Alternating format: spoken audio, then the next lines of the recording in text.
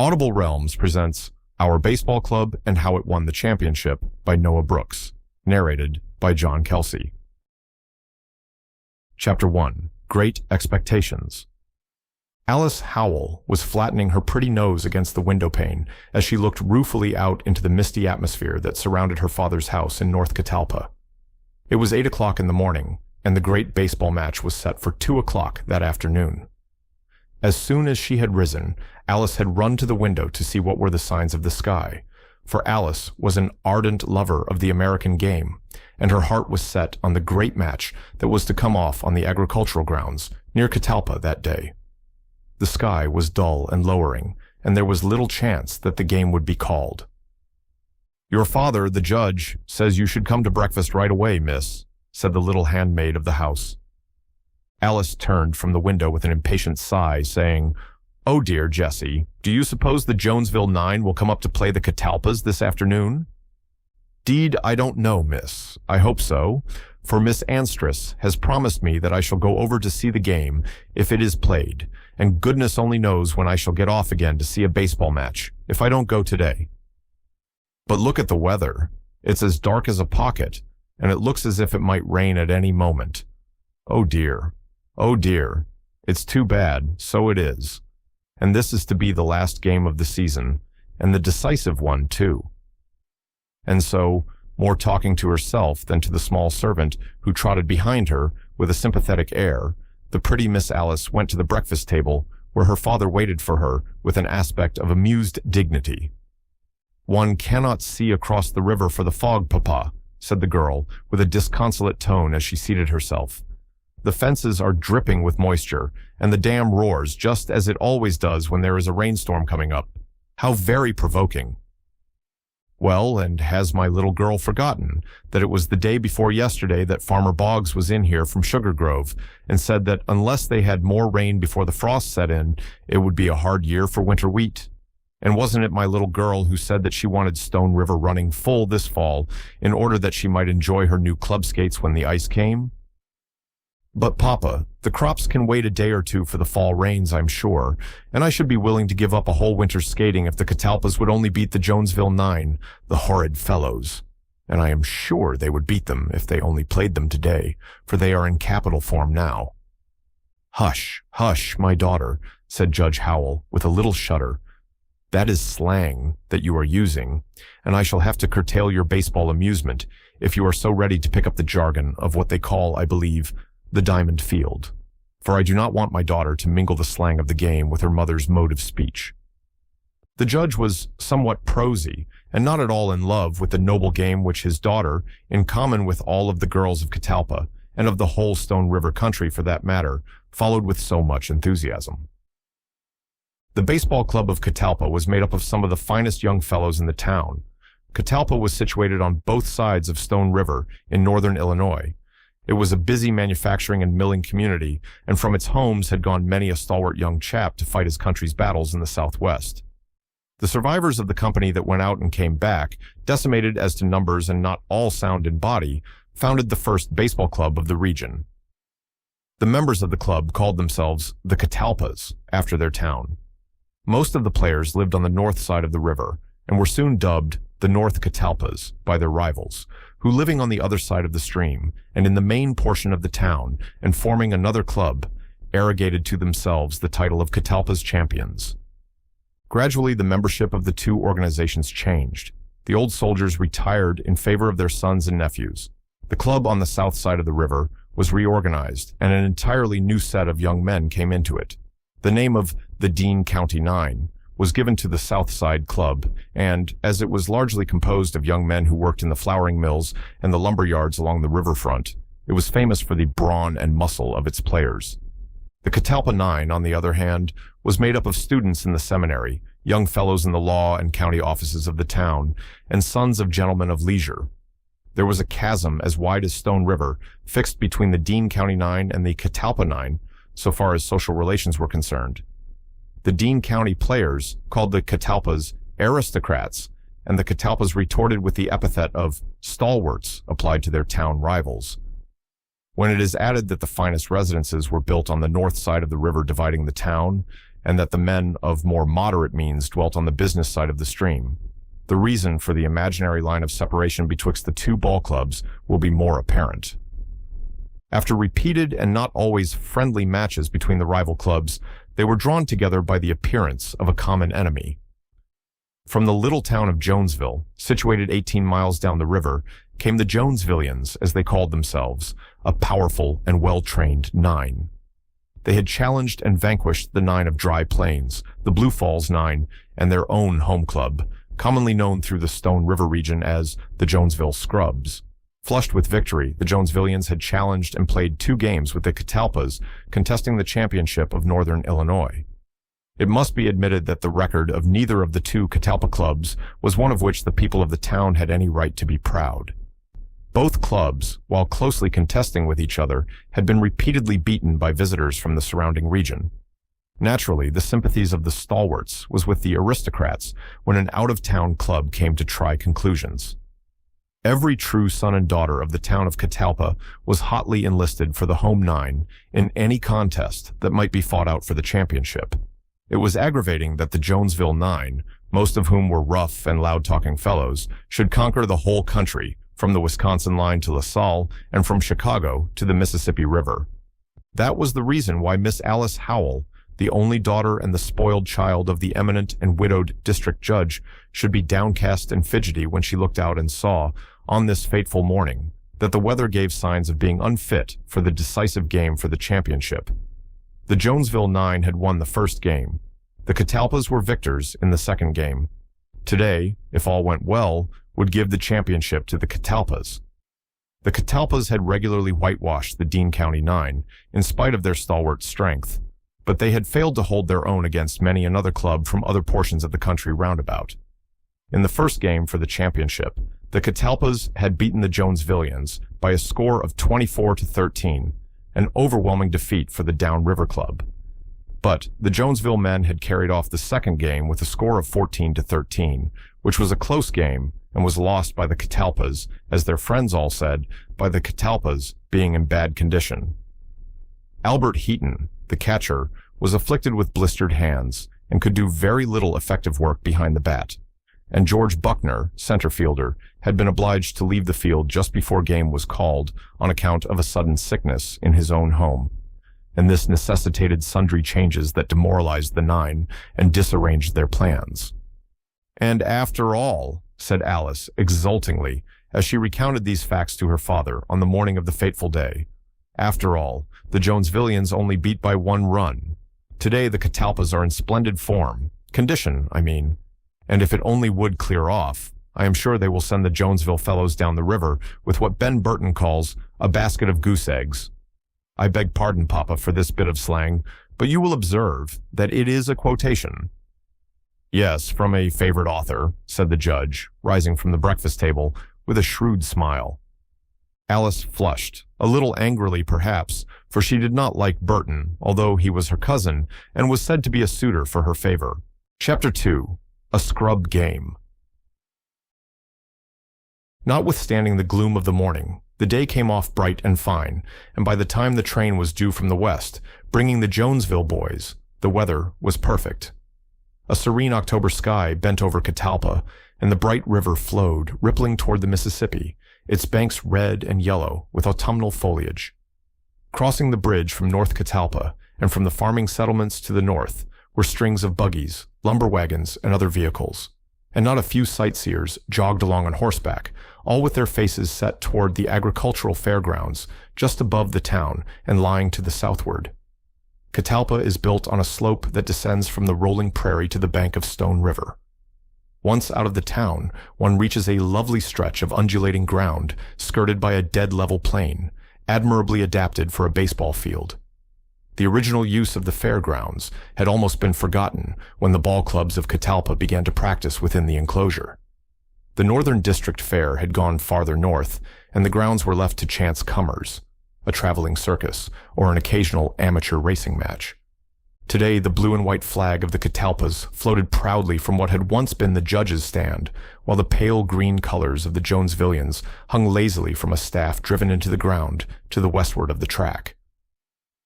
For more than an hour before the time set for the calling of the game, a steady stream of people poured into the enclosure.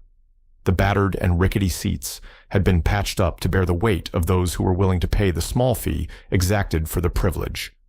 But the mass of the spectators were grouped together in the open spaces to the westward and southward of these, and farther around the ring was a thin line of vehicles of various descriptions. Men and women on horseback, young girls crowded into wagon boxes, and boys ramping around on scrubby Mustangs filled up the background. It was a pretty sight, and while the crowd waited for the hour to arrive, much scientific baseball gossip drifted about the enclosure. Village lads who had worked hard or had teased with uncommon assiduity to secure the 2 bits needed to gain admission to the grounds chaffed each other vociferously and exchanged learned comments on the playing and the qualities of the combatants. "Oh, you should have seen John Brubaker play right field that day when the Catalpas sent the Jonesvillers home with a big headache," said one of these small critics, as he viewed with admiration Brubaker's stalwart form reclining at ease in the shade of the judge's stand. Why, he just everlastingly got away with the ball every time one of the Jonesvillers gave him one. Then there was Lou Morris. There's no player in the Jonesvillers, except it is Larry Boyne, that can catch a ball like Lou, and why the Catalpas keep him in the left field, I don't know. "Oh, you talk too much with your mouth. You, Bill, you," cried a bigger baseball connoisseur. "What do you know about the game? Why, I saw the Jonesvillians 3 years ago, when they first played the old Catalpas, I mean the Soldier Boys. That was playing, now I tell you. Hurrah, there comes the 9. Pretty Alice Howell, sitting in her father's carriage and accompanied by the judge and her severe-looking aunt, Miss Anstress, clapped her hands at the sight, for the 2 9s drew near to each other, and the game was called. The dignified judge smiled at the girl's enthusiasm, but as he looked around, he saw that multitudes of other young ladies, as well as ladies no longer young, mothers and aged spinsters, watched the preliminaries of the game with absorbing interest. The Jonesville 9 were not so well developed physically as the Catalpas. They were mostly farmers' sons, born and bred on the low prairies to the westward of Stone River. It is a region long famous for its prevailing fever and egg epidemic.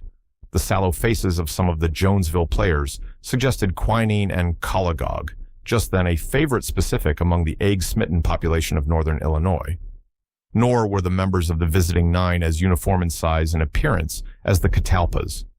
The breadth of chest and vigorous outline of the home 9 were not repeated in the forms of the Jonesville boys. The Catalpas were well chosen with an eye to symmetry and uniformity. They were all brawny and athletic young fellows. As they were mostly men of leisure, they had had plenty of time to practice, and they were apparently ready to give good account of themselves. Chiefly on Al Heaton, the stalwart catcher, did the eyes of the multitude rest with favor. He was a tall, shapely young fellow with a ruddy and oval face, bright brown eyes, a keen glance, and a sinewy length of limb that gave him preeminence in the field. The batting game of the Catalpas was better than that of the Jonesvillians, as all previous encounters had shown. But the fielding of the Jonesville boys was far better than that of any other 9 with whom they had measured their strength and skill, and Larry Boyne, a fresh-faced and laughing young man from Sugar Grove, but a member of the Jonesville 9, was the champion catcher of the whole region. So long as the Jonesville 9 held on to Larry, they felt sure of victory. Larry Boyne was a trifle shorter than the average of his comrades. His round and well-poised head was covered with a shock of curly flaxen hair, and his sturdy legs, muscular arms, and ample chest gave token of a large stock of reserved power. "That's the best-looking Jonesvillian of them all," was the secret thought of many an observant girl and the open criticism of many a loud-talking spectator. This is the manner of placing the 2 clubs. Catalpas, Lewis Morris, Charlie King, Hart Sterling, 2nd. Will Sprague, 3rd. John Brubaker, Hiram Porter, 1st. George Buckner, Albert Heaton, Ben Burton, Jonesvilles. Studley, 2nd. Larry Boyne, Morrison, 1st. Ellis, Wheeler, Martin, Simpson, 3rd. Bertholet, Alexander. The Catalpas won the toss and went to the field with due consideration for the improvement of their chances in the final innings, and the game began with a comfortable feeling pervading the champions of the home 9. The winning of the toss was a good omen, everybody thought. A buzz of half-suppressed excitement swept over the field as Studley of the Jonesville Nine went first to the bat. He sent a low ball to second base, which Hart Sterling failed to hold, and Studley got to first base. Larry Boyne followed and sent up a sky-high ball, and Studley, having stolen to second and third base, got safely home, while Larry reached second base. Morrison sent a good right fielder, on which he got halfway around, while Larry, with a rush, made the home run, adding one more to the score of the Jonesilles. Alice bit her lip with vexation, but some of the more magnanimous of the townspeople commented under their breath, "Good for the red-cheeked Irishman." Great things were expected of Ellis, the champion pitcher of the Jonesillians, who went next to the bat, and who was reckoned as nearly as good with the bat as with the ball. But he made a poor strike, and with a long-drawn "oh ha" from the sympathetic friends of the home club, the ball dropped near the home base, and the young champion of Jonesville went out on his first. Next, Morrison, in his haste to get to third base, was put out by Will Sprague, and the fortunes of the visitors visibly waned. Wheeler, who went next to the bat, provoked a murmur of approbation from the spectators, who were now warming up to the game, and who admired the handsome proportions and springy movements of the center fielder of the Jonesvillers.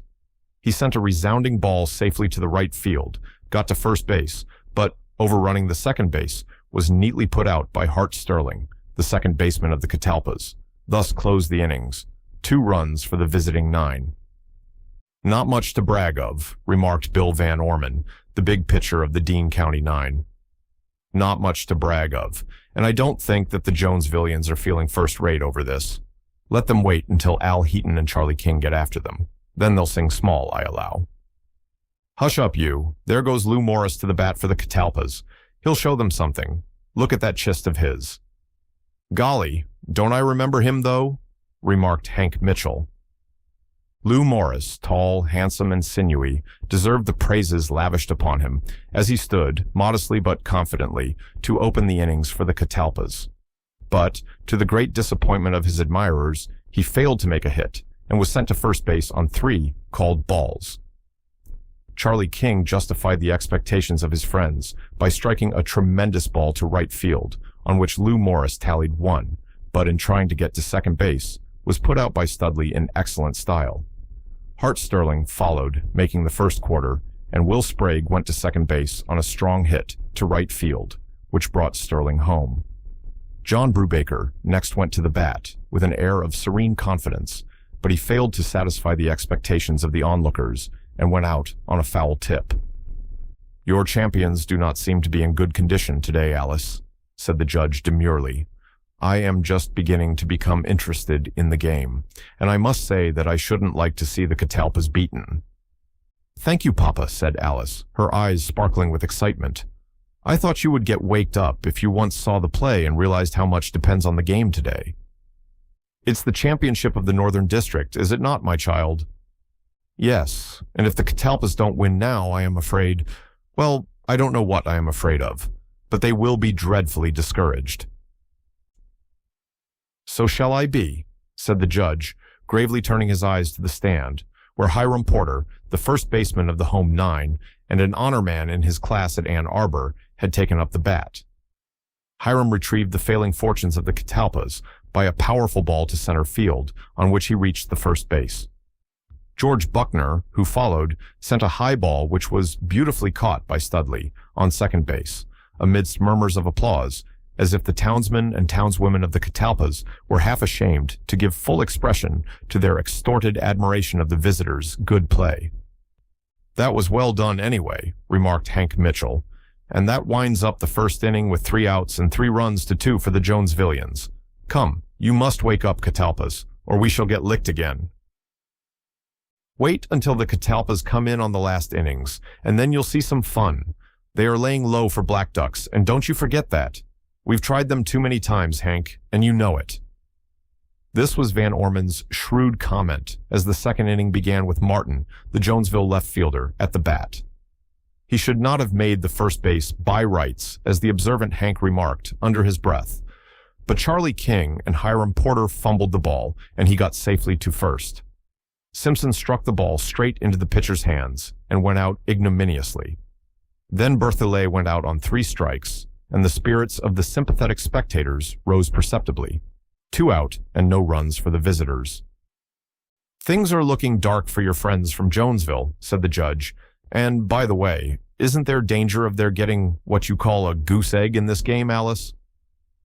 "Oh, yes, Papa," she answered. "I shouldn't wonder the least bit if they should be whitewashed in this inning. But there are so many chances against it that I wouldn't like to boast too much beforehand. Those Jonesville boys are awful sly." "That's Sam Alexander at the bat now, trying in vain to strike the ball." And as Alice spoke, Alexander walked to first base on called balls, and Martin cleverly made his home run, scoring 1 for the Jonesvillians. "So they will not be whitewashed, at all events," said Alice, with a little sigh. Studley now made his second base by a ground ball to third base, which Will Sprague failed to stop, and by which also Alexander came home.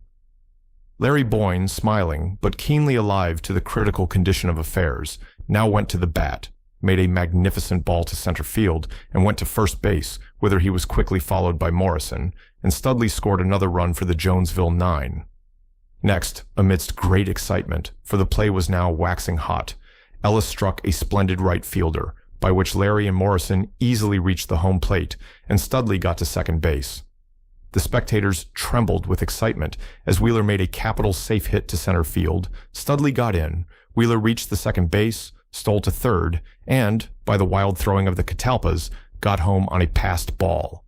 Next, Martin got to first base on a slow ball to right field, and then home on passed balls.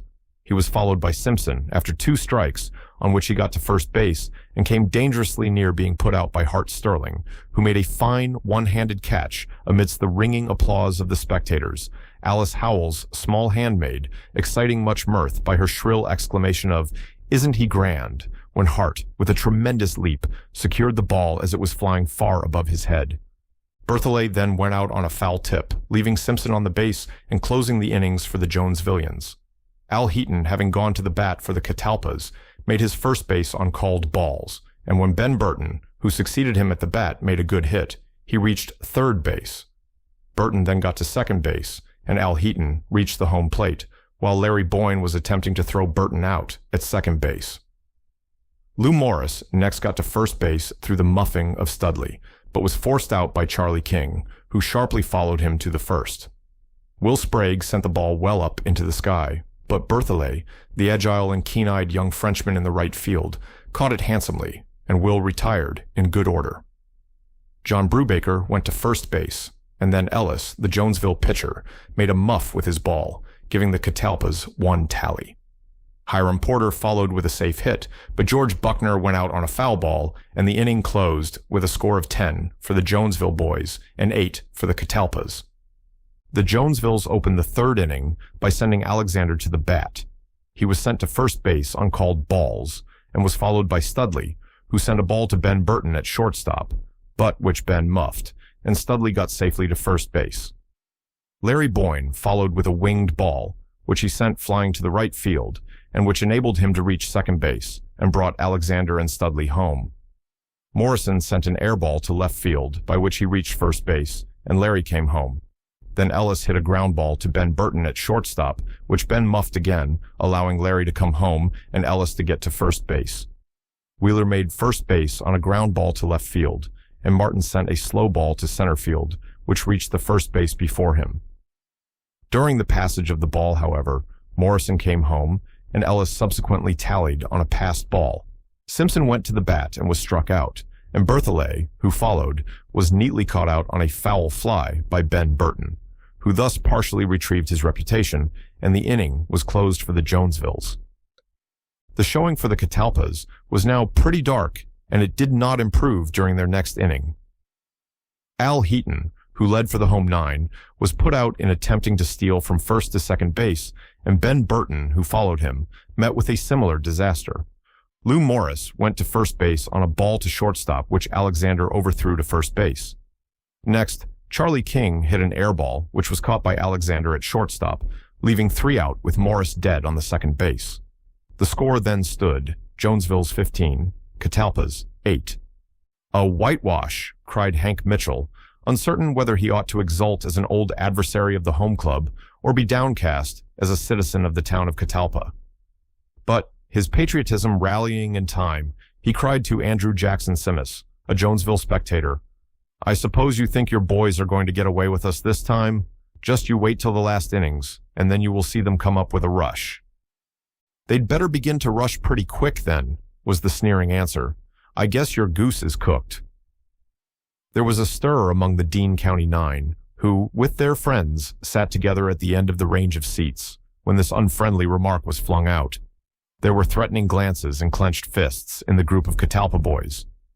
"Here, here, no squabbling," cried Deputy Sheriff Wheeler, hurrying up as his vigilant eye fell on the angry-looking knot of lads. "These men are visitors. Can't you behave yourselves?" But the Catalpas were in no wise cast down.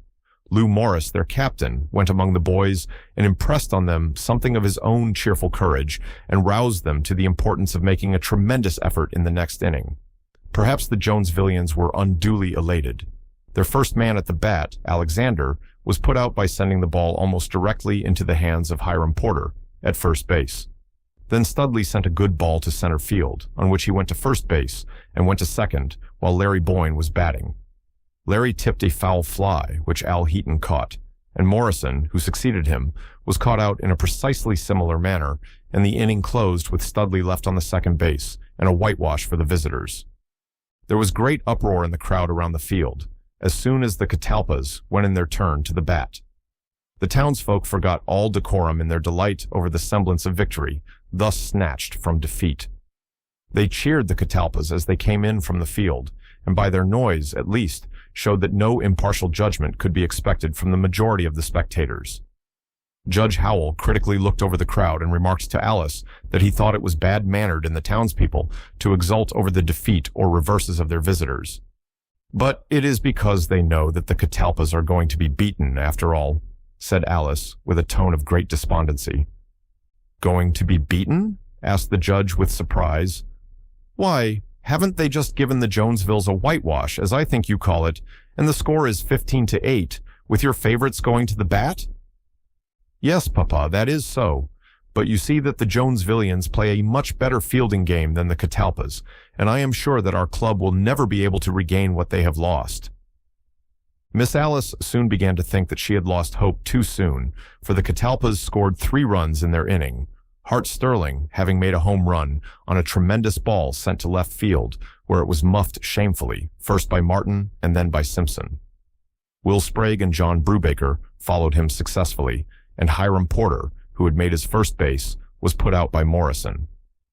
The same fate overtook George Buckner and Al Heaton, who were put out by the active and vigilant first baseman of the Jonesilles.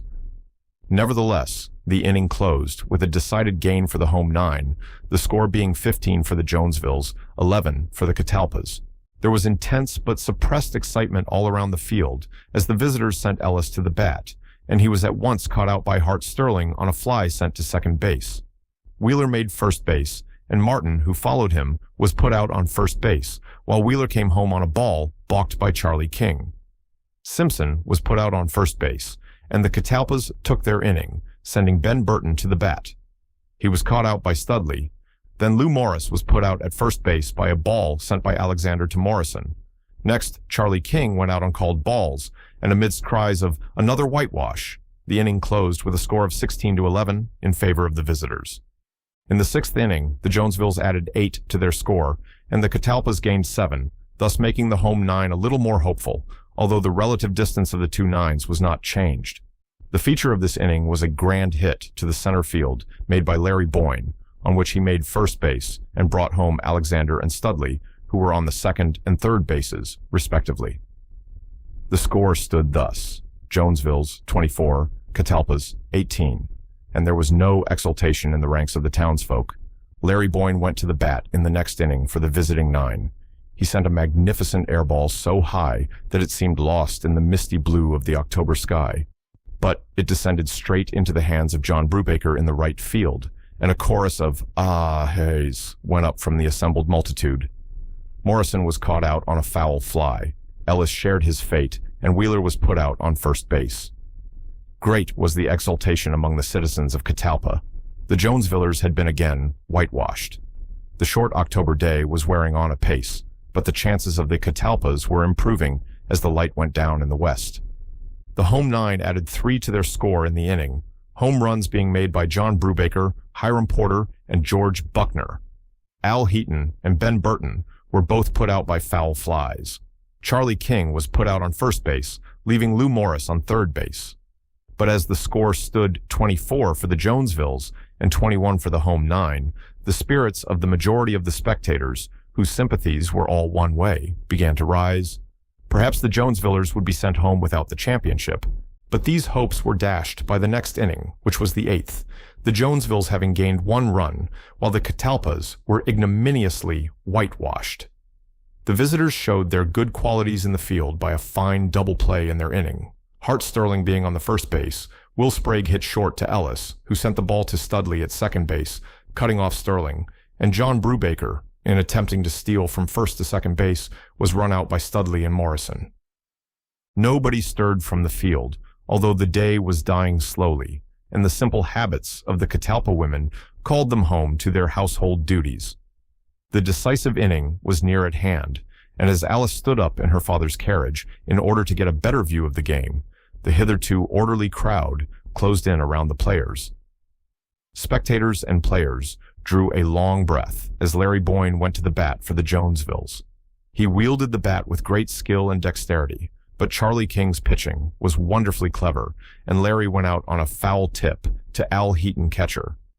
Morrison made third base on a safe hit. Ellis made first base, and Morrison came home on a ball muffed by Charlie King, and then Martin, on a center field ball hit, brought Ellis and Wheeler home. Simpson now made first base on a hit to the right field, and an overthrow brought Martin home and gave second base to Simpson.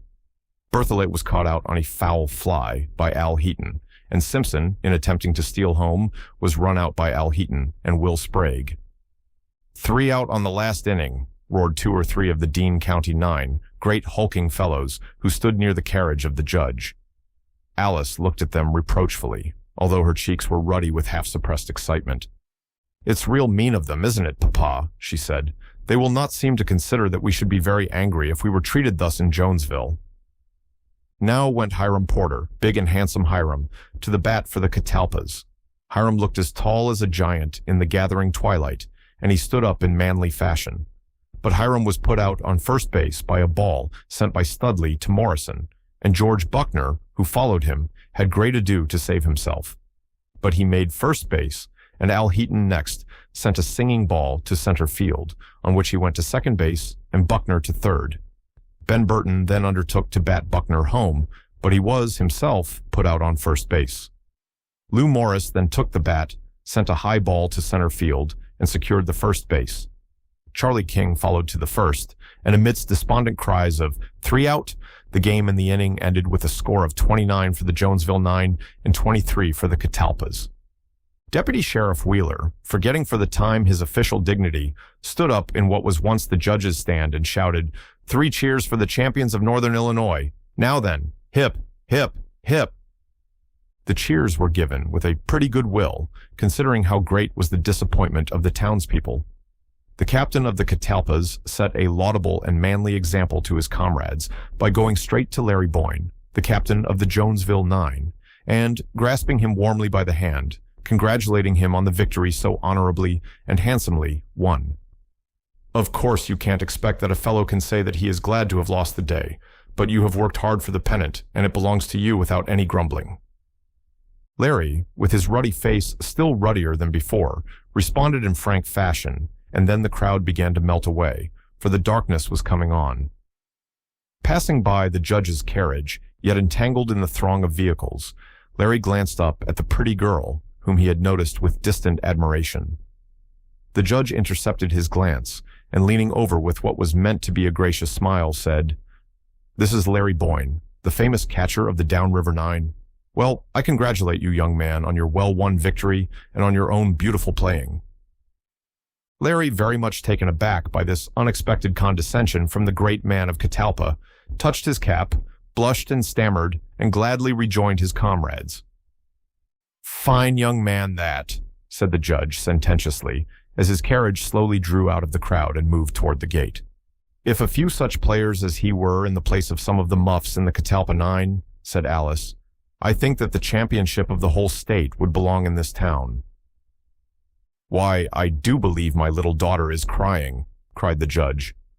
"I am not crying," said Alice stoutly, "but I confess that I am mad enough to cry. Are we always going to be beaten by every scrubby nine that comes here? I'd like to know." Selby, the staid and dignified village-town apothecary, who was walking by the carriage, heard the indignant outburst, and looking up, said with a smile, "We've got the timber here for a first-class nine, Miss Alice, but the thing is, to get the timber together." Judge Howell, with his grandest manner, said, "If there is any movement to retrieve the honor of Catalpa in the baseball field, please count on my assistance and support." Chapter 3. After the Battle. To say that the town of Catalpa was very deeply mortified by this latest and most signal defeat of the favorite nine would be a mild way of putting the case. For weeks afterwards, nothing was talked of in the place but the disgraceful overthrow of the Catalpa Nine. Very soon, so high did the debate run, there were two sides formed among the townspeople, one party blaming the Catalpas for their lack of training and practice, and the other excusing them for their evident inability to cope with the sturdy farmer boys from down the river. "I tell you, it is not mere brute muscle that our fellows want," said Squire Meade, one of the great lights of the town. "It's not brawn, but skill, that they must acquire before they can stand up against the baseball players of this part of the country. Let them pay more attention to work and less to frills, and they will come out all right." But Selby, whose son was one of the rising players in the less aristocratic Dean County Nine, would have none of this sort of argument. Tom Selby was not only a wiry and agile player in the field, but he was the best oarsman on the river, and he could lift a barrel of flour properly slung without turning a hair. He had done it often. His father believed in muscle. "Now there's Bill Van Orman, the Dean County Nine's catcher," Selby would say, "who is like an ox in appearance, and I really believe could stave in the panel of that door with one blow of his fist, but who gets about the bases as spry as a cat, and who has got down the curve to such a fine point that nobody can pitch like him in half a dozen counties. Sam Ellis, the champion pitcher of the Jonesvilles, cannot hold a candle to Van's pitching. And do you pretend to tell me that any light-waisted young fellow, like Will Sprague, for instance, could ever, by all the training in the world, make such a catcher or such a pitcher as Bill?" It was the old question over again, skill against muscle. But Judge Howell, whose opinions on all subjects, whatever commanded respect, probably gave voice to the average public judgment when he said, "What we want, gentlemen, is muscle and training. I am confident that in this good town of Catalpa, there are more than 9 young men who can give time to the practice necessary for the purpose and who are endowed by nature with the requisite powers for the development of first-rate baseball players." "Good for you, Jedge." It was Tony May, an aged and disreputable loafer in the store where this debate was taking place, who spoke. Tony was usually called rough and ready because of his frequent use of that phrase as applied to himself. Having applauded the judge's remark, he drew back, a little confusedly, and murmured, "Excuse me, Jedge, I didn't mean to be interruptious, but you know I'm rough and ready, Jedge, and that ere remark of yourn does seem to be about the fust sensible thing I've hearn in this ere jag of words. Excuse me, Jedge, for saying so. You know I'm rough and I'm ready." And the speaker subsided into a corner, pulling his coonskin cap down over his shaggy brows. Judge Howell, with an additional stiffness perceptible in his manner, waved his hand towards the dry goods boxes in the angles of which Rough and Ready had dropped, and said, "Our friend here is enthusiastic. He has a right to be. His son Fremont has certainly distinguished himself before now as the right fielder of the Dean County Nine. But does anybody know if that handsome young Irish lad, Larry Boyne, could be drawn from the Jonesville Nine in case we should desire to reinforce our home nine by drafts, on foreign material, so to speak?"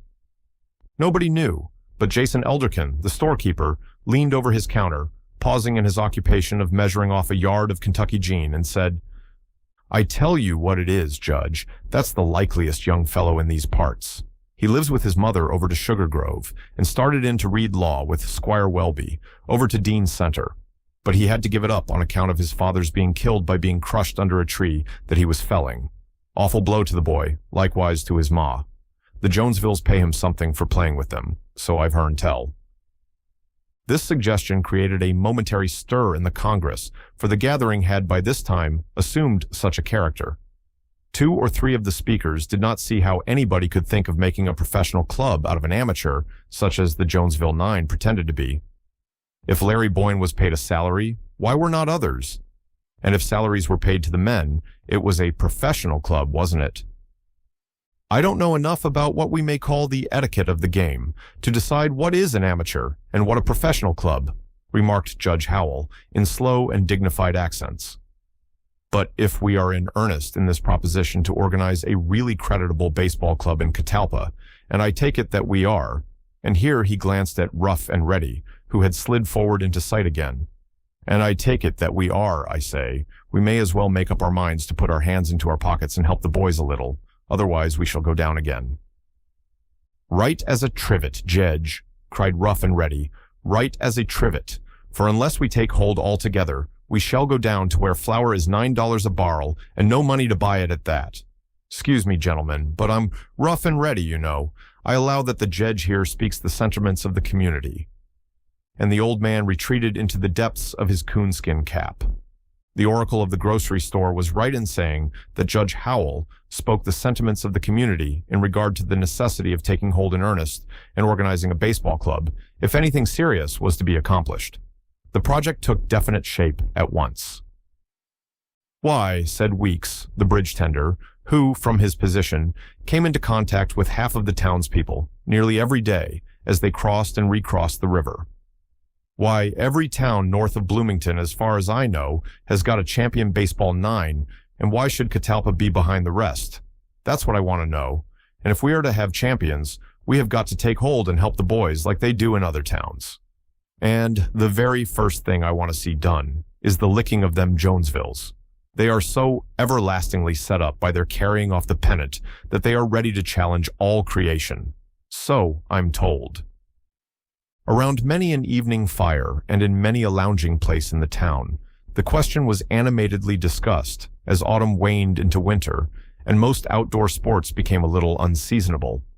It was decided in that informal and irregular way with which a Western community settles its internal affairs that there must be in Catalpa a first-rate baseball 9 and that it must be organized before the spring opened. Chapter 4. Reorganization begins. Where now, Larry? Asked Squire Meade, meeting Larry Boyne on Stone River Bridge one wintry day in November. Cold weather had set in early, and huge cakes of ice had already formed on the edge of the dam, and a light fall of snow gave promise of sleighing for Thanksgiving week, then not far off. Larry was mounted on a sorry-looking nag, borrowed from a Sugar Grove neighbor, and he carried behind him a big bundle of knitted mittens, the handiwork of his mother and sisters, to be exchanged for goods at one of the stores in town. Oh, I'm just going to town to trade a bit, and I have a message from Al Heaton that he and his father want to see me about joining a new baseball club to be gotten up here. Know anything about it, Squire? Well, yes, replied the Squire. I'm told that there is something of a stir in town about the matter. The crafty old lawyer did not say how much the stir was indebted to him for its existence. Quite a stir, Larry, and they do say that they will get up a new 9, even if they have to hire players to go into it. Larry's cheeks flushed even deeper red as he replied, There is no disgrace in hiring players to help out, I suppose, Squire. I was paid a share of the gate money while I was with the Jonesville 9, and they have offered me a regular salary if I go with them next season. But I wouldn't touch a penny of it if I thought it was the least bit off color for a fellow to take pay for his services. No, no, said the Squire warmly. There is nothing in that an honorable and high-toned young fellow like you are could object to. And if I were you, I would make the very best terms I could for next year. You have been obliged to give up studying law, I hear, on account of the death of your father. If you do well in the ball field next summer, you might save up enough to set you right next year, so far as studying is concerned. And between you and me and the gatepost, Al Heaton and his father are bound to have you in the new 9. So make as good a bargain for yourself as you can. Al can't play next season. Why, what is the matter with Al? Why can't he play any more? It's mighty cold standing here talking on the bridge, Larry, and I don't know that I have any right to give Al's reasons, but I have a notion that his mother objects to his going around the country playing baseball. She's got high and mighty airs, since her Uncle George was elected to Congress from the Sangamon district, and I reckon that that is what is the matter with Al's baseball business. Pity 'tis, too, for Al is a first-rate catcher. Nobody like him, unless it is Larry Boyne, he added with a kindly smile. Larry thanked the squire, and with a hearty goodbye, went thoughtfully on his way across the bridge. As his steed climbed Bridge Street, Larry was conscious that he had several new ideas in his head. And when, his little errands done, he found his way to Heaton's counting room in the mills near the dam, he had made up his mind that Jonesville had no claim on him and that he belonged no more to Jonesville than he did to Catalpa. In other words, he was in the market for employment. The mortgage on the farm must be paid off. His sisters and the little brother must be kept at school, and he had his own way to make in the world. To take one season's compensation as a baseball player would help matters at home very much. It was a gleam of hope in an otherwise gloomy outlook for the young man. "Glad to see you, Larry," said Heaton heartily. "Al's been waiting for you this some time, and we may as well go right to business.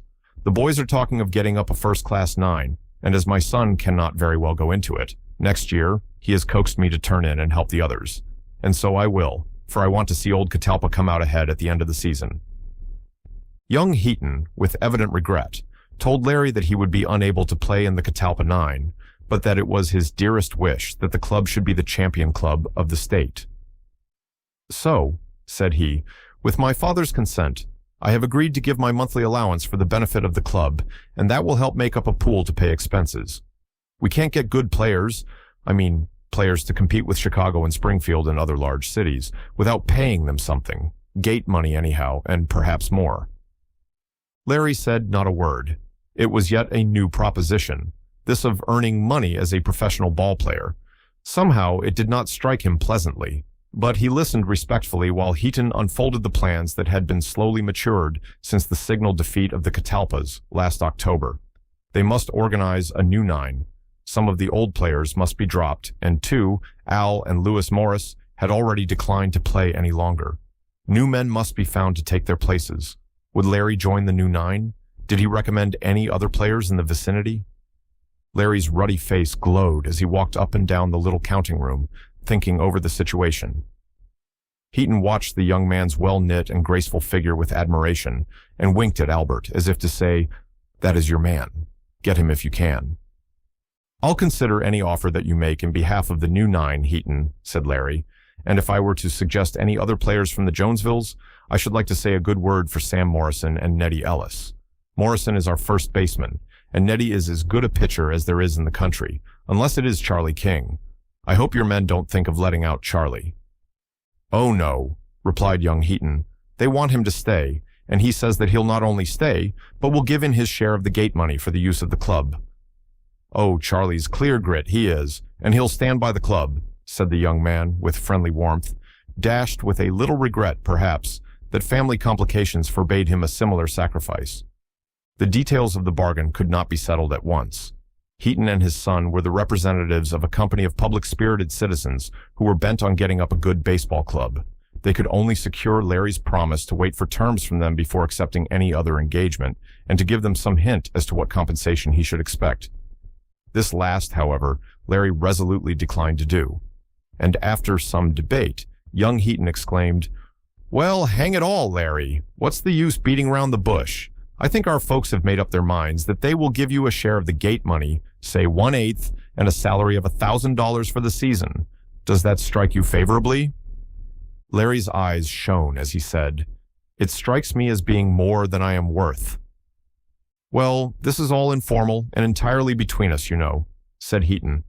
"You will keep the matter to yourself until we have reported to the rest of the committee, for there is a committee," he added with a smile.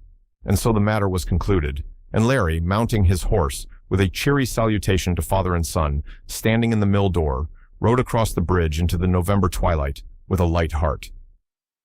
The next day, Lewis Morris rode over to Sugar Grove to expostulate with Larry. He had heard that the Heatons had offered Larry $1,000 and 1/8 of the gate money. "Now," said he to Larry, I cannot play with the 9 next season, neither can Al Heaton, and the chances are that Will Sprague will drop out too. Charlie King does not need any pay or any income from the playing to induce him to go, so he will not want any gate money. Buckner says he will go along as an extra man, and he will take neither salary nor gate money. If we get Sam Morrison and Nettie Ellis, we shall have to pay them gate money at least. But there will be, according to my figuring, only 7 out of 10 to draw on the gate money, for Hiram Porter, I am sure, will decline to take anything for his services. Larry expressed his entire satisfaction with the terms offered him by Heaton on behalf of the new club. He was willing to do what he could, short of any great sacrifice, to make up a strong 9. He would take less salary, or less of the income of the club, if that were necessary to induce the best men to join it. "That's very good of you, Larry, old boy," said Morris heartily, "but you can't afford to waste your summer playing baseball for nothing. I want them to take Bill Van Orman from the Dean County boys. How do you think he would do?" First rate, cried Larry with enthusiasm. "I do not think of another fellow on the river as good as he is as catcher, unless it is Al Heaton, and he is out of the question." "Unless it is Larry Boyne," said Morris reproachfully. "You are a great sight better catcher than Bill Van Orman, and I should hope you would take that place if you were to go into the new Catalpa 9. Larry protested that he had watched Van Orman's catching for 2 seasons and had made up his mind that he was the best man in that position that could be got, now that Al Heaton was out of the field. Would Van Orman serve at all? "Oh yes," replied Morris. "All of the Dean County boys are just wild to get into the new 9. They are willing to play for Catalpa, and they don't care whether they are in their own 9 or in a new one. They drop all thoughts of rivalry, so far as the future is concerned." As Lewis Morris cantered back from his visit to Sugar Grove, he met Cyrus Ayres, driving homeward from town, his lumber wagon making a great din as it rattled and rumbled over the rough, frozen road. The 2 young men exchanged greetings as they passed, and Cyrus called out to Lewis, something which the noise of the wagon drowned. So, turning back, he said, "What was that you were saying about Bill Van Orman?" "Oh, I only said that Bill is to be catcher in the new 9. I was in Jace Elderkin's store just now, and he allowed that Bill would take anything the boys had a mind to give him. But Charlie King and Ben Burton said that Larry Boyne wouldn't want to serve as catcher if he did go into the new 9, and that Bill would be the next best man, and Larry would go on one of the bases. Say first base. How's that, think ye?" "I don't like it," said Lewis, "but we'll see what we shall see. I am willing, so far as I am concerned, to leave it all to Larry. He has got a level head, and don't you forget it." "Right you are," responded Cyrus, as, giving the reins to his impatient team, he rattled noisily down the river road. As he passed Judge Howell's handsome house, Lewis looked up and caught the glance of Miss Alice, who was sitting in the window seat, curled up on a big cushion, and scribbling something that seemed to puzzle her very much. The girl wrote, rewrote, erased, and wrote again.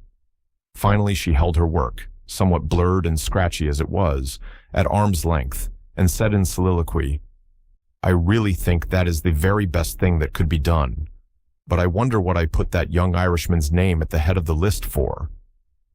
With a faint pink tint suffusing her cheek, she drew a line through the name at the top of the page, wrote it at the bottom, and then laughed softly to herself.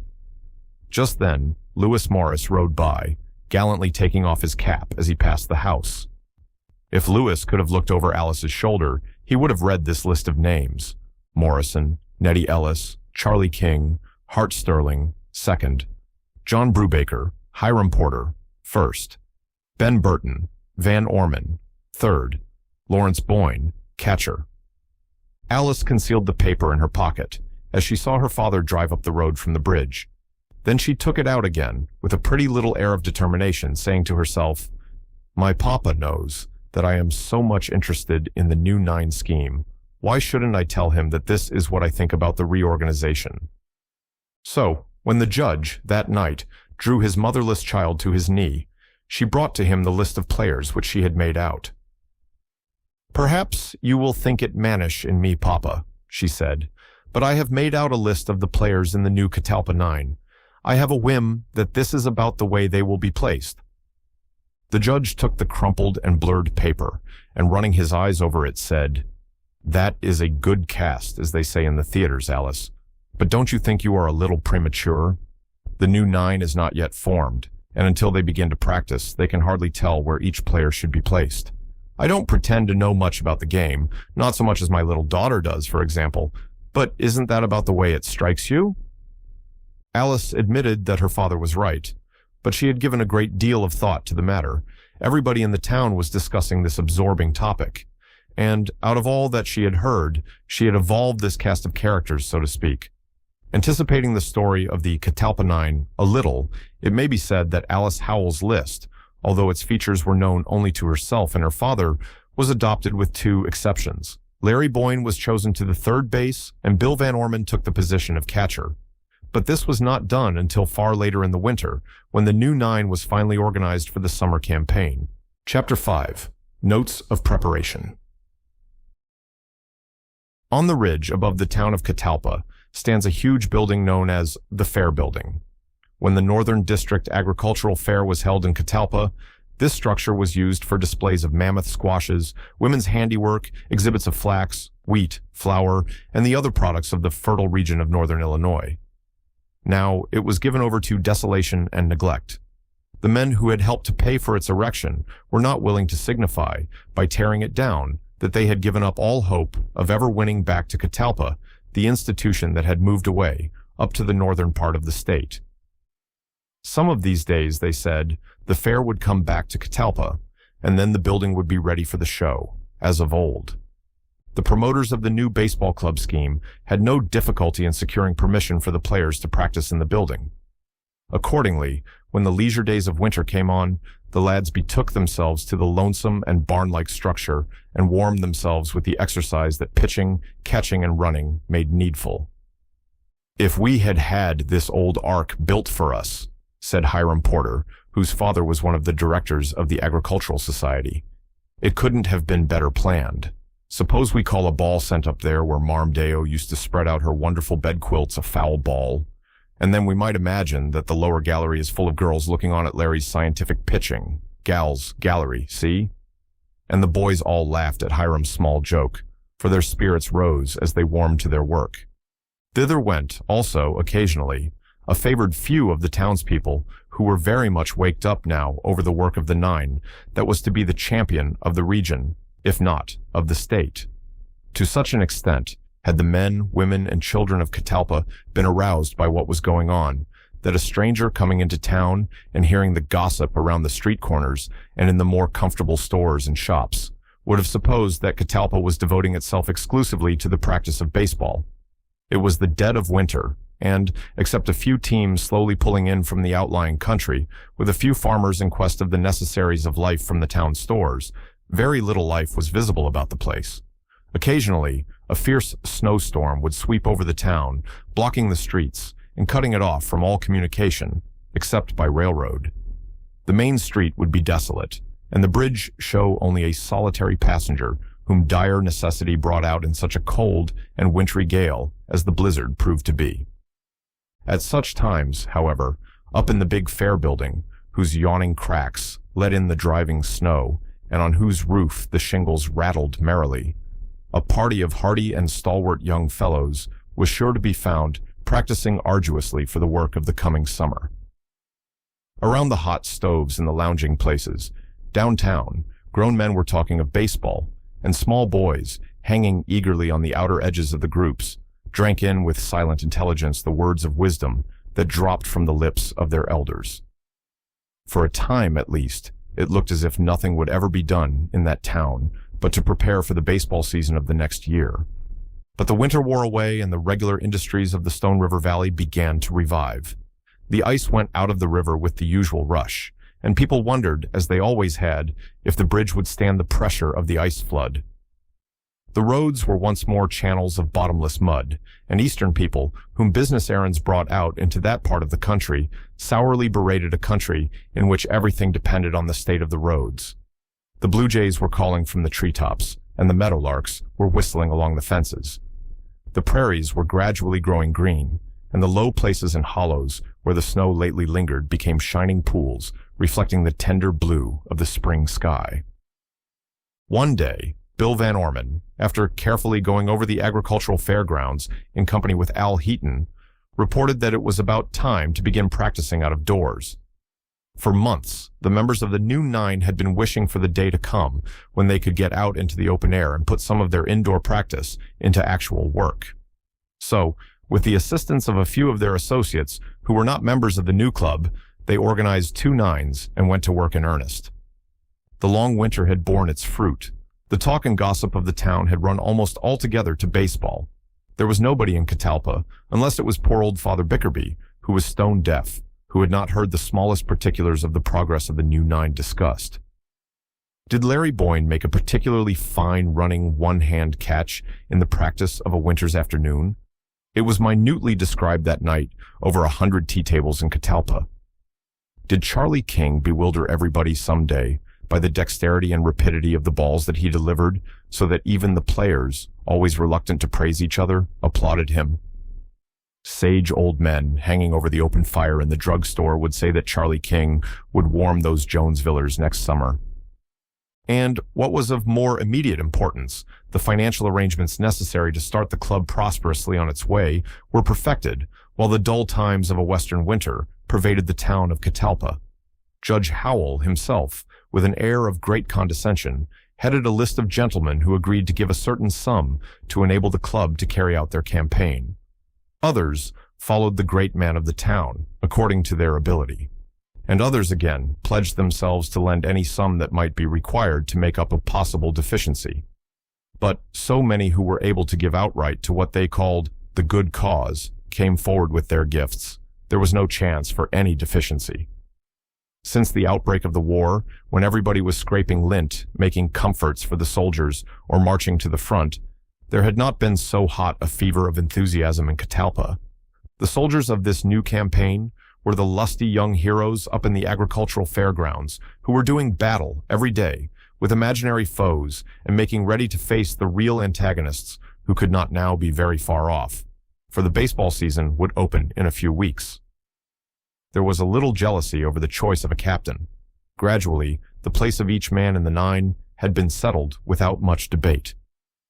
As we have seen, the list that Alice Howell had made up in the privacy of her own solitude became that which the players finally fixed upon, except that Larry Boyne went to third base and Bill Van Orman took the place of catcher, instead of the positions which the fair Alice had assigned them in her draft of an ideal nine. Ben Burton was supported for the captaincy of the club by several of the members, all of the new players, except Larry Boyne, being in favor of choosing him. Ben was a warm champion of his own claims to the place. Larry, on the other hand, modestly, but very decidedly, supported Hiram Porter for the post of captain. He was in every way fit for it, and he and his father had done more for the new club than any others. Besides all that, the Porters held a first-rate social position in Dean County, and that would count for something in the organizing of the campaign. The young men considered the withdrawal of Al Heaton and the cause of his loss to them, and they laughed at the thought. Ben Burton was very savage at the suggestion that his family was not just as good as the Porters. What had family to do with baseball, anyway? The discussion grew warm after a while, and Larry and Ben were brought into sharp antagonism. There had been rumors that Larry Boyne had dared to show to Miss Alice Howell some of the little attentions with which the young swains of the region were wont to manifest their admiration for a young lady of their choice. He had even gone so far as to ask her to allow him to drive her to a little dancing party given in Darville, one of the numerous rivals of Catalpa, a little prairie town on the Rush River Railroad, 12 miles distant. Alice, warned by a suggestion from her father, who exhibited a species of panic at the bare idea of the invitation, had declined the young man's kindly offer, and had stayed at home to murmur at her hard fate.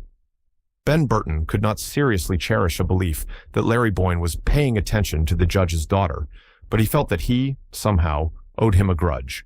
The impending storm, if any really did impend, blew over when it was ascertained by ballot that Hiram Porter was the choice of the club, and Hiram, who was tall, dark, strong, long of limb, handsome and skillful, was accordingly chosen captain of the Catalpa Nine. Ben Burton, with some show of generous magnanimity, clapped Hiram on the back and boisterously congratulated him on his having secured the coveted honor of the captaincy. But Larry, with a manly air, said, "You'll find that all the boys will take orders from you, hi, with as much cheerfulness as if we were soldiers in the field and you were leading them to battle. Isn't that so, fellows?" The rest of the young men noisily and heartily asserted their allegiance to their chief, and the new club began their final preparations for the field with enthusiasm and harmonious goodwill. By the evening lamp that night in Judge Howell's house, the matter was discussed by the judge and his daughter. "It is an excellent choice, Alice, my child. Don't you think so?" "Certainly, Papa, but it is not of very great importance, after all. Who is captain of the 9? The play's the thing, as Hamlet says. Isn't it Hamlet, Papa?" "I don't know about that, my little girl. I am somewhat rusty in my Shakespeare, but the play is the thing, I suppose. Nevertheless, since social rank does not go for much in baseball, I should have been glad to see Larry Boyne made the captain of the new 9. "Oh, Papa, that was not to be thought of. He is a new recruit. Who knows how he may turn out? He may be a secret emissary from Jonesville to throw the game someday." "Bless my life," cried the judge. "I never thought of that." Chapter 6. An interesting episode. Although the stock of the Catalpa Baseball Club was divided among many shareholders in the town of Catalpa, it was evident that the mere holding or non-holding of shares made no difference with those who were engaged in the active duties of playing. To be sure, the 9 had not yet begun their summer campaign. The 1st of April was early enough for the beginning of outdoor practice, and active work in the field would not open until the 1st of May, but enough had been done in the preliminary organization and preparing for the summer's work to test the temper of the members of the club. It was not a purely business-like venture into which these young men had gone for the purpose of making capital or money for themselves. They were burning to retrieve the reputation of Old Catalpa, as they called their town, albeit it was one of the youngest in northern Illinois. And so, as Larry Boyne and Al Heaton were sitting on the rail fence that encloses the courthouse of Dean County in Catalpa, discussing the future prospects of the club, both were confidential and intimate in their exchange of opinions concerning the members of the 9.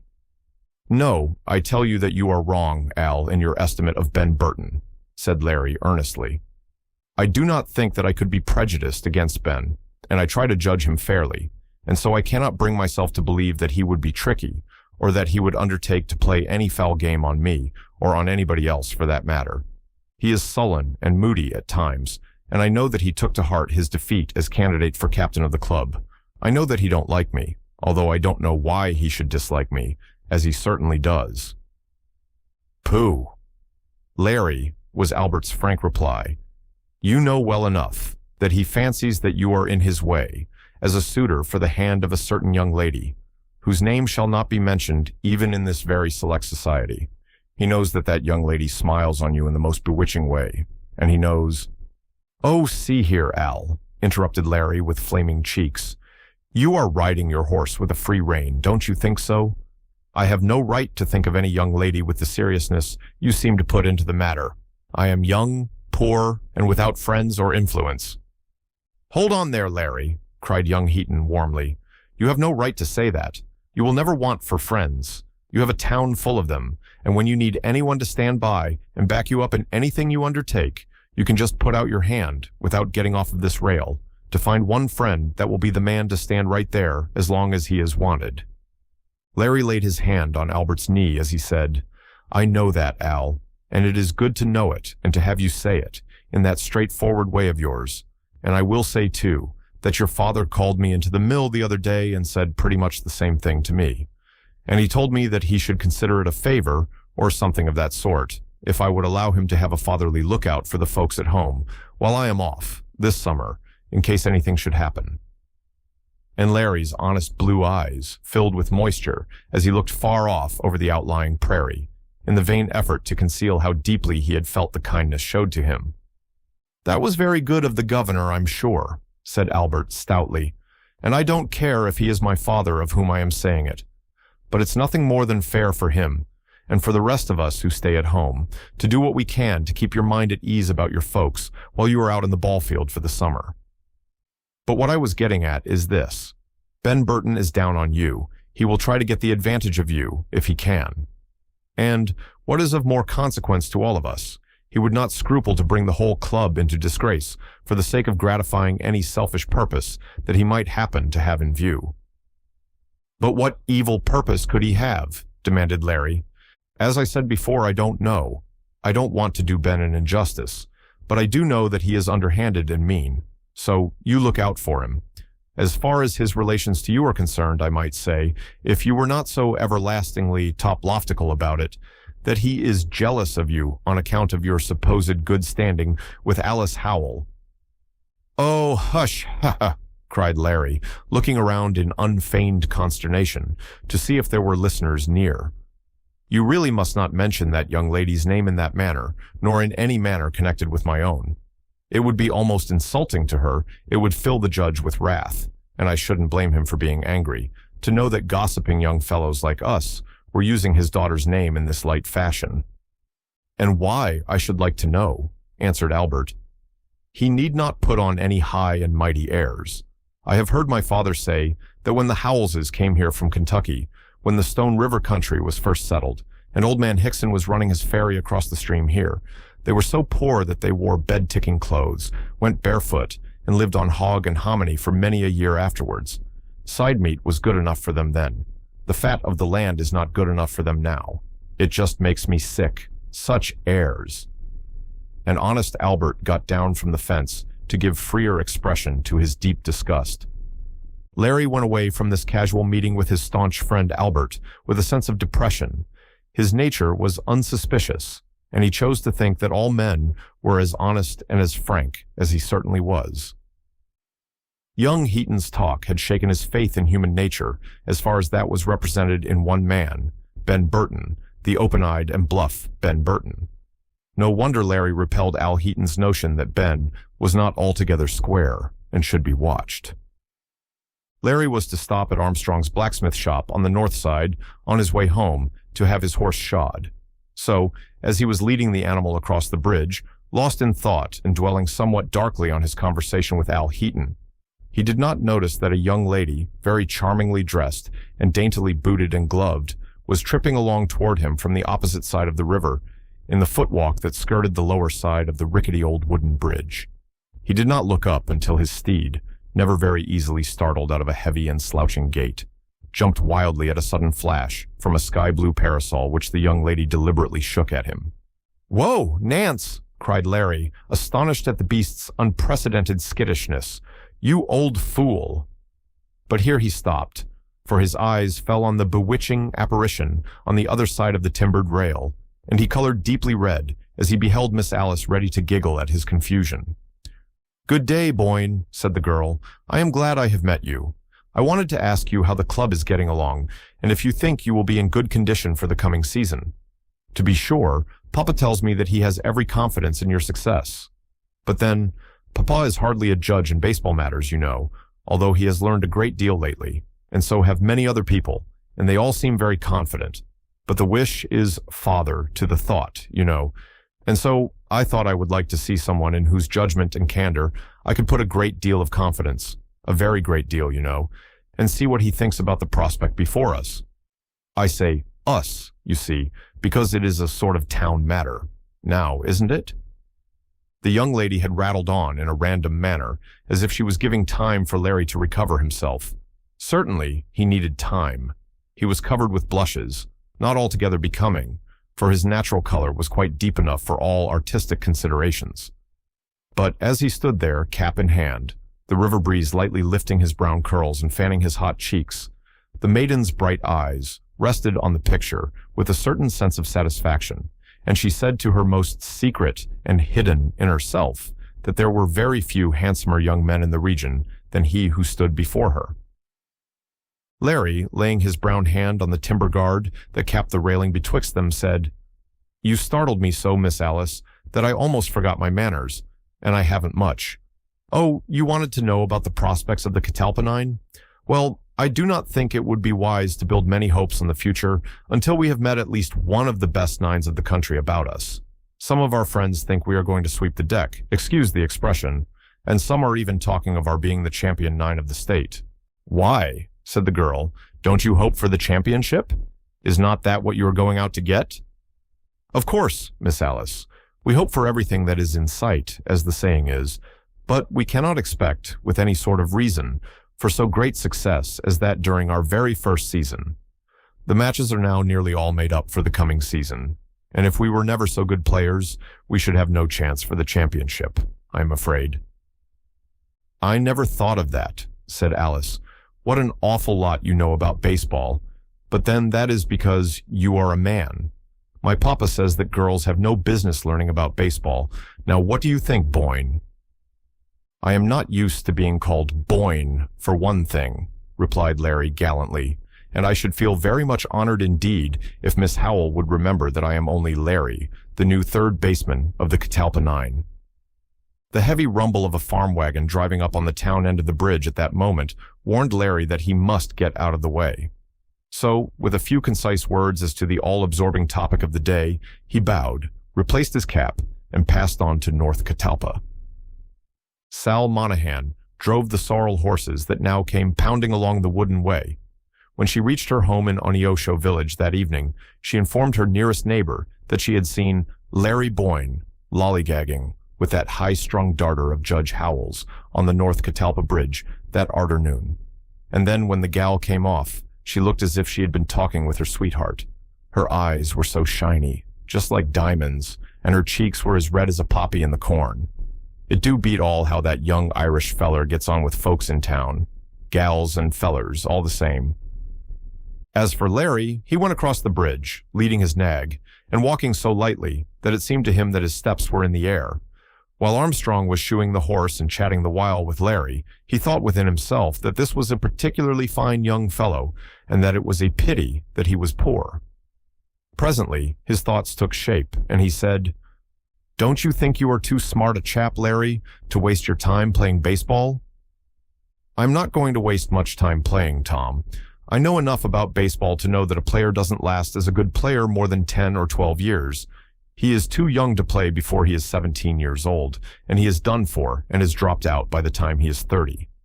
So, if I had any notion of making ball-playing my calling in life, I should have that fact in view to warn me. Oh no, Tom, I am only making this a bridge to carry me over a hard place." "That's good sense. I was afraid you were going off with the baseball fever, and so never be fit for anything else. That's what will become of some of those young kids over in town who don't think of anything, from morning till night, but baseball. I always thought you had more sense into you than most of the boys around here. You are older than your years, Larry." And the plain-speaking blacksmith looked admiringly in the young man's face. "Older than your years." "Older than your years." These words rang in Larry's ears as he swung himself lightly into his saddle and ambled down the river road to Sugar Grove. The blacksmith looked after him and muttered to himself, "He is smart enough to be anything in the way of a lawyer that there is in these parts. And if he were to cast sheep's eyes on the judge's daughter, or on anybody else's daughter for that matter, I just believe he would win her in time. He's got such a taking way with him."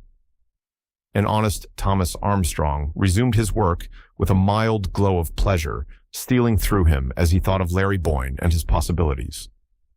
Chapter 7. In the Field. It was an impressive occasion when the Catalpa Club started on their first pilgrimage. They had arranged a practice game with the Black Hawk Nine of Sandy Key in the central part of the state to begin the season with. Other games were arranged for later work, but this match, which was partly for practice and partly to test the material of the new nine, was felt to be one of the most important. From Sandy Key, the nine were to go to Bluford to play the famous Zoo Nine, as they called themselves, of that city, and then they were to begin a struggle for the championship of Northern Illinois with the Red Stockings of Galena. How much depended on the result of the meeting of the Blackhawks and the Catalpas, you who have followed the career of a baseball nine can best reckon. In Catalpa, at least, the game would be watched with great, although distant, interest and absorption. 2 or 3 of the more active promoters of the baseball scheme were to go down to Sandy Key, which is on the Illinois Central Railroad, to witness the struggle of their favorite champions with the strangers. The Blackhawks were renowned as fielders. They had acquired a reputation that inspired terror among the baseball players of the southern portion of the state, and when it was noised abroad that a new nine from Dean County, heretofore unknown in the diamond field, had actually challenged the Blackhawks, experienced amateurs, and professional players made remarks about the assurance of the new men from the north that were not intended to be complimentary or encouraging. The Catalpas had adopted blue as their standard color, and a uniform of blue and white, with a pennant of white, edged and lettered with blue, carried the colors of the club into new and untried fields. Great was the enthusiasm of the townspeople when the club, packed into 2 big omnibuses with their friends, finally departed for the railway station, which was on the outer and upper edge of the town. A vast number of sympathizing friends and well-wishers attended the party to the station, and those who remained in town watched with a certain impressiveness the coming train as it skirted North Catalpa, crossed the tall trestle-work that spanned the river below the town, and finally disappeared in the grove of trees near the depot. It had been told all abroad that the new 9 was to make its first sally on that train, and the jaded and dusty passengers from the north looked from the windows with languid interest as the lusty young fellows made a final rush for the cars, followed by the irregular cheers of the bystanders and accompanied by a goodly number of their old associates who were going to see fair play. The conductor, with an affectation of indifference that he did not feel, disdained to look at the surging and animated crowd, but turned his face toward the engine, waved his hand, and shouted, "All aboard!" just as if he did not carry Catalpa and its fortunes with him. The train rolled away, innumerable handkerchiefs and caps waving from its windows, and hearty and long resounding cheers flying after it. A cloud of yellow dust, a hollow rumble of the train on the culvert beyond, a tall column of blackness floating from the engine over the woods, and the Catalpa 9 were gone. "I never felt so wrought up in all my life," said Alice Howell confidentially to her friend Ida Boardman as they descended the hill toward the town. "It seems, sometimes, as if I was sure that our 9 would win, and then, again, I am almost certain that they will be beaten by the Blackhawks. I saw the Blackhawks play the Springfields last summer, and they were glorious players, such fielding. Oh, I am almost sure they will outfield our boys."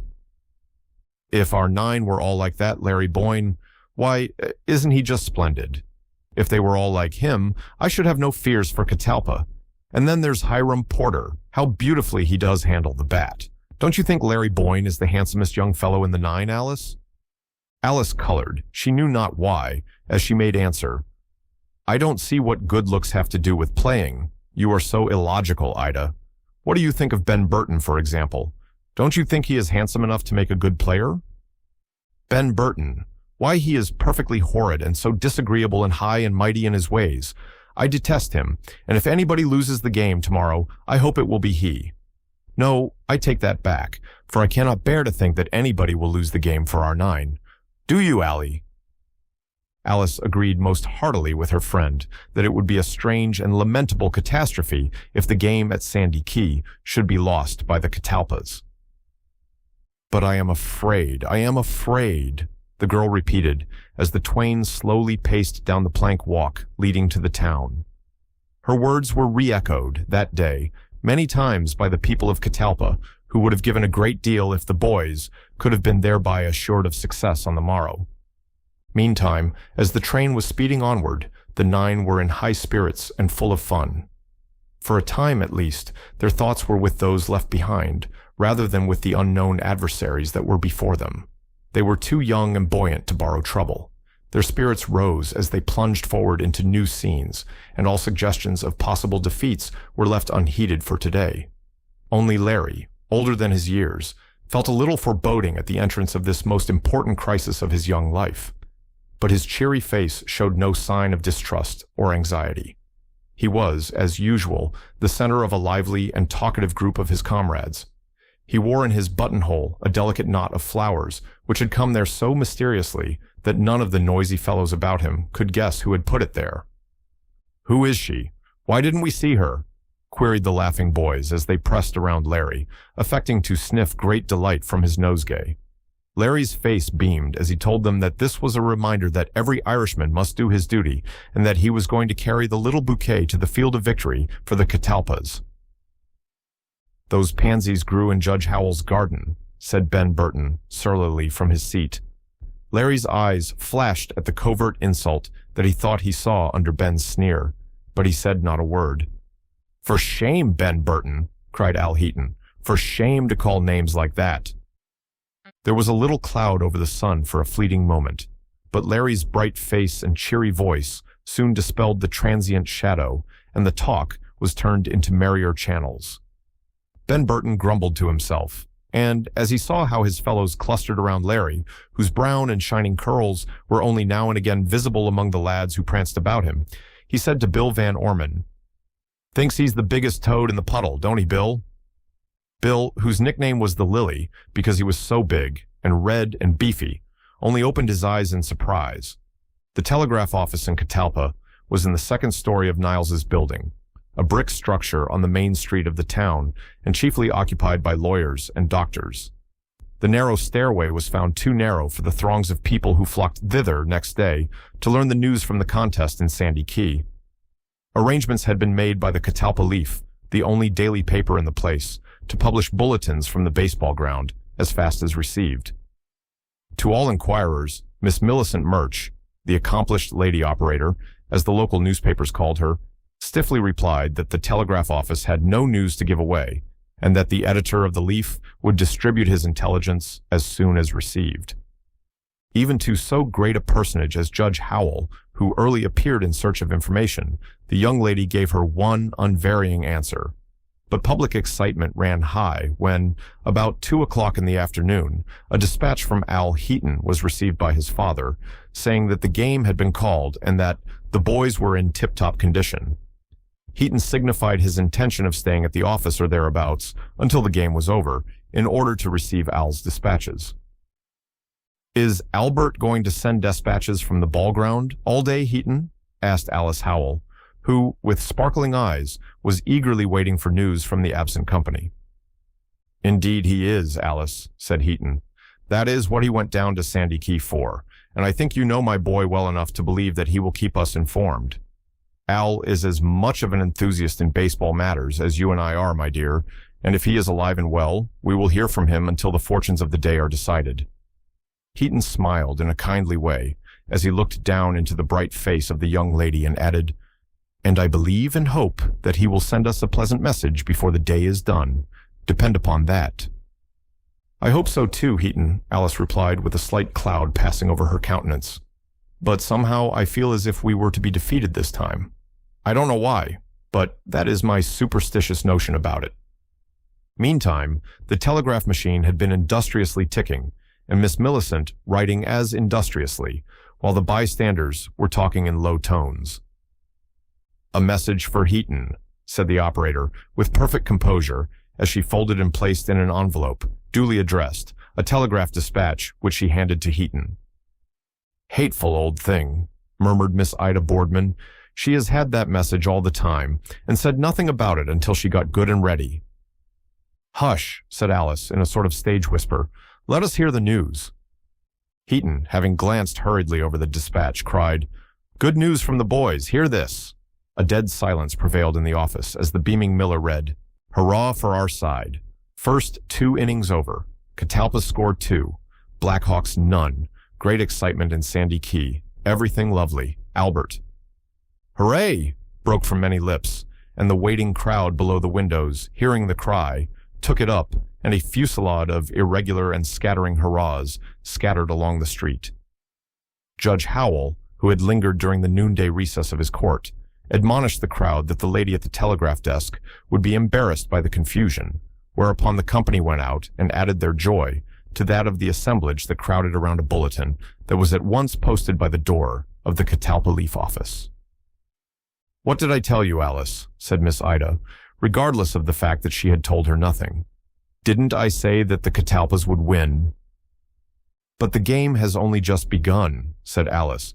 "I am still hoping and fearing, and I am not going to be put off of my base, so to speak, by the first news which happens to be good. Only 2 innings, Ida, remember that." The cheering of the small boys and the excited comments of the still smaller girls, however, proved infectious. One would think that a great battle had been fought, and that victory was already assured to the household troops. The dry goods man laid down his yardstick, the carpenter dropped his plane, and even the old bridge tender forsook his post long enough to stroll into the nearest barber shop and ask for the news from the boys in Sandy Key. Another bulletin, cried Hank Jackson, the burly shortstop of the Dean County Nine, as the tall form of Heaton emerged from the telegraph office. This time, the face of the ardent champion of Catalpa's prowess was not illuminated by a smile. Mounting a convenient dry goods box, he announced that 2 more innings had been played and that the score then stood 2-2, the Blackhawks having made 2 runs and the Catalpas having added nothing to their score. A blank silence fell on the assemblage, and Henry Jackson vengefully planted his big fist with a tremendous thud upon the short ribs of a side of beef that hung from the doorway of 80's butcher shop. That for the Blackhawks, he muttered with clenched teeth. But a great triumph was in store for the friends of the absent sons of Catalpa. Even while Alice Howell was trying to cheer her despondent friend Ida with the suggestion that the game was yet young, the editor of the Leaf, whose dispatches were sent to him across the street in a flying box attached to a wire, put his disheveled head out of his office window and excitedly cried, "3 cheers for the Catalpa 9. 5th inning, Catalpas 5. Blackhawks 1. There was something like a little groan for the discomfited Blackhawks, and then a wild yell broke out for the home 9. The small boys hurrahed shrilly and lustily, and even the street dogs, sharing in the general joy, barked noisily and aimlessly around the edges of the crowd. Miss Anstress Howell, scanning the joyful mob from the windows of her brother's office, remarked to herself with aggravated sourness that it was perfectly ridiculous to see Alice mixing herself up there in the street with a lot of lunatics who were making themselves absurd over a pesky baseball game away down in Sangamon County. It was unaccountable. Judge Howell, sitting on his judicial bench in the courthouse on the hill, heard the pother in the town below and covertly smiled behind his large white hand to think that the home 9 was undoubtedly doing well in Sandy Key. Once more, the traditional enterprise of the daily press vindicated itself with the earliest news, and Editor Downey put out of his office window his uncovered head, every hair of which stood up with excitement as he bawled, "6th inning, Catalpas, none. Blackhawks 2. 7th inning, no runs scored." "Now you used keep your big fists out of my beef," said Jake 80, with his wrathful eye fixed on Hank Jackson, who was looking around for some enemy to punch. There was depression in the crowd, but Alice Howell smiled cheerfully in the rueful face of Heaton and said that she felt her spirits rising. She was getting more confident as the rest of the party became despondent. The innings had been made rapidly. Scarcely an hour had passed, and so intense was the interest in the game that everybody thought the dispatches had trodden upon each other in their hurry to tumble into Catalpa. It was a warm, bright day, and the prairie wind blew softly down the hill above the town. To look into the knots of people standing about the street corners, one would suppose that it was an August noon. Everybody was perspiring. It was a warm engagement down there in Sandy Key, where the boys were vigorously doing battle for the honor of old Catalpa, but it seemed even hot in the town where the people waited for the news. So when Heaton, radiant with joy, and without waiting to come down the stairs of the telegraph office, put his leg and his head out of the window of the building and cried, "Good news again!" everybody stood breathless. As Miss Anstress Howell afterwards remarked with disdain, one might have heard a pin drop. Victory, victory, 8th inning, Catalpas, 9. Blackhawks, none. Glory enough for one day. Your loving son, Albert. Then went up a shout that reached the jury in the case of the County of Dean against Jeremiah Stowell, shut up in the close room provided in the courthouse for jurors and other criminals, and which startled Judge Howell, who, looking out of the window from his private room, beheld his daughter, flushed and almost tearful with joy, hurrying across the courthouse green, eager to tell her father the good news. The solitary horse thief in the jail heard that hurrah and wondered if relief was coming to him from his long-delayed accomplices. Everett, reining his sturdy steed at the next street corner above the telegraph office, asked a wandering small boy what had happened, but got no answer, for the urchin was off like a shot to tell his mates who were bathing prematurely down under the mill dam. And careful housewives, making ready their early suppers in houses beyond the railroad track, heard the yell of triumph, and softly laughed to be told in this far-off way that the Catalpa 9 were victorious over their adversaries in Sandy Key. The game was virtually decided. The 9th and last inning showed 1 run for the Catalpas and a goose egg for the Blackhawks. There was more cheering in the street under the windows of the telegraph office. Somebody suggested that the flag should be hoisted on the courthouse, but fears of Judge Howell's displeasure and veto prevailed, and the proposition fell dead. Hiram Porter's father, however, raised the stars and stripes over the Catalpa house, of which he was proprietor. Editor Downey flung out from his third-story window the red bunting with the white catalpa leaf that symbolized his standard sheet to the world below. Later on, when the wild shower of dispatches from Al Heaton, Hiram Porter, and others of the Home Nine had ceased for a time, this bulletin appeared on the board of the catalpa leaf. A glorious victory for our 9. Old Catalpa to the front. 1, 2, 3, 4, 5, 6, 7, 8, 9. Catalpas 20005 0091 equals 17. Blackhawks 0002 12000 equals 15. First base by errors, Catalpas 8. Blackhawks 1. Earned runs, Catalpas 7. Blackhawks 1. Struck out, Catalpas 2. Blackhawks 5. Our esteemed fellow citizen, Benjamin Burton, especially distinguished himself with his fine play at shortstop, and Larry Boyne of Sugar Grove did some of the most brilliant work in the game, having made the highest number of runs of any man in the 9, and being like lightning as a third baseman. Great excitement prevails in Sandy Key, but our men have been treated with distinguished courtesy by the citizens. The receipts at the gate were nearly $1,000. When Al Heaton came home next day, he was the hero and oracle of the hour. By reflection, he was shining with the honors of the Catalpa 9. Wherever he went about the town, he was sure to become the center of an admiring knot of fellow citizens and small boys, eager to learn how the absent ball players bore themselves in the arena at Sandy Key. Chapter 8. A Turn of the Tide. Defeat, utter and overwhelming, followed the Catalpas to Bluford, where they played the Zuzu 9 of that city. The Zuzus were picked players, the lineal descendants of a company of Illinois Zouaves, renowned in the Civil War for their bravery, dash, and skill as skirmishers. The original founders of the club had long since disappeared from the field of action, but their successors bore up the banner of their illustrious namesakes with infinite credit. None of the Catalpa people had gone to Bluford to witness the game, Al Heaton being sick at home and the other immediate friends of the 9 being too busy with their farms and merchandise. And so it happened that the only news that came to the town from Bluford dribbled in from the Keokuk evening papers, sent by wire to the editor of the Catalpa Leaf, late at night. Downey did not think it worthwhile to post on his bulletin board the discouraging news that the Zuzu 9 had beaten the Catalpas by a score of 11-1. But the news got out, of course, for the whole town was on the alert to hear the result from Bluford. Albert Heaton was sitting up in bed, alternately shaken with ague and parched with fever, when his little sister brought him the unwelcome tidings. He groaned aloud and asked if Alice Howell had heard the news. Heaton, a motherly woman who had no patience with baseball players that go about the country like circus riders, remarked with some asperity that she should suppose that Judge Howell would put a stop to Alice's giving so much time and attention to baseball. For herself, if she had a grown-up daughter, she would try and put something else into her head than baseball and such mannish and vulgar doings. If Alice's mother was alive, it would be mighty different in the Howell family. As it was, the judge allowed Alice to do just about as she pleased, and it was a shame, so it was, for a nice young girl like Alice to be permitted to make a tomboy of herself. Flirting with that young Irish fellow from Sugar Grove, did anybody ever hear of the like? "Oh, mother," sighed poor Albert. "If you only knew how sick and sore I am for the boys, you would let up on Larry. If you had let me go with the 9, perhaps I might have helped them out of the defeat. At any rate, it might have been less of a clean-out than it is.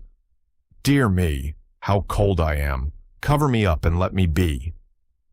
With a pang of remorse at having added unwittingly to Albert's sufferings, his mother soothed the sick boy and left him to sorrowful meditations. And I was fool enough to think that the boys would be able to challenge the Calumets. With these repentant meditations, Albert sunk into a feverish and uneasy sleep. He might have dreamed, perhaps he did, that at that very moment Alice Howell was looking out into the gloom of the moist summer night and lamenting with bitterness the defeat of our 9. Next day, when the Leaf came out, and fuller particulars of the game were made known in a dispatch from Charlie King, there was nothing to mitigate the gloom of the friends of the Catalpas. Singularly enough, some of the Dean County Nine, who had been among the most enthusiastic boomers of the Catalpa Nine, now assumed a most discouraging attitude. They were sure, so they said, that the Catalpas would be defeated all along the line. They had won the game at Sandy Key by a scratch. They had found their true level in Blueford. They would be beaten along the river, for it was well known that the Nines in the river towns were far ahead of those in the interior of the state. Something of this talk reached the ears of Al Heaton, who was still suffering from fever and ague. He took up his bottle of Cholagog and shook it at his terrified little brother, who had retailed the gossip of the drugstore where he had been sent on an errand, and said, "If you hear any such infernal nonsense as that downtown, Dan, you go and tell Tom Selby that I want him to lick the first fellow that says anything against our nine. Do you mind me?" Little Dan promised stoutly that he would give Tom the message. Whether he did or not, it came to pass that Henry Jackson and Thomas Selby had a discussion that very night, and that Selby sent his son home with strict injunctions to cover his face with brown paper and vinegar, while the big-fisted Henry went to bed with a bit of raw beef on his eye. There is nothing like news from the field of battle to bring out the partisan feelings of a community far from the scene of strife. Catalpa was stirred to its very depths by the ill tidings brought from Blueford. Those who disapproved of baseball asserted themselves in the most unexpected and exasperating manner. Nobody had suspected that there were in Catalpa so many who sympathized not with the home nine and who secretly wished that they might be defeated. But the fact that the nine had met with disaster only stimulated their friends to new courage and stronger hopes for the future. This was a time, they said, for the friends of the nine to show themselves. Heaton sent an encouraging dispatch to Larry Boyne, assuring him that the temporary reverse had only strengthened the confidence of home friends of the club. Even Judge Howell, who was greatly concerned lest the nine should be unduly depressed by their reverses, authorized Lewis Morris to write to Hiram Porter as captain of the club, and say to him that the club must be prepared for occasional defeats, and that the next news from the front would undoubtedly be inspiring to the many supporters of the Catalpas. "The judge is a brick," said Larry Boyne when this message was read to the members of the club as they lounged in one of the bedrooms of Quapaw House in Galena, where the boys were waiting to begin the championship series of games with the Red Stockings. "That's just what he is," exclaimed the Lily, bringing his somewhat battered fist down with emphasis on a convenient pillow. Bill had had hard luck in the late contest. His fingers had been badly sprained and twisted, and he had played with infinite difficulty on account of the battering that he had received in a game played with the Fulton City Nine when the Catalpas were on their way to Blueford from Sandy Key. But he was still confident and determined. "I suppose some of the folks at home think that we are going to get beaten right along, every day from this out," he continued with a scornful laugh. "They don't know us, do they, Larry? They don't know what we had to contend with in Blueford, what with being used up with that hard ride on the Strap-Iron Railroad and the lame fingers of your humble servant. Oh yes, I suppose there is downheartedness among the boys at home. But I know one chap who is not downhearted," said Larry Boyne cheerfully, "and that is Al Heaton. He will never get discouraged, whatever happens. And then there is his father. His dispatch shows where he stands. Al is clear grit, and so is his father. You may depend on that, boys." Ben Burton, who had virtually lost the game in Blueford by his repeated muffing of the ball, as well as by his failure at the bat, sneered as he said, "I suppose a certain young lady in North Catalpa prompted the judge's dispatch, didn't she, Larry?" Larry, with reddening cheeks, protested that he had no idea that Judge Howell needed any prompting from anybody to send a good word to the boys when they were away from home. He was too kind-hearted a man, although a little stiff, to require any hint from outsiders to do the fair thing by the baseball club in whose welfare he had already shown great interest. "I didn't say outsiders, Larry," replied Burton persistently. "I said that he was probably prompted by a young lady." At this, Larry deliberately rose and walked out of the room, without a word. "I say, Ben, can't you quit your everlasting nagging of Larry?" broke in Hiram Porter as the door closed with a bang behind that indignant young man. "What's the use of your getting into a debate, every day or two, about some mysterious young lady that you two fellows are thinking about? Let up, I wish you would." Ben muttered something about the captain's showing his little brief authority in matters that did not concern the club when, by general consent, the meeting was broken up for the more important business of practice on the Galena baseball grounds, placed at the disposal of the visitors by the managers of the championship series. Chapter 9. Hope and Suspense. It was the custom in Catalpa for the storekeepers to hang out at their doors a little blue flag when they wanted the services of an errand boy. Seeing this signal at the door of Jason Elderkin's dry goods store, rough and ready, wearing in the heats of summer as in winter his coonskin cap, shambled in and asked what was wanted. Jason lifted his spectacles from his nose and said jocularly, "Why, rough and ready, I thought you had gone up to Galena to see the match between the boys and the Galena Club." "No, sirree," replied the old man.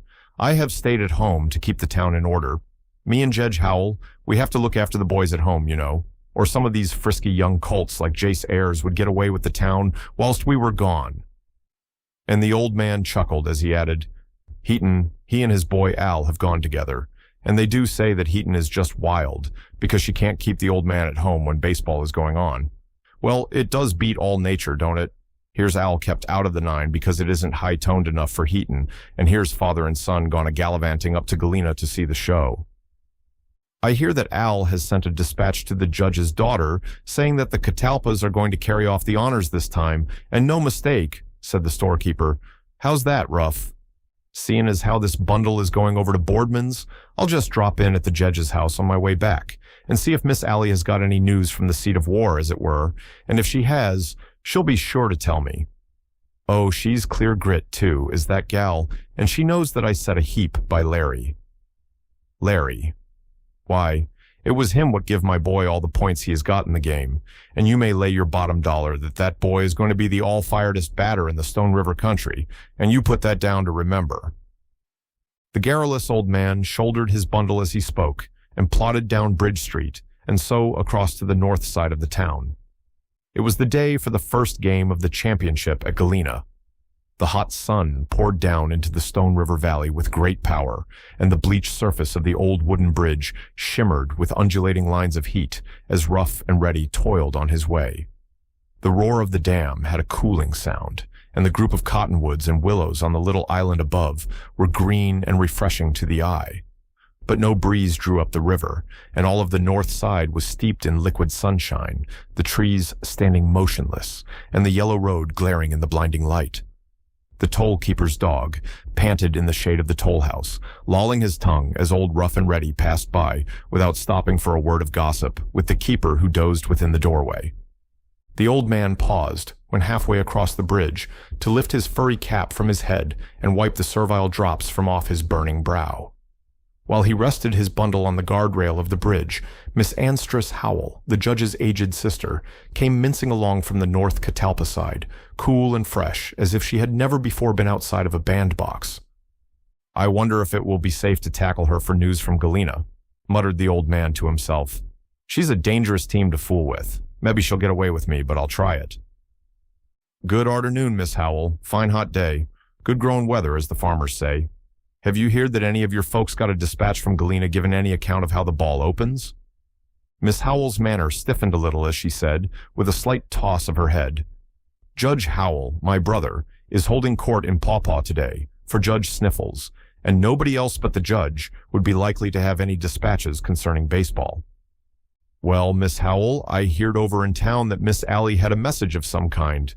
No offense to you, marm, and I want to hear from the boys powerful bad, you see, and so I make bold to ask if Miss Alice mayn't have a dispatch, or something from Larry, Al. There is altogether too much nonsense about this baseball business in Catalpa, Rough. Excuse me, I forget your other name. It does seem to me as if the people had gone crazy, and the weather so hot too. Excuse me, I don't know anything about what is going on in Galena, no more than a child, I may say, and if any grown people want to begin over again and make children of themselves with playing ball, they have my sympathy." So saying, and flirting off an imaginary fleck of dust from her gown with a spotless handkerchief, Miss Howell resumed her deliberate walk across the bridge. Rough and Ready replaced his cap, and looking after her said, "Sarves me right. I might have knowed that I should get the worst on it in a talk with her. My grief. But she is a teaser. has forgot all about the time when she was a young gal. It's so long ago. Perhaps she never was young. With this, the old man shouldered his bundle and slowly made his way northward. But Alice had received a telegram from Galena, and as Rough and Ready climbed the slope by the judge's house, a sunny head was popped from one of its upper windows, and Alice's cheerful voice cried, "Oh, Ruffy! Excuse me for calling you Ruffy, but I'm so glad. Albert Heaton has telegraphed to me that the Catalpas have made 10 runs in the first 3 innings, and the Galenas only 1. Isn't that perfectly splendid? Does anybody over in town know anything about it?" "Bless your bright eyes. Miss Allie, no, the whole town's asleep. It's a hot day, you know, and there's nobody stirring. All the farmers are busy with their crops, and the streets are as lonesome as a last year's bird's nest. 10 to 1, did you say? By the great horn spoon, I must go back and wake up the folks." Suiting the action to the word, the old man tossed Boardman's bundle of sheeting over the fence and made his way back to town as fast as his rheumatic legs would carry him. Halfway across, he met Lewis Morris, who was on his way over to verify the rumor that he had caught concerning the early success of the Catalpas in Galena. "Hooray for our side!" cried Rough and Ready exultingly. "I have heard it from the gentle Miss Allie. Our boys have made 10 runs in the first 3 innings, and the Galena fellows have made 1 whole one." "Then I'll turn right around and tell the news in town," said Lewis with excitement. "I'll have to stir the people up, for the whole town has gone to sleep, except Selby, and he was sweating at every pore as I came by the drugstore for thinking of another defeat for the Catalpas." Rough and Ready gazed after the rapidly retreating form of the young man, who turned and stepped swiftly across the bridge. Then, putting his hand to his coonskin cap, as if trying to recall something to his mind, he murmured, "If I didn't go and leave that there bundle of sheetin' in the judge's dooryard, 'pears to me as if that pesky baseball had knocked my wits clean out." And, smiling at his own feeble joke, he retraced his steps to the North Catalpa side of the river. When Lewis Morris reached the center of the town, he saw a knot of men and boys gathered around the bulletin board of the Leaf. "Just my luck," he muttered. "Downey has got the news out, and they have taken the edge of it off before I could get back."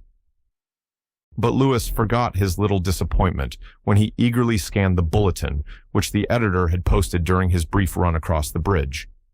This was what he read: "An overwhelming victory for our 9.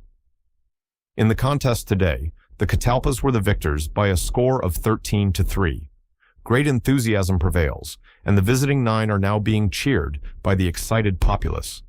The result has astonished everybody, none more so than the defeated 9 and their immediate friends. Our esteemed fellow townsman, Albert Heaton, Sr., has telegraphed to the Leaf the score by innings, as follows: 1, 2, 3, 4, 5, 6, 7, 8, 9, total Catalpas, 5, 4, 1, 0, 0, 2, 1, 0, 0, 13. Galena's 1, 0, 0, 2, 1, 2, 1, 0, 1, 3. Errors, Galena's 13, Catalpa's 1. "Here's Lou Morris," cried brawny Hank Jackson. "Glory enough for one day. Hey, Lou." Everybody in Galena was astonished, they say, and so was everybody in Catalpa for that matter. "Why, I was just coming along the street with Andy Brubaker, and we was a-talking about the chances of our 9s giving up the season if they got cleaned out in Galena, when I heard Downey tell Selby that the home 9 had beat the Galenas on the first 6 innings, and says I to him, 'If that's so, Downey, why don't you put it on the bulletin?' Sure enough, he went up them stairs, 5 at a time, to have it done, and no sooner had he got up there than he put his head out in the winder and screeched, 'The Catalpas have won the game by 13 to 3. Gosh, you should have heard the whoop that the boys gave, and there it is, as big as life." And Hank regarded the bulletin board with an affectionate interest. The fact was that the community of Catalpa was unprepared for any such victory as that which had dropped in upon them, as it were, like a bolt out of a clear sky. The defeat at Bluford had unnerved all but a few faithful and undaunted spirits, and the usual dull current of town life had resumed its sluggishness until the unexpected news from the north had startled the townsfolk into new alertness. It was a great achievement, as the Galenas were famed for their prowess in the diamond field. They were reckoned as first in the number of batters in their 9. One of them, Devoy, stood very near the head of the list of champion batters in the state, and another, Shallcross, was not far behind him in his general average. Yet the Catalpas had got away with the famous players. It was marvelous how the news flew through the town and out upon the prairie, so that by the time the moon rose, red and full, over the bluffy banks above Catalpa, in innumerable cabins and farmhouses, far out on the distant wheat farms, and over many an evening meal, the details of the triumph and its probable effect on the fortunes of our 9 were discussed with a glow of pride or with a lively curiosity. The boys, in Galena, resting from their labors and withdrawn from the admiring attention of the citizens of the town, lounged in a big bedroom in the Quapaw house and told over and over again the stirring incidents of the day, incidents on which so much depended that they now became almost like ancient history in importance. They were not too tired to play another game right then, so exhilarated were they by their unwanted success. There was no murmuring, no jealousy, and no nagging in the party now. Every man was elated and flushed with a sense of his own value as a factor in the game that had been played, as well as in that which was to be played on the morrow. "Somehow, boys, I feel it in my bones that we are going to beat tomorrow," said Larry Boyne, who had won fresh laurels in the field that day, and Larry's bright eyes sparkled anew as he spoke. "Well, that's a new role for you to play, Larry," said Al Heaton, who was admiringly hanging over Larry, whom he regarded as the rising player of the country.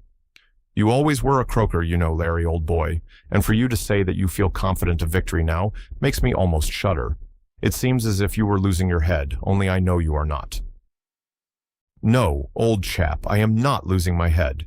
But you know I am rather superstitious, at least my mother says so, and I have a queer notion tonight that we are going to do as well tomorrow as we did today." "That's an encouraging sign, Larry," broke in Captain Hiram Porter.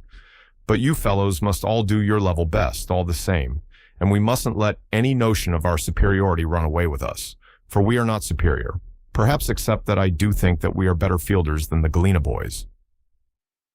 "Whatever happens tomorrow, Al," said Larry as they broke up their sitting for the night, "put it down that I said that we were to win the second game in this championship series.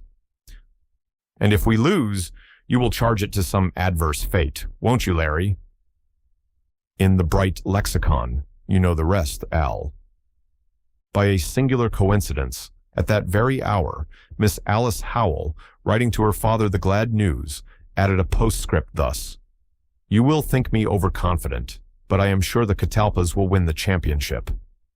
Chapter 10. How the Good News Came. Catalpa was wide awake next day, although the weather was hotter than ever, and the little breeze that drew in from the prairie was laden with heat. The unexpected result of yesterday's game had set everybody to speculating on the issue of this day's contest. Some scandal was created by the appearance of Hank Jackson on the street with a roll of bills, offering to make bets on the game. It had never been the custom of anybody in Catalpa to wager anything on a baseball game, and there was some frowning now on the part of conservative and upright people. And those who were not specially conservative, but who disapproved of gaming, did not hesitate to reprove Hank in terms more forcible than elegant. Hank had spent some days in Bloomington, where he had frequented pool rooms and had acquired a taste for betting, and his brief experience was regarded by the younger portion of Catalpa with much awe and interest. He was followed about by the smaller boys of the town who listened while he bantered some of his cronies into making bets. But public opinion in Catalpa was not yet educated to the point of engaging in gambling on the uncertain result of a baseball game. Added to this, it should be said, was Hank's persistence in offering bets on the defeat of the home 9. That was an unpopular side. Almost everybody wanted the Catalpas to win the game. It would decide the championship, and, although it was almost too much to hope for, there was a feeling of confidence through the town that was quite inexplicable. So, Hank, after making a swaggering tour of the shops and stores, but without receiving much popular countenance, quietly dropped out of the throngs which gathered at the street corners and in other public places. It was in vain that he argued with rude logic that it was just as safe to bet on a baseball game as on a horse race. Very few who listened to him cared to encourage this new sort of gambling. This time, it was Al Heaton who fired the heart of Catalpa with the first intelligence from the Diamond Field. It was nearly 3 o'clock when his first dispatch arrived, and the game had been called at 2 o'clock. There was much grumbling in the main street of the town, where numerous groups stood in the shade of awnings and tall buildings, waiting for the news. The windows of the Leaf office opened on this street, as well as on the side street on which the telegraph office was situated. Editor Downey had announced that he had made arrangements with Albert to send news directly from the baseball grounds in Galena, and that he would display a bulletin from his office windows. Accordingly, when there was hung out a big white sheet of paper with black lettering thereon, the assembly below was hushed in expectation. The dispatch ran thus: "Everybody confident. Larry Boyne says our 9 will win the game, weather hot and the dust intolerable. Look out for fun. Albert Heaton." "What does he mean by looking out for fun? And who cares what Larry Boyne thinks?" growled Hank Jackson. "I should think he might send us something more bracing than that by this time." But the straggling cheer that greeted Albert's encouraging message drowned Jackson's grumbling, and the crowd showed by their excitement that they were ready to accept the slightest omen as proof positive that the Catalpa 9 would carry the day. So, when Judge Howell's carriage drove up and halted under the shade of the huge catalpa tree that grew in front of Selby's drugstore, from which the fair Alice could see the throng and watch for the bulletin from the newspaper office, there was a little hurrah from some of the younger lads. They seemed to think that the young lady, in some fashion, represented the absent judge, who was now recognized as one of the steadfast friends of the band of heroes. "That's a good sign, I'll swear to gracious," said Rough and Ready in a low and hoarse whisper, as he saw the judge's handsome bays champing their bits and prancing uneasily under the shade of the spreading catalpa. "It's a good sign, for that gal never went back on the 9, and her coming will bring good luck. Mark my words, Jake." Jake, the big butcher, nodded his head and only said, "Yaw," when the bulletin was again flung out from the window of the printing office. The magical black letters were read in silence, broken only by the stamping of the horses tethered along the street and worried by the flies. This is what the eager spectators read: "First inning, Catalpa's 1, Galena's 0. "A big round goose egg!" screamed Lou Morris with delight. Then he raised a hurrah, and the small boys took up the yell. Horses jumped and tore at their halters, and vagrant dogs barked madly about the street. Then there were smiles and even broad laughter among the devoted supporters of the home 9. Almost everybody looked pleased, and Selby, with the easy confidence of an old friend, went to the side of the judge's carriage and shook hands heartily with Miss Alice, who was waving her parasol with a vague notion that it was necessary to celebrate the auspicious opening of the game. "I didn't tell you, did I, Doctor, that I dreamed last night that we had won the game?" "Well, I did. Aunt Anstress says that dreams go by contraries, and that means our 9 will be defeated, but I don't believe that. Do you, Doctor?" "Well, I don't believe in dreams, anyhow, Miss Alice, and so I hardly think that counts. But we will keep on thinking that the boys will beat today, and even if we are disappointed, we have yet one more chance." The doctor, accepting Alice's invitation, took a seat in the carriage from which advantageous point he looked over the gathering throng, now reinforced by arrivals from the region round about the town, for the news had gone forth that dispatches were coming in from Al Heaton, and every man, woman, and child who had the least interest in the game, and these were many, and could leave the labors and duties of the day, was there to hear. "It looks as it did in the war, when the news from Shiloh and Vicksburg was coming in, doesn't it, Doctor?" "I don't know about that, Alice. I was in the war myself, you know, was at Port Hudson and Vicksburg. You were a baby then, and I believe your father was in Congress. Yes, I guess it does look like war times. But see, there comes another bulletin." Editor Downey had rigorously excluded from his office all outsiders and was devoting his personal attention to the all-important business of the day. With his own hands, he hung out the paper sheet bearing these words: "Second inning, Catalpa's 0, Galena's 1. Third inning, Catalpa's 0, Galena's 0. "Not so good as it might be," remarked Selby cheerfully, "but it will grow better by and by." A little cloud passed over the face of Alice, and she bit her lip with vexation as Hank Jackson bawled with a rough voice, 10-5 on the Galenas." "If I were a man, I'd like to take that offer," she said, her eyes sparkling. "Oh, no, you wouldn't, Alice," cried her friend Ida. "You wouldn't encourage gambling on baseball, I'm sure." "Perhaps not, but if I were a man, I would like to thrash that big ruffian." Better news came after a little while. The bulletin for the fourth inning showed 4 for the Catalpas and a big round 0 for their opponents. At this, there was a general and apparently concerted hurrah from the company in the street below. Editor Downey, as if thinking the cheer a personal compliment, put his frowsy head out of the window and bowed with as much grace as was possible under the circumstances. "Downey's hair looks as if he was laboring under great excitement," said the apothecary, blandly smiling at the editor's somewhat tousled appearance. "Every individual hair is standing on end, as if he were charged with electricity." Alice laughed joyously and seemed glad to find something under which she could cover her great elation at the good news from the north. Miss Ida uttered sarcastic remarks about the editor's exuberant comments in the morning paper regarding the coming contest in Galena. She declared that she did not think the game nearly as important as any one of the decisive battles of the war, and she was sure that the Leaf would be perfectly ridiculous next day if the Catalpas were to win the championship. Her remarks were cut short by the display of another bulletin announcing the result of the 5th inning in these terms: "Hurrah for our 9. 5th inning, Catalpas 0, Galenas 0. "What in thunder does that mean?" asked Lou Morris angrily. "Why does the numbskull tell us to hurrah for our 9 when both sides have a 0? A yell of derision went up from the crowd, and the editor, hearing groans and catcalls in the street below, put out his head and, with much trepidation, cried, "It was a mistake. I forgot to put on the 6th inning. Catalpas 1, Galenas nix."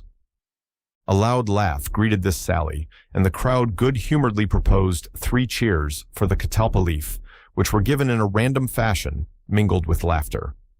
Downey, now well smeared with ink and perspiring with excitement, acknowledged the salute with gravity.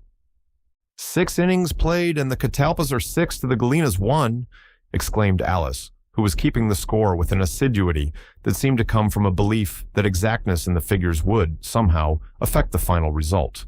Scraps of paper, on which observers had marked the score and had set down their prognostications of the innings yet to come, were circulated through the crowd. The Catalpas now had the lead, and it would be difficult for their adversaries to come up with them. Lou Morris, leaning on the door of the carriage, chatted with Alice, drawing on his vivid imagination for pictures of the 9 as they were probably looking now, away up there in Galena. He could see, he thought, Hiram Porter devouring the ground as he made his bases with a giant stride, his handsome face glowing with mingled heat and determination. He could even hear Larry's voice, in a stage whisper, crying, "Go it, Hiram!" And he could see Larry, at third base, when the Catalpas were in the field, making one of those superb running catches of his, Ben Burton looking on. "As if he would eat him up," added Lewis jocularly. "Why should Ben want to eat Larry up?" asked Selby innocently. "Does he love him so?" "On the contrary, quite the reverse," laughed Lewis. "Larry is showing himself to be the best player in the 9, and as Ben thought that he was the best, and is finding out that he is not, he loves Larry accordingly. Besides that, he is jealous of Larry for other reasons." And the young man fixed a bold look on the blushing face of Miss Alice. She turned away to see if another bulletin were not ready, and the doctor shook his head deprecatingly at Lewis. There was much time for talk, however, before another dispatch from the seat of war appeared. The impatient crowd, panting in the heat that was more and more oppressive as the sun approached the west, flung all sorts of appeals upwards to the windows of the office of the Leaf.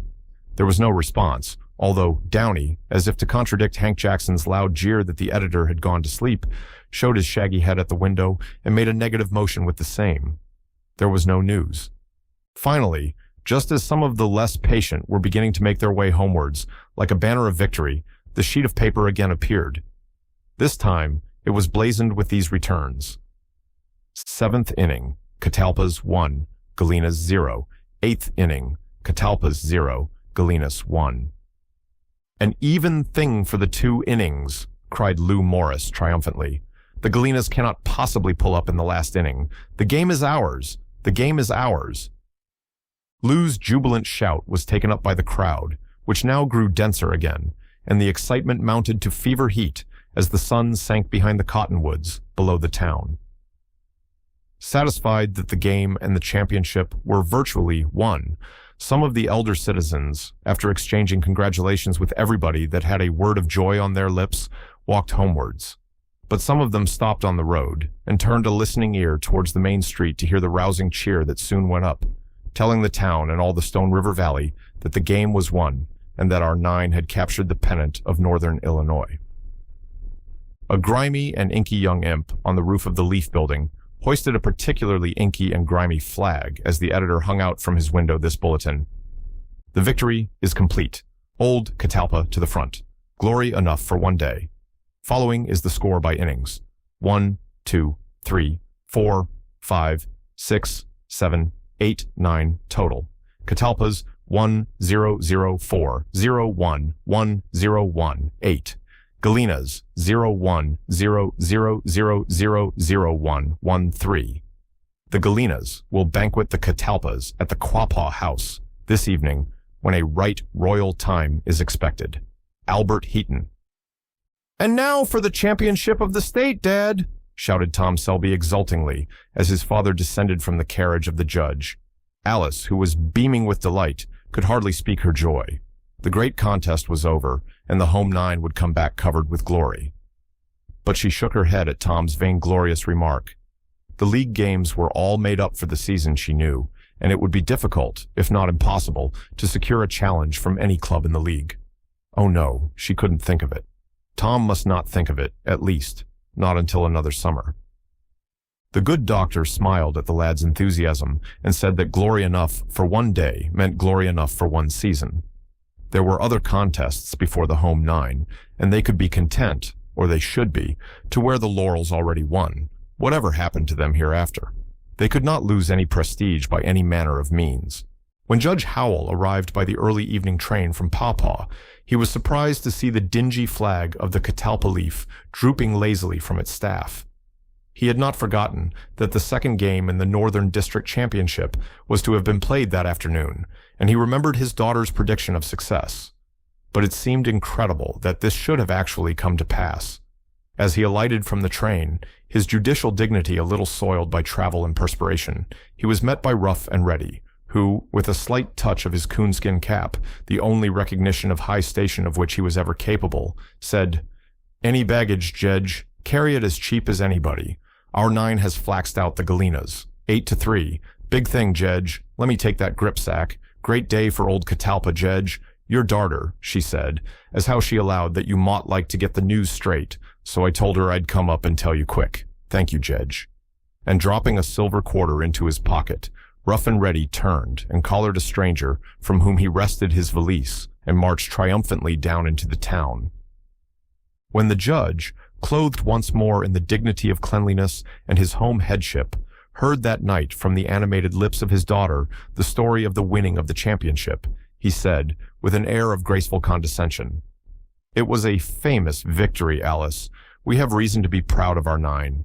And I will venture to say that when we get the full particulars of the game, we shall find that that fine-looking young fellow, Lawrence Boyne, contributed the largest share to the triumph." When the details of the game were brought to Catalpa next day in a letter to the Leaf, it was found that the judge knew just what he was talking about. But greater news than this came with Larry Boyne and Hiram Porter a week or two later. The nine had been playing a few games along the river towns and had rested for a day or two in Rock Island after playing the Dakotas of that city. Several of the nine took advantage of a lull in their engagements to visit Catalpa. Heaton and Albert had returned home, and Larry and Hiram had gone to Chicago on some mysterious errand. Nobody knew just what. Nettie Ellis was one of those who had come back to Catalpa while the time was passing, before they should play the new series of games, beginning with the Moline Club. Nettie looked very wise when asked where Larry and Hiram had gone, and Albert Heaton assumed a most important air whenever he said anything about the doings of the two absent members of the nine. But it all came out in due time. Captain Porter and his trusty lieutenant arrived by the noon train, and before the sun had set, everybody in Catalpa knew that a match had been arranged between the Catalpa Nine and the Calumet Club for the state championship. It was indeed wonderful news, and nothing since the war had happened to stir the population of that region as the intelligence. There were divers opinions regarding this unexpected development. Many thought that it was indiscreet for so young and green a club as the Catalpas to challenge the Calumets, the famous and renowned Calumets. Then there were others who thought that it was presumptuous for the Catalpa boys even so much as to ask any leading club to play them merely because a triumph had been unexpectedly achieved in Galena. But all agreed that it was a great feather in the cap of our 9 that the Chicago club should have accepted the challenge, or should have agreed to meet them on any terms whatever. "I am not certain whether I am glad or sorry that our 9 will play the Calumets, Papa," said Alice Howell. "I mean that I cannot tell yet whether I shall be disappointed if they lose. I depend a great deal on my impressions, you know, and I haven't any as yet."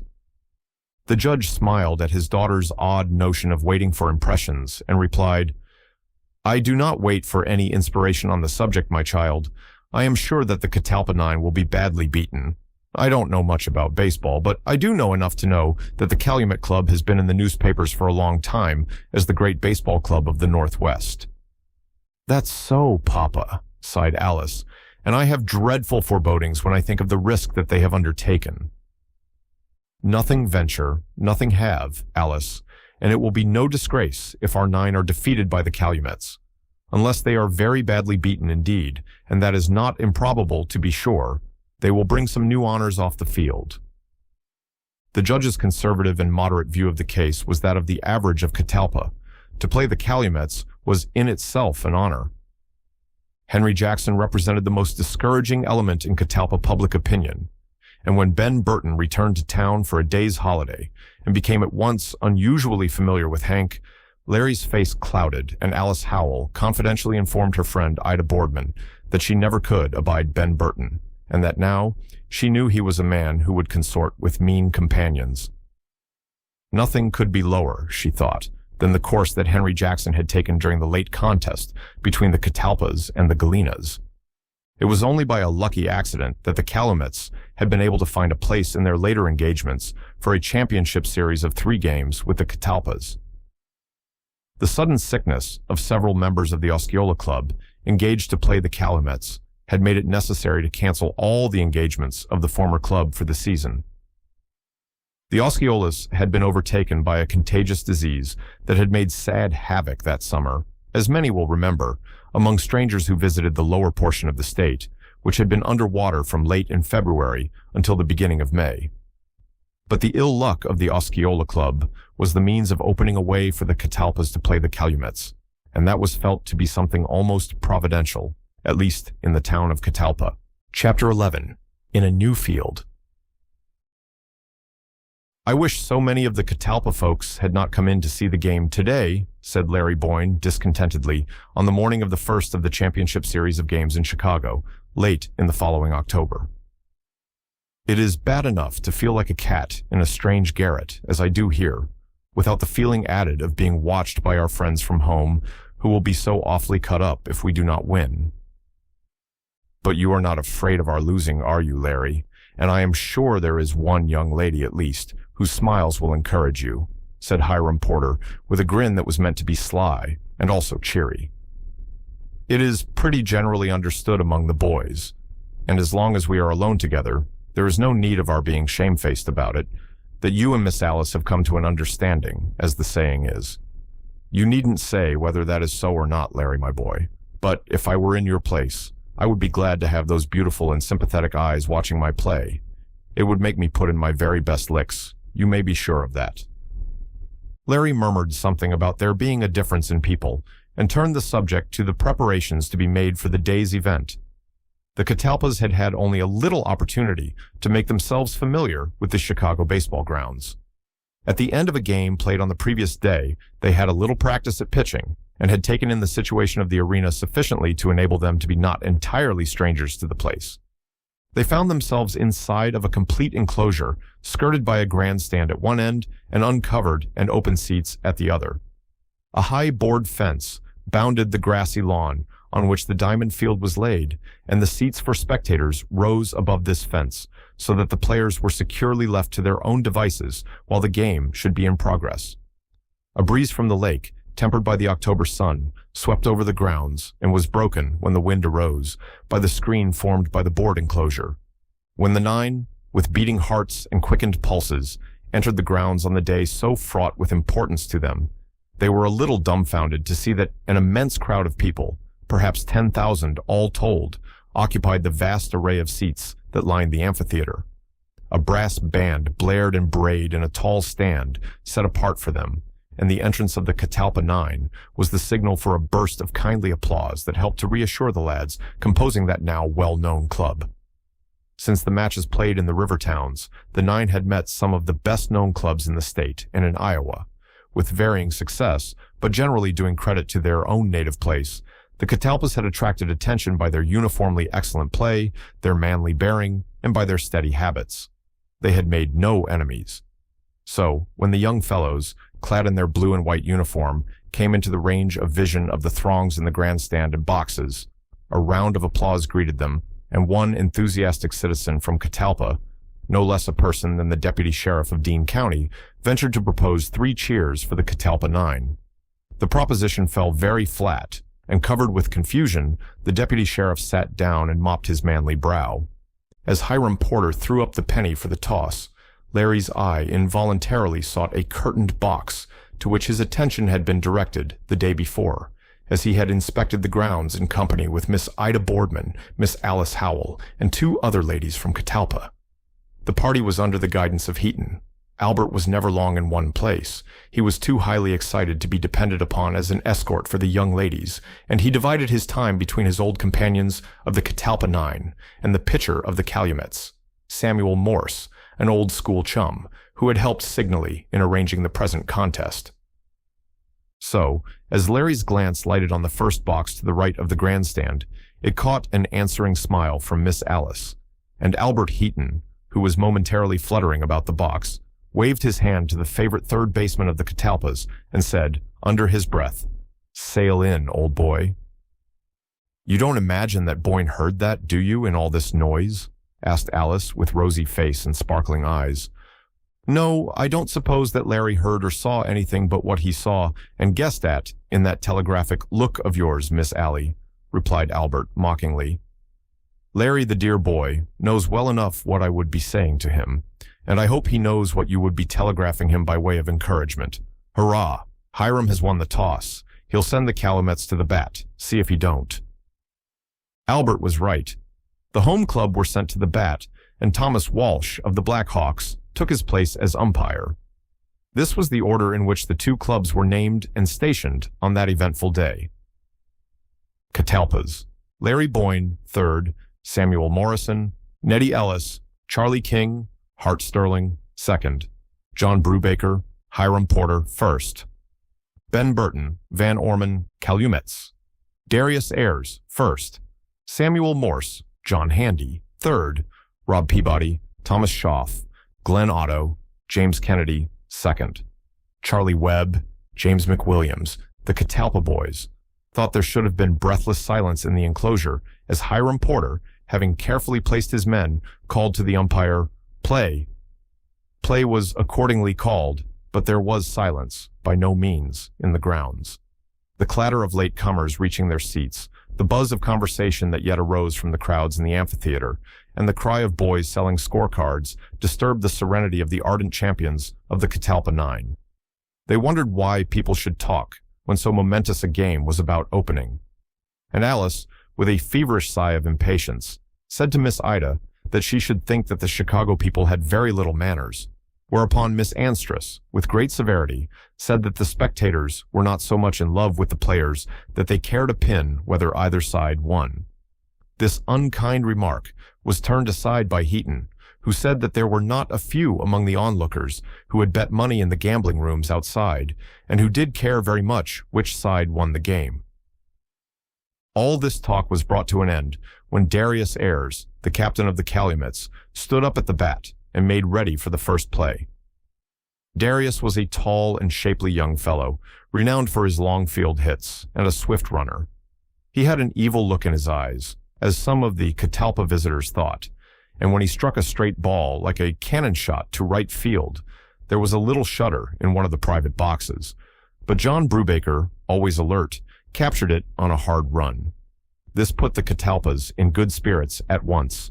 The game had opened well for them. "Two good signs, Alice," said Ida Boardman, "won the toss and caught out the first man."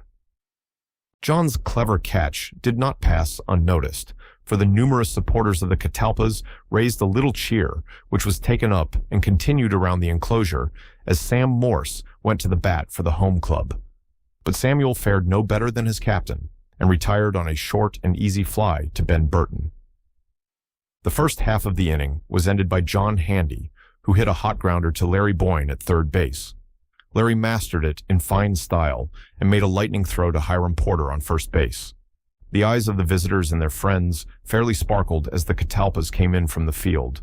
They had made a good beginning, but no sooner had the nine reached the players' bench than Ben Burton began to criticize the manner in which honest John Brubaker had been rewarded for capturing what Ben was pleased to call a too-old-cat fly.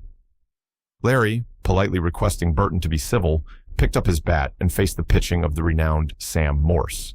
He made two ineffectual plunges at the ball, and while the catcher of the Calumets was adjusting his mask so as to enable him to come up closer to the player, Larry stole a glance at his comrades and was mortified and annoyed to see a derisive smile on the blond face of Ben Burton, while the other 7 occupants of the bench wore an uneasy expression. Ben Burton was evidently making them uncomfortable. Larry moistened his hands, and carefully gauging one of Morse's favorite in-shoots, hit the ball with all his might. The flying sphere went swiftly into the left field and yielded the stalwart third baseman of the Catalpas 2 bases. Alice involuntarily clapped her hands, happily unmindful of the sour looks of her observant aunt. Sam Morrison next stood up before the redoubtable Morse and hit an easy grounder to Glenn Otto at shortstop, and Samuel was retired at first base. His shot, however, advanced Larry to third base, and Nettie Ellis took up the bat. But Nettie could not yet understand the puzzling curves of the Calumet's pitcher, and, having wildly struck the air 3 times, went out. This made 2 out for the Catalpas, with Larry Boyne anxiously waiting on the third base. Not long did he wait, however, for Charlie King, long of limb and keen of eye, came to the bat with great expectations on the part of the sons of Catalpa. Charlie thought favorably of the first ball pitched at him by Morse, and he sent it flying to the center field for 1 base, and allowed Larry to come home amidst a little round of applause from the Catalpa section of the spectators. During the cheer that greeted the successful play, Charlie attempted to steal to second base, but was thrown out by Billy Webb, and the ardor of the spirits of Catalpa was consequently soon dampened. The Calumets now went to work with a will at the beginning of their second inning, and, after receiving some hints from Jamie Kennedy, who assumed to know a little about the mysteries of King's curves, Robert Peabody, the Calumet's right fielder, a Michigan University man and a famous athlete, handled the bat and called for a low ball from the pitcher of the Catalpas. This was delivered, but not where Rob had asked for it, and he politely refused to strike at it, muttering to Captain Darius, "I won't strike until I get one just knee-high." Charlie King overheard this little byplay and continued to put the ball in the vicinity of Peabody's shoulder until the umpire called 6 balls.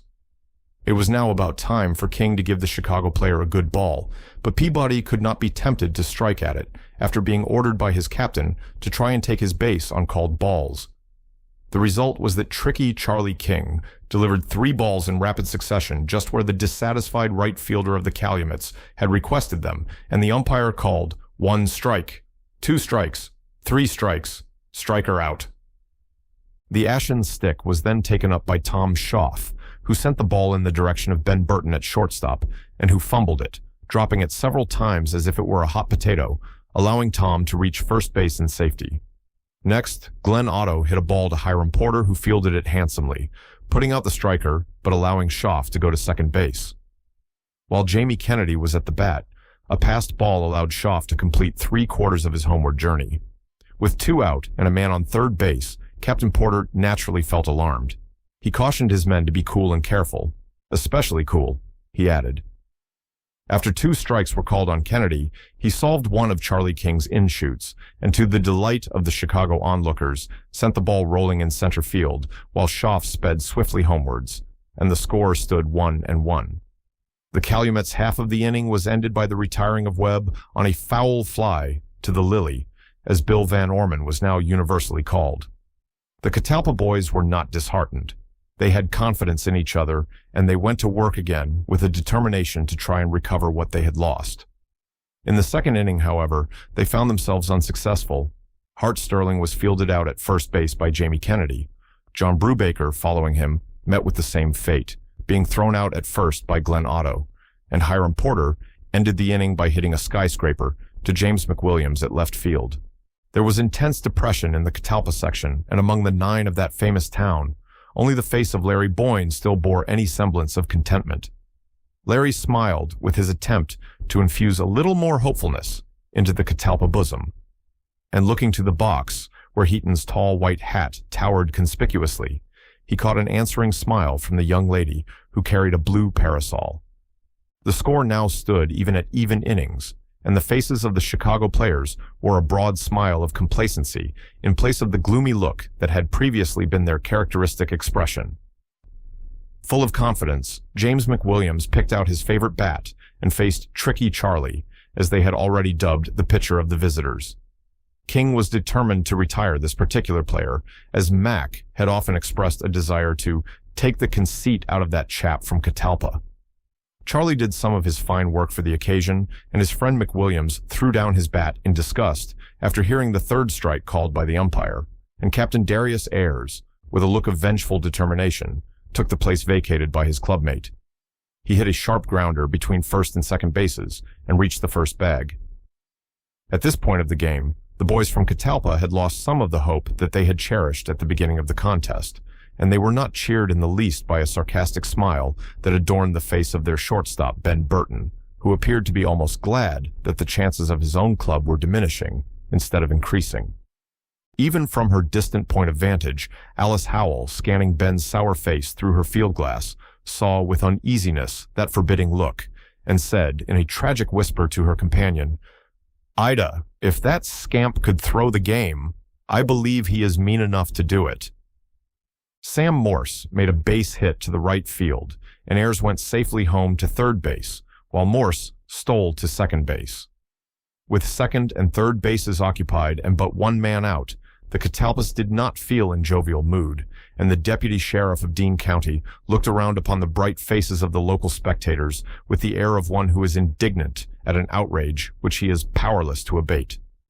The next man to the bat was John Handy, who had the reputation of being a slugger, and as he called out in a stern voice, "Give me a low ball and I'll knock its cover off," some of the excitable players quaked in their shoes, but Hiram Porter quieted his men by saying in a low tone of voice, "Keep cool, fellows, keep cool, and we will double them up yet." Handy hit the ball, the first that was delivered him, and it went like a rocket to Larry Boyne at third base. That young gentleman was ready to receive it, and by making a difficult one-hand catch, he succeeded in making a double play as Ayres had vacated third base, without once dreaming that Larry would be able to capture the ball. Ben Burton came now to the bat for the Catalpas in this inning, but Ben had not established a very good reputation as a batsman, and his speedy retiring on a foul ball excited no remark. The Lily took his place at the bat and at once gave evidence of his prowess by hitting the ball for 2 bases, which he made with neatness and dispatch. Larry Boyne followed him and gently tipped the sphere for a single base hit without ado, whereat the Lily slipped to third base. The spectators eyed Sam Morrison as he swung his bat over his shoulder and strode to the home plate. Sam was a stocky, well-built young fellow with a well-shaped head and shoulders and a fine pair of very long arms. He was anxious to do something to send up the score of the Catalpas, but he sent up nothing but a small fly to Morse, and he was at once succeeded by Neddy Ellis, the rather diminutive center fielder of the Catalpa 9. Neddy owed the club 3 base hits, as he thought, and was falling behind in his batting record as the season had advanced. He moistened his hands, and with the avowed intention of losing the ball, he made a plunge, and, as Al Heaton from his perch remarked, hit the ball on the nose and sent it flying over the center fielder's head. After Larry and the Lily had cleared the home plate, Neddy tried his best to make a home run. Tommy Schaff, however, handled the ball in clever fashion, and by fielding it quickly, caught Neddy at the home plate, ending the inning and making the score 3-1 in favor of the Catalpas. A murmur of applause, mingled with the little buzz which always follows the close of an inning, like a sigh of relief, went around as the Catalpas went to the field with light hearts. 2 or 3 of the baser, sort of the gambling onlookers, jeered the visitors with derisive remarks, but this indiscretion was speedily suppressed. Fair play for the visitors was the watchword of the day. The Catalpa boys disposed of their opponents at the opening of the fourth inning without allowing them to send a man around the circuit. In fact, not a player of the Calumet Club reached first base in safety during this inning. Rob Peabody secured first base on called balls and was followed at the bat by Schaff, who hit a grounder to Hart Sterling at second base and who delivered the ball in fine style to his captain on first base after making a neat pickup. Glenn Otto managed by great craftiness to send the ball outside of the diamond with tremendous force, but he lifted it too high and he fell a victim to Sam Morrison's alertness in the left field. Jamie Kennedy, who succeeded at the bat, also gave the ball a tremendous whack, but he too lifted it too high, and Nettie Ellis in center field captured it without serious difficulty. The Catalpa Club in this inning was obliged to be contented with a 0, and Ben Burton's face was a puzzling study to Alice Howell and her friend Ida, who scanned the unconscious Benjamin through their glass, as if his telltale countenance were an indicator of the progress of the game. This time, they could not make out whether the Catalpa shortstop was pleased by the ill fortune of his own club or dismayed by the advancing prospects of the Chicago boys. They gave up the riddle with disgust.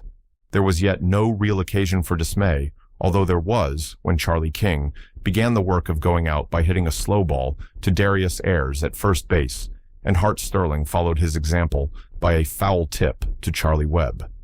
John Brubaker, Honest John as he was called, hit the ball with all his might and had covered half the circuit before he realized that the sphere had gone outside of the foul flags.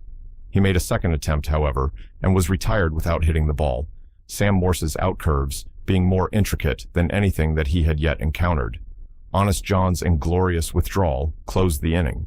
The Calumets sent Webb first to the bat at the opening of the next inning, but Charlie was not fortunate.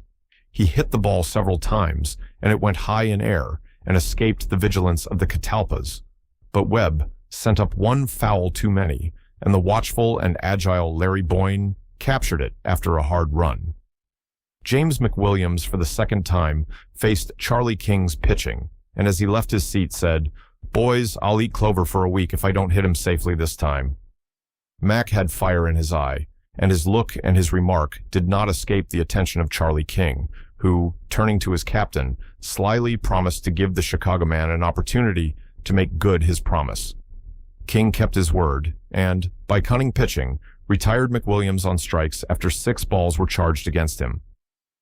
Captain Darius Ayres hit safely to the left field, but it was too late, as Sam Morse ruined all chances of the scoring of the Calumets by sending a fly, which was neatly caught by Hart Sterling at second base.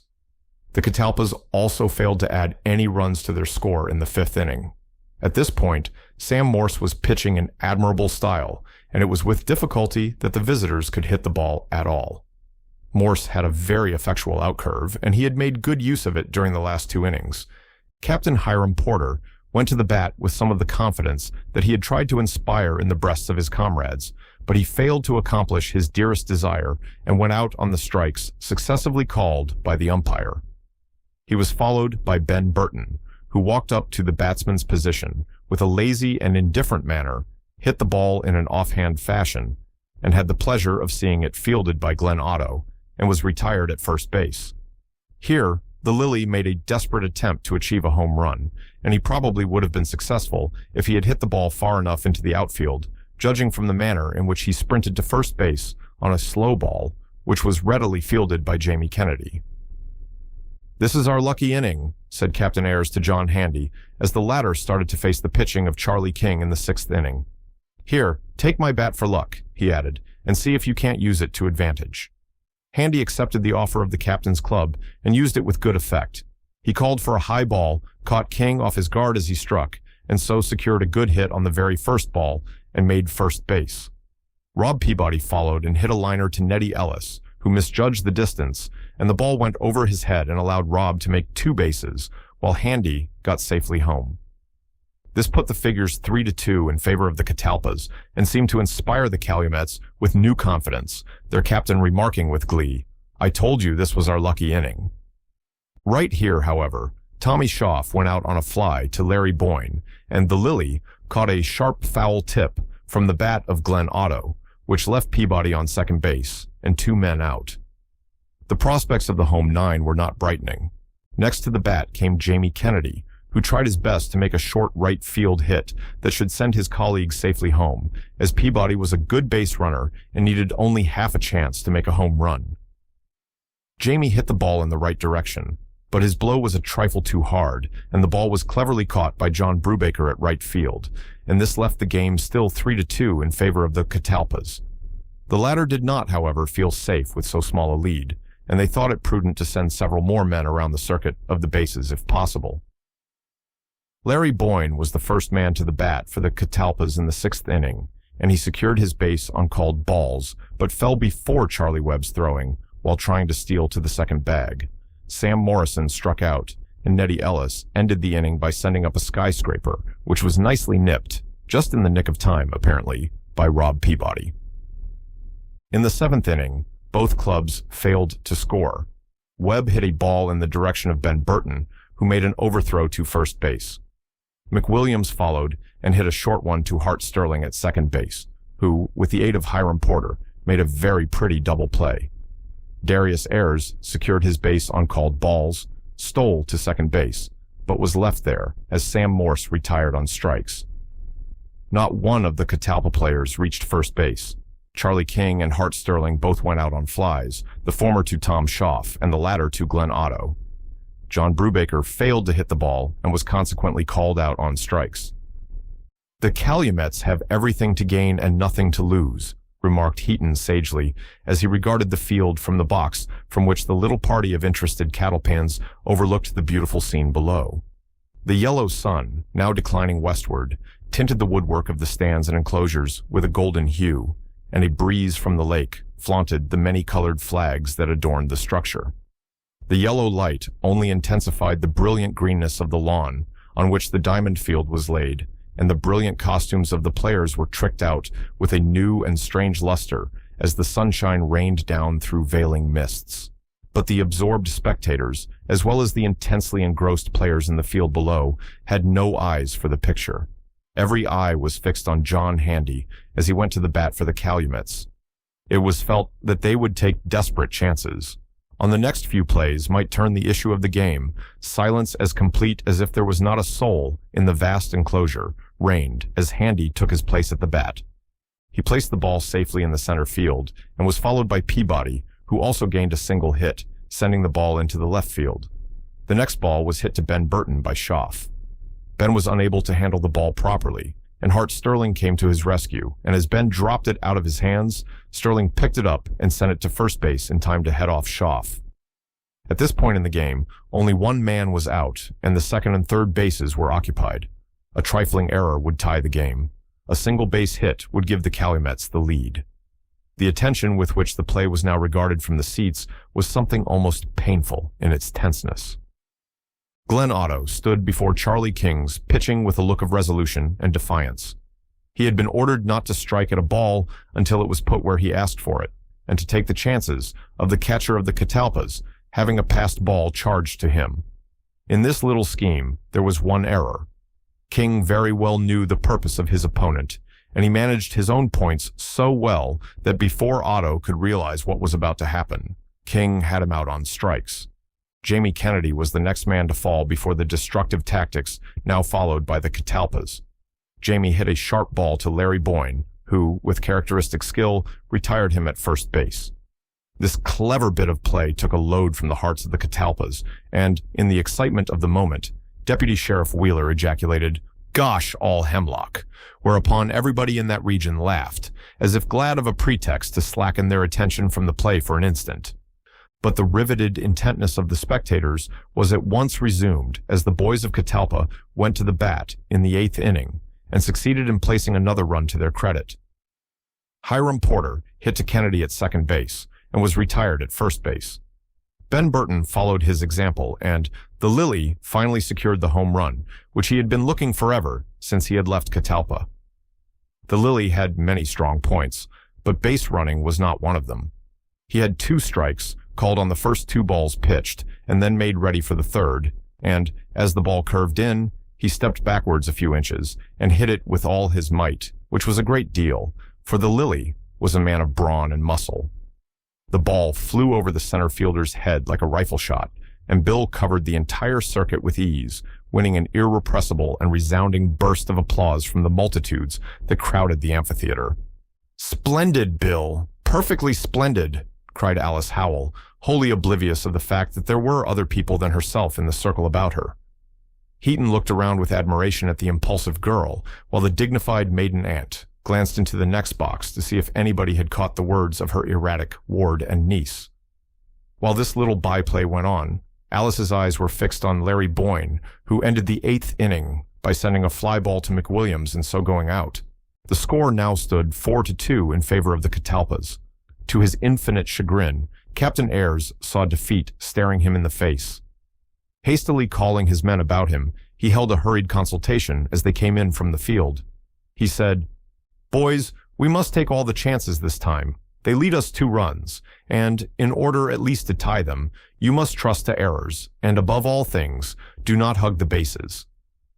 Captain Darius was right in this particular, and the men obeyed his instructions to the letter in regard to hugging the bases. But it was impossible for them to show any sign of insubordination, as not a man went beyond the first base. Every member of the Calumet Club was retired as fast as he went to the bat. Charlie Webb gaily faced Tricky Charlie and hit the first ball pitched. It went sailing out of the diamond and into the hands of Sam Morrison. The second victim was McWilliams, who failed to take down the pride of King, as he had promised himself that he would, and Charlie felt prouder than ever as he sent his formidable antagonist to the players' bench, put out on strikes. Darius Ayres made several ineffectual attempts to hit the sphere, and at last struck the ball fairly, but Larry Boyne was prepared for its coming his way. Running backwards, with his eye fixed on the little black speck that dropped out of the clouds with lightning-like swiftness, Larry moved over the turf without seeming to move. Ida Boardman so far forgot herself as to cry out, at this critical juncture, "Catch it! Catch it!" The sphere fell into Larry's hardened hand with a resounding thud, and with a fervent, "Heaven bless you," the young lady sunk back into her seat, while a prodigious cheer, frightening to flight the sparrows that twittered on the edges of the structure and faintly heard far out by sailors on the lake, proclaimed the contest ended with a famous victory for the Catalpa Nine. The band broke forth into a paean of triumph, and while the majority of the spectators began to shuffle out with eager haste, a few, other than the delighted visitors from Catalpa, remained to gaze with undisguised admiration on the stalwart and handsome young fellows who had so unexpectedly won the day. The 2 captains, as the game was concluded, advanced towards each other with outstretched hands. "Your men are capital players," said Hiram Porter, a glow suffusing his cheek, "and I consider it a great honor to have defeated them." Aye," said Captain Ayres, not without a wince. "It is a little hard for our boys to be defeated after playing a game without errors, but your victory was due to lucky batting, and it does not signify that your men are the better players. We will try and turn the tables tomorrow." The visitors gave 3 cheers and a tiger for their opponents, and then retired from the field. It would be useless to attempt to describe the thrill and the suppressed exultation with which they read on the bulletin boards of the city newspaper offices as they went to their lodgings the following score: 1, 2, 3, 4, 5, 6, 7, 8, 9, Calumets 01001000 equals 2, Catalpas 102000010 equals 4. Runs earned, Calumets 5, Catalpas 6. Errors, Calumets 0, Catalpas 3. Umpire, Thomas Walsh. Time of game, 2.5 hours. Chapter 12, After the Victory. "The boss says he would be obliged to you if you would make less noise." It was a tall and red-faced young man who brought this message to the Catalpa Nine as they were gathered in the room of Captain Hiram Porter in their lodging house after the great match game. Al Heaton had hurried to join the boys as soon as he had sent to Catalpa his dispatch announcing the result of the contest in the most glowing terms, consistent with the rate of telegraph tolls and the needed conciseness of a dispatch. All hands were in that flow of animal spirits that might have been expected from nearly a dozen young fellows who are elated over a great victory and who have laboriously repressed their jubilation, until they are alone. There, I told you boys, that your skylarking would bring up the landlord. Oh, I say, Nettie, quit your fooling. You can't throw the lily if you try all night, and we are making such a racket that the whole house is disturbed. This was Captain Porter's admonition. Besides, said Larry Boyne, who was panting with the unwanted exertion of boosting Charlie King over the headboard of the bedstead, where Charlie was determined he would not go. Besides all that, it's time for you and me, to get ready to go out to dinner. Where are you two fellows going to dinner? Demanded half a dozen voices at once.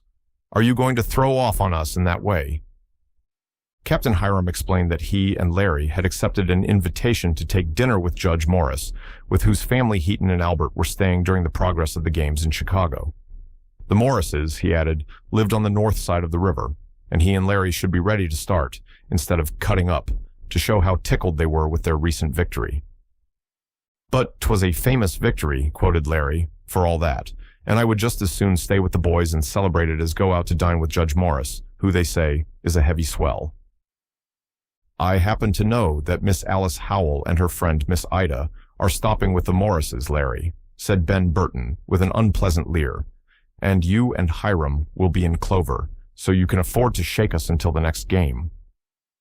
Larry grew very red in the face at this, and there was a dangerous gleam in Hiram Porter's eye as he noted the ill-natured scowl on Burton's countenance. He restrained himself, however, and said, "Why do you continually harp on the judge's daughter, Ben? The young lady is from our own town, and she is more interested in the success of the Catalpas than some of its members, I reckon. At least, I think so, judging from appearances." "What do you mean by that, High Porter?" demanded Ben hotly. "You have insinuated that sort of thing too many times in my hearing, and I want you to understand that you can't put on any captain's airs over me now that we are off the field. I am my own master for tonight, anyway." "Come, come, boys," interposed Larry soothingly. "Don't let us mar the enjoyment of this evening by lugging in any old quarrels or little differences. We shall all have to pull together tomorrow if we are to beat the Calumets. They are going to give us a stiff brush, and you may depend on that. Come, Hiram, let's be off." Burton said something, sullenly and indistinctly, about the certainty of the defeat of the Catalpas tomorrow, which caught the ear of the Lily, who, still puffing with the effects of his tussle with Nettie Ellis, was regarding the malcontent Ben with an expression of wonder on his good-natured face. He slowly dropped out a few words of comment in his usual fashion upon Burton's unfriendly attitude, and then added, "I say, I wonder why you don't give up playing baseball, since you find so little fun in it. 'Pears to me you are all the time out of sorts like. You don't enjoy good health, Ben, and that's what is the matter along of you. Now, why do you think that the Calumets are going to get away with us tomorrow?"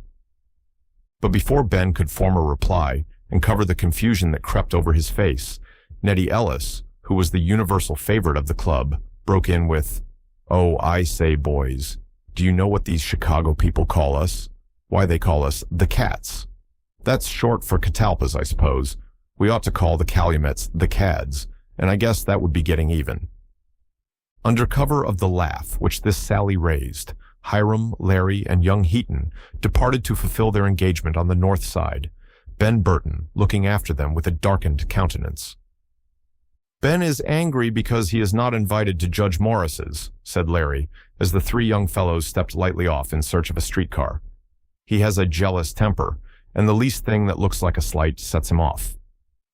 "Well," said Albert, "Alice said that the judge would have liked to have invited the whole nine if he had had room to entertain them properly, but he hadn't, and so he invited only those with whom the governor was most acquainted." "To say nothing of Miss Alice?" added Hiram slyly. Albert admitted that Miss Alice's wishes were consulted in the matter, and that it was only natural that she, being a visitor, should indicate her preferences in the matter. "What does it signify, anyhow?" said Larry, a little impatiently. "It seems to me that Ben Burton is ready to fly out at the least provocation. I almost wish we had never thought of going over to Judge Morris's. I am sure I have tried my level best to keep the peace with Ben, but he seems to grow more and more cantankerous every day. To think of raising a breeze over such a trifle as this, of our going out to dinner without him. It makes me ashamed of my companionship with him." The conversation was stopped by their entering a streetcar where they were entertained by the audible comments of the passengers on the wonderful game that had been played that afternoon. Baseball in Chicago is one of the favorite pastimes of the people, but there was so much of the element of unexpectedness in the result of that day's game that it set the tongues of everybody to wagging. Unknown and in silence, the champions of the Catalpa Nine heard themselves and their playing discussed with great freedom and animation. The general verdict was that the Cats would, next day, receive their reward in the shape of a basket of goose eggs, with which they would depart for home, sadder and wiser for their visit. "What do you think of that for an opinion, Larry?" asked Hiram laughingly as they alighted from the car, 1 block from their destination. "What do you think of the woman in the corner who said that the Calumets were only encouraging us onto our defeat?" Larry replied that that was precisely what Ben Burton thought, and Hiram ejaculated, "Oh, he does he? Then it seems that our shortstop and our adversaries, or the friends of our adversaries, agree as to what is going to happen tomorrow." "Perhaps they are right," said Albert cheerily. "But here we are." And stopping before a handsome house, he darted up the steps and rang the doorbell. While the lads waited for admission, Larry turned and looked westward with wistful eyes and said, "I wonder how they are taking the news in Catalpa about now." Albert's reply that they were probably having a jollification really described what was at that moment taking place. Tom Selby was the happy recipient of early telegrams from Larry, and the editor of The Leaf sustained his reputation by putting out bulletins from Al Heaton and his father at frequent intervals during the progress of the game. The excitement waxed high as the contest proceeded, and when the final result was reached, the town was fairly mad with joy. The event had eclipsed everything of the kind that had happened during the season. Every man who had a flag hung it out to the breeze. Jedediah Van Orman, the Lily's father, took up a collection from the willing shopkeepers and bought a supply of powder, with which he proceeded to fire a salute from 4 anvils, the only artillery then accessible in the town. Victory brooded over Catalpa, and in every house as the red sun went down that night, there was but one theme of conversation: baseball. Chapter 13. Pride Has a Fall.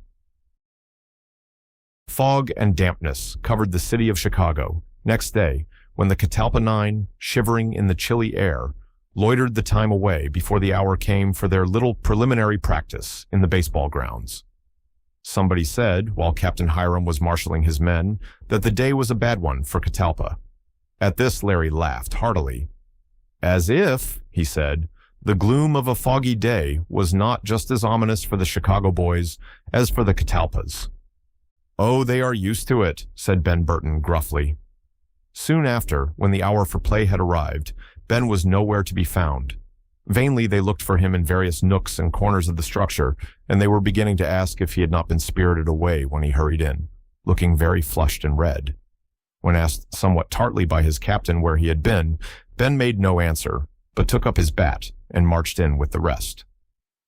"He has been visiting some of those confounded pool rooms, I'll be bound," whispered Sam Morrison, who cordially disliked and actively suspected the Catalpa shortstop. But there was no time for discussion. The Nine now emerged into the arena. The sky was brightening as the 2 nines met, and the crowds in the vast amphitheater, largely reinforced since yesterday, in consequence of the fame of the visiting 9 being spread abroad, gave the Cats a cheery round of applause as they made their appearance at the entrance to the field. "Keep a stiff upper lip, Larry, old boy," was Albert's heartening injunction as the 2 friends parted at the doorways. Larry smiled brightly, and his eye involuntarily sought the upper box from which he had seemed to draw so much inspiration the day before. It was empty, and he felt a little pang of disappointment. The momentary feeling of depression was soon dissipated, however, for the serious work of the day was now to begin, and sentimentalities were out of place. The Catalpas failed to win the toss, whereat Nettie Ellis gave a comical little groan of pain and whispered facetiously to Ben Burton, "Another evil sign, Benny."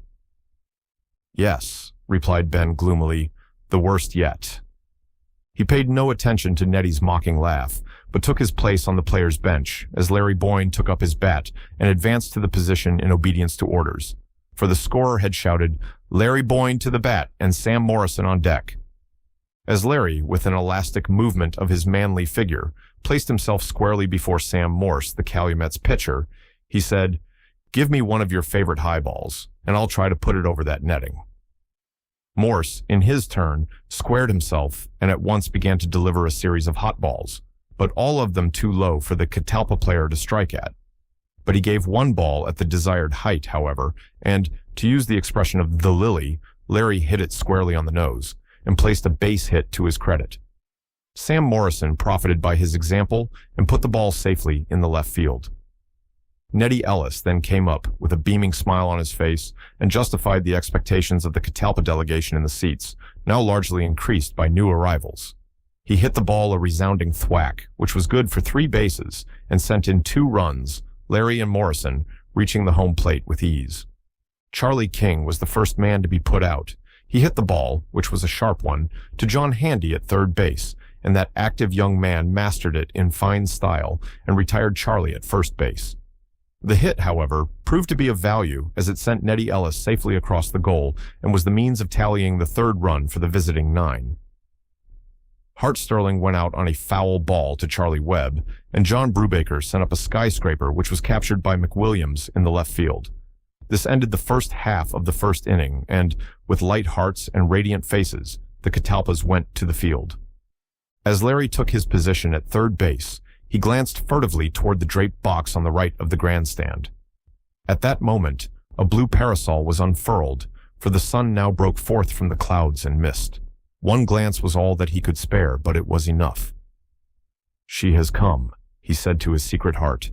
The Calumets, on the other hand, were coming in from the field with looks of consternation, which did not escape the attention of the coldly critical young ladies in the upper box. Scanning them through her glass, Alice declared that they looked as if they were going to a funeral, and Deputy Sheriff Wheeler, far around on the other side of the enclosure, in the more democratic open seats, said very much the same thing. "Never mind, boys," said Captain Ayres, trying to instill a bit of courage into his men.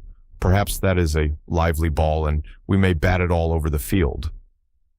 The gallant captain took his place at the bat and hit a line ball which was neatly captured by John Brubaker, who received a round of applause, and Ida Boardman waved at him her parasol with the involuntary cry of, "Good, John!" More fortunate than his captain was Sam Morse, the next at the bat. He solved the mysteries of Charlie King's in-shoot and hit the ball over Hart Sterling's head for 1 base.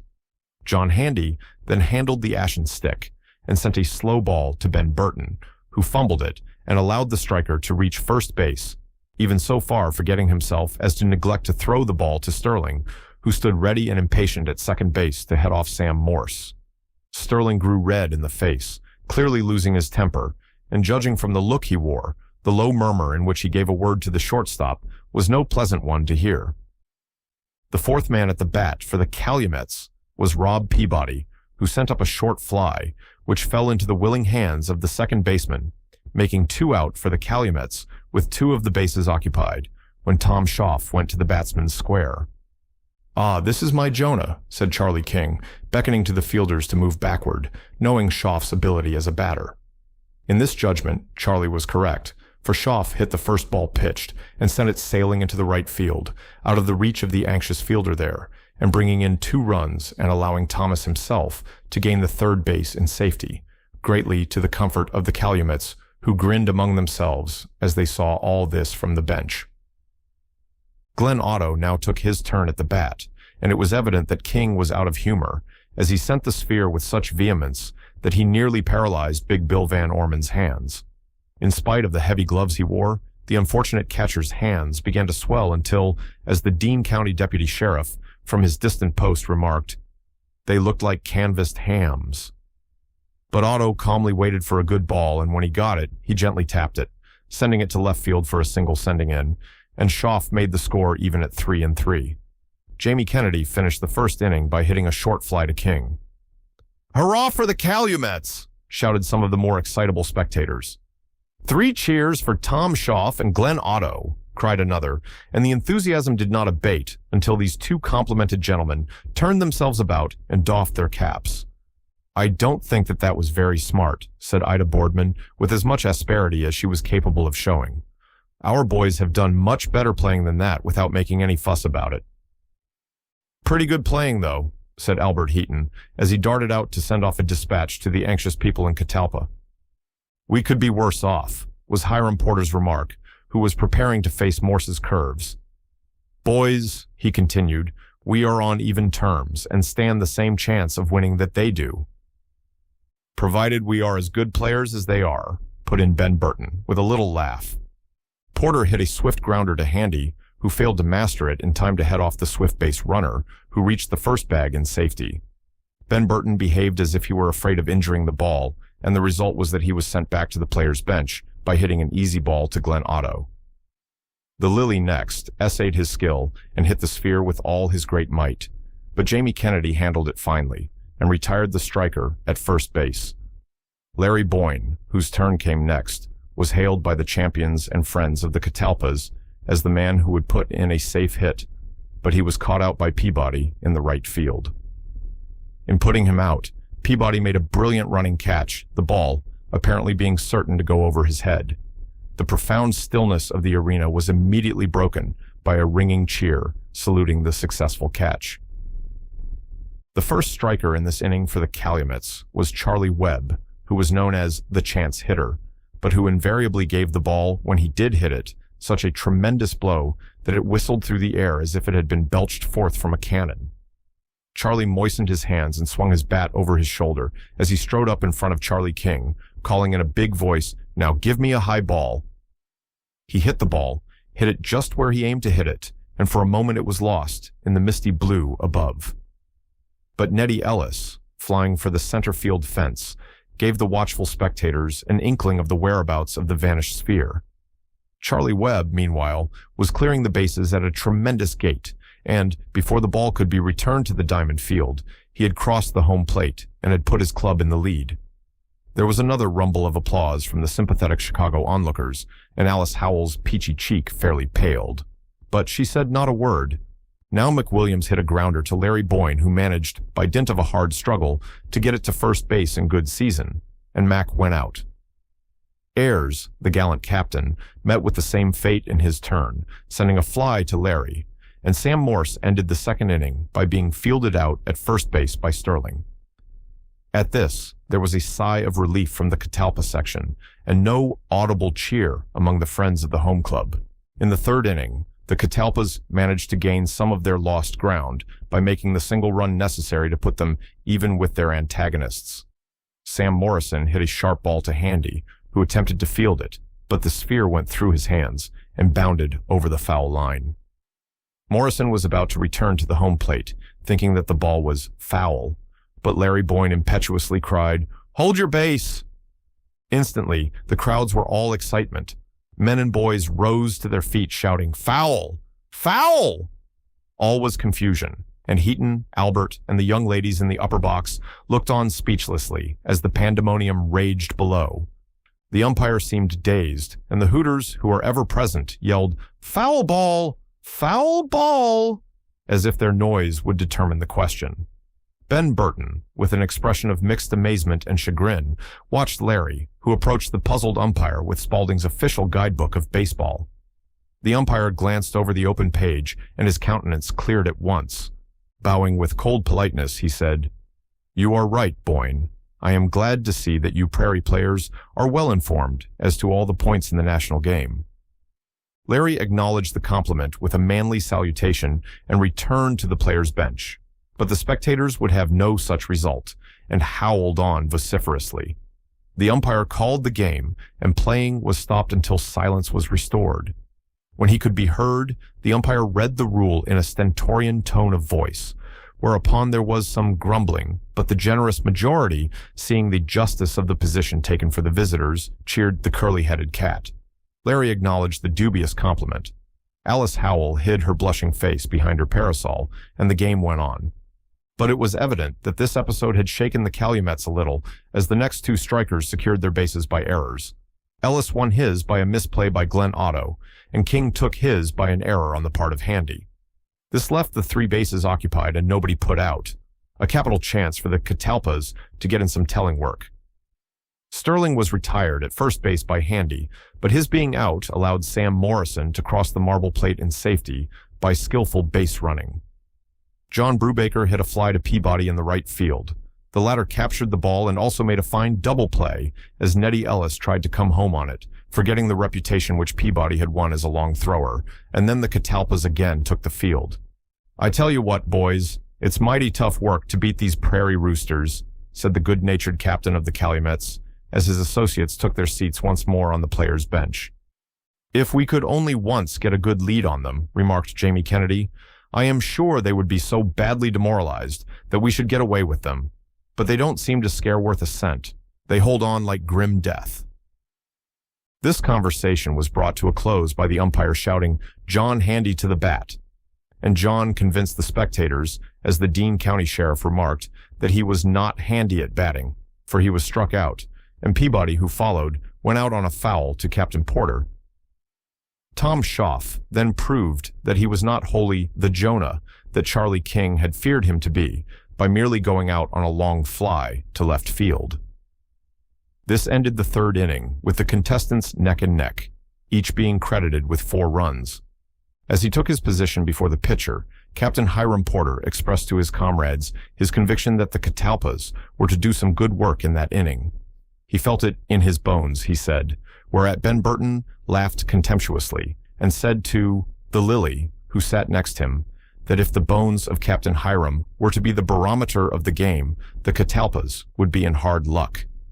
He had no faith in the Porter family bones, he said. But Hiram justified his faith in his own impressions by hitting with all his might the first ball pitched and thereby securing 1 base. Ben Burton, who followed him, also took 1 base, but this was through the error of Captain Ayres, who muffed a ball thrown to him by Jamie Kennedy. The Lily came next to the bat. He had previously made a small wager with Ben Burton that he would make a safe hit, and, in order to defeat Burton, and at the same time benefit the club, he kept perfectly cool, waiting for his opportunity, refusing to strike at any of Morse's coaxers, as the boys styled the Calumets' pitcher's work. When he got a ball waist-high over the plate, he hit it with sufficient power to fell an ox. The sphere traveled on a right line, as though it were shot out of a cannon's mouth, and gave the Lily 2 bases, at the same time sending Porter and Burton over the home plate and giving the Catalpas a lead of 2 runs. A broad smile adorned the countenance of the Lily, and with cap in hand, he stood ready to fly to third base as soon as the ball was hit.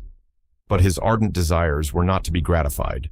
The next 3 men went out in 1-2-3 order, Larry Boyne on a fly to Glenn Otto, Sam Morrison on a grounder to Handy, and Nettie Ellis on strikes. Third base was the nearest Van Orman came to the home plate, much to his grief. And as he adjusted his gloves for the next turn behind the bat, he muttered, "Well, I made that ball whistle anyhow." Buttoning his hand protectors with a series of wrenches, he jerked out, "The next one, that Bill hits, will never be found." Glenn Otto was the first man at the base for the Calumets in the 4th inning, and he secured his base by Nettie Ellis's muff of an easy ball, and Jamie Kennedy reached first base on called balls. Both of these men, however, were left waiting, as the 3 players who succeeded them at the bat failed to place the ball out of the reach of the Catalpas. Charlie Webb went out on a fly to Larry Boyne, and McWilliams hit an easy fly to Charlie King. Then Darius Ayres was thrown out at first base by Larry Boyne. The inning ended without adding a run to the score of the home 9, but they kept at their work with the steadiness and coolness of men who had a high reputation as players and the consciousness of great strength to support them under adversity. Elation reigned among the friends of the Catalpa 9. In the high box, from which the fair delegation from Catalpa surveyed the field, Miss Alice expressed her complete satisfaction with the condition of affairs, although Miss Ida pretended to entertain feelings of distrust. "Why," she said, "at the end of the 4th inning, yesterday, the Catalpas were 3 to the Calumets 1, just leading them 2, as they are today. Do you suppose that the Catalpas will keep this up all through the game?" "You are as much of a doubting Thomas as Ben Burton is, Ida," answered Alice. "According to Boyne, Ben is croaking all the while. If the wish were father to the thought, he could not be more skeptical, it seems to me. Isn't he perfectly horrid?" But words could not be wasted now. The Catalpas went to the bat again, and every eye was riveted on the tall form of Charlie King, who, with his club on his shoulder, sauntered in leisurely and confident fashion to the square. He lifted the ball too high, however, and it was captured by Tom Schaff in the center field. Hart Sterling was deceived by a few sharp inward curves from the pitcher of the Calumets and retired to his seat without hitting a ball. John Brubaker hit the ball, but was thrown out from auto to errors. The Calumets now came in with a look of determination on their faces. "Steady, lads, steady," said Captain Darius. "Wait for good balls, and above all things, keep steady." Sam Morse, who was first at the bat, strictly obeyed orders and waited for what he considered a good ball. He struck an easy one to Ben Burton, but Ben muffed it, and Morse reached first base before the ball did. A dark cloud passed over the face of Captain Hiram as he anxiously stood at first base, and something like a cloud darkened Alice Howell's fair cheek, far up above the brightly lighted field, now illuminated by the afternoon sun. A deep sigh went around among the Catalpa contingent in the open seats as Sterling, having received a hot ball from Rob Peabody, failed to pick it up with his accustomed skill, and had the mortification of seeing the agile base runner get to the first bag in safety. It was clearly evident now that the Catalpas were a little nervous.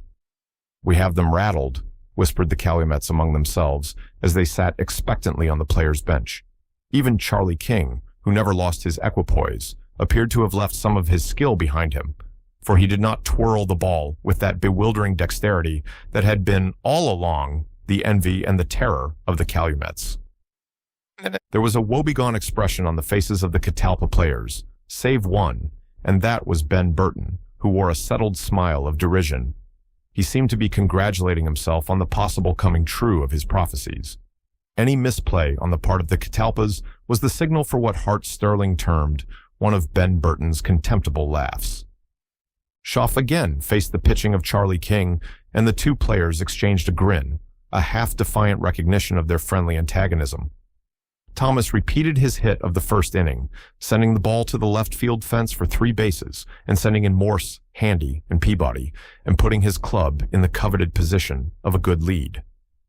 Next, Glenn Otto hit a lively grounder to Boyne, who caught it safely and retired the base runner, but Tom Schaff went triumphantly home. After this, the Cats seemed to regain something of their old vigor and spirit. A few words of warning, impressing on them the need of keeping cool and reminding them that they now had everything to gain and nothing to lose, were dropped by their captain as they braced themselves for a good, strong play. King neatly fooled Jamie Kennedy with his deceptive in-shoots, and the batsman of the Calumets was called out on strikes. Charlie Webb was the last man at the bat in this inning, and he went out on a fly to Hart Sterling. "That ends the 5th inning," shouted the scorer. Score 8-6 in favor of the Calumet Club, an announcement which was not very comforting to the gentlemen from Catalpa, whether they were in the diamond field or in the boxes. Al Heaton dashed his hat down over his eyes and went solemnly down to send a dispatch which, a few minutes afterwards, was read in the streets of Catalpa with great consternation. In the 6th inning, the Calumets played with the good luck that usually seems to follow a club which has the lead in the score. Perhaps it was their self-confidence, natural and fitting, that inspired them now. At any rate, they retired the Catalpa representatives of the national game without allowing one of them to reach the first base. Captain Porter was thrown out at the first base by Jamie Kennedy, Ben Burton went out on a fly to McWilliams, and the Lily hit an easy ground ball to John Handy, who made a lightning throw to first base in time to head off the deeply disappointed William. But the Catalpa players showed that they were not out of heart, for their playing was remarkably strong in this part of the inning. Burton threw McWilliams out at first base. Then Darius Ayres hit a liner to the left field, which was very cleverly caught by Sam Morrison, and the inning was then brought to an end by Sam Morse, who struck out, and the sentiment of the spectators was reflected by an irrepressible small boy who cried, "Now, the Cats will get a run." Larry Boyne, who went to the bat for the visiting club, was the fortunate man who was to make good the small boy's prediction. He opened the inning in magnificent style by hitting the ball fairly, and the flying sphere almost struck the left field foul line. It was a tight squeeze, as one of the Catalpa onlookers observed, and the umpire's decision was invoked by the captain of the Calumets. The umpire justly gave the ball as fair, whereupon some of the baser sort in the amphitheater began to hoot and cry, "Foul," as if they would thus reverse the decision of the umpire. That gentleman coolly ordered the game to stop until the noise had ceased. There were counter-cries of "shame," from some of the more orderly of the spectators, and then, quiet having been restored, the contest was resumed, Sam Morrison being at the bat. Samuel went out on a fly to Ayers. While Nettie Ellis was at the bat, a passed ball allowed Larry to get around to third base. Nettie retired on a foul tip to Charlie Webb, and it looked as if the chances for the Catalpas to make a run were very slender indeed. But Charlie King came to the rescue. He hit a ball to Glenn Otto at shortstop, which, luckily for the Catalpas, went through his legs and allowed King to take his base and brought Larry Boyne to the home plate amidst the cheers of his many admirers. But Hart Sterling dashed the hopes of his comrades for this inning by sending up a fly to Jamie Kennedy at second base. Alice Howell's little hand was drumming nervously on the rail of her box as she regarded in dejected silence the scene when the Calumets came to the bat with a feeling of confidence readily manifest in their faces. But their opponents played a fine fielding game, and the home nine were presented with the figurative goose egg which had been so often referred to during the contest. Handy struck 3 times the unsubstantial air, and Peabody went out disastrously also, on a fly, to Hiram Porter. Schaff reached the first base on called balls, but only to be left there, as Jamie Kennedy failed to strike the ball after making 3 terrific lunges at it. The Catalpas were still hopeful, but not sanguine. They had only 1 run to make in order to tie their competitors, and they went to work now with a will. They were not nearly so badly off as they might have been, was the cheery comment of Larry Boyne, as they went to the bat once more. But fate was against them, and they were retired in 1-2-3 order, as the Calumets played a winning game. John Brubaker hit a ball to Kennedy, who sent it to first base in a manner that won the plaudits of the crowds intently watching the contest from the seats around the huge amphitheater. Captain Porter hit a fly to left field, which was captured by McWilliams in wonderfully fine style, and Ben Burton struck out.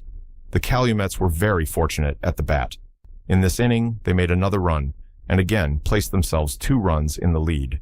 Kennedy made a base hit, and went to second base on a passed ball, and then reached third base on Burton's error of Webb's infield hit. Jamie finally scored on McWilliams' out at first base. Next, Darius Ayers hit a fly to Sam Morrison and was retired, and Morse ended the inning by striking out, leaving the score 9-7 in favor of the Calumets. "Small chances for our taking the championship this season," was Ben Burton's gleeful remark, as the Catalpas took their places on the bench. "And you seem to be mightily tickled about it," replied the Lily, with an angry glare in his eyes. "If I were as pleased as you seem to be at the drubbing we are likely to get from these chaps, I should expect to be fired out of the club for treachery." Van Ormond did not stop to hear the reply, which Burton, white with wrath, made to this taunt. Seizing his bat, he hurried to the square and faced the pitching of the redoubtable and confident Morse. He waited patiently for a good ball and finally received one. With all his might, which was a great deal, the Lily hit the sphere and sent it flying to the left field, where the lithe and agile McWilliams captured it after a hard run which called forth an involuntary burst of applause from the rapt spectators. "Hang it all, just my luck," muttered Van Ormond, as, throwing down his bat, he returned to his seat. But Larry Boyne, as cool and calm as a spring morning, came next, reassuring his friends and comrades by the mere poise of his handsome figure as he took his place in the batter's square. Not a word had he said for the past half hour, and it was plain to see that he keenly felt the defeat that now stared the Catalpas in the face. But he showed no white feather, bearing himself as if it were an everyday occurrence to find himself in so difficult a predicament. 2 strikes were called on him in rapid succession. The third ball he struck at and missed, and he was consequently retired for the first time during the day for having failed to hit the ball. The tide seemed to be irretrievably running against the visitors, and many of the less interested spectators began to make their way to the exits, saying as they went that the game was over. But a little diversion in favor of the Catalpas now took place. Sam Morrison made a long line hit to center field for 3 bases, and a slight glimmer of hope dawned in the breasts of the sons of Catalpa. The friendly champions of the club, bunched together in the seats, yelled themselves hoarse over this little turn in the game, encouraging their fellow townsmen in the diamond field with all sorts of cheering cries and remarks. Alice Howell, red and white by turns, and sometimes not seeing the field for the unwanted moisture that gathered in her eyes, waved her handkerchief at the boys below, never trusting herself to say a word. With breathless interest, Nettie Ellis was watched as he ran to the bat and squared himself for a decisive stroke of business. Even the umpire, carried away by the unwanted crisis, forgot everything but the trembling balance of the result of the game. He was brought to his senses by a shouting from the grandstand when he considered a ball was too low to be called a strike, although there were only a few persons who thought to the contrary. Nettie was made a little nervous, naturally enough, by the commotion and the stress of the exigency. He knew that there were some chances of winning now, depending on his making a good hit. It was a critical point in the closely contested struggle. He made a desperate lunge at the ball, but Jamie Kennedy was at his post, and before the hapless Nettie could realize what had happened, Kennedy had retired him at first base, and the game was won for the Calumets.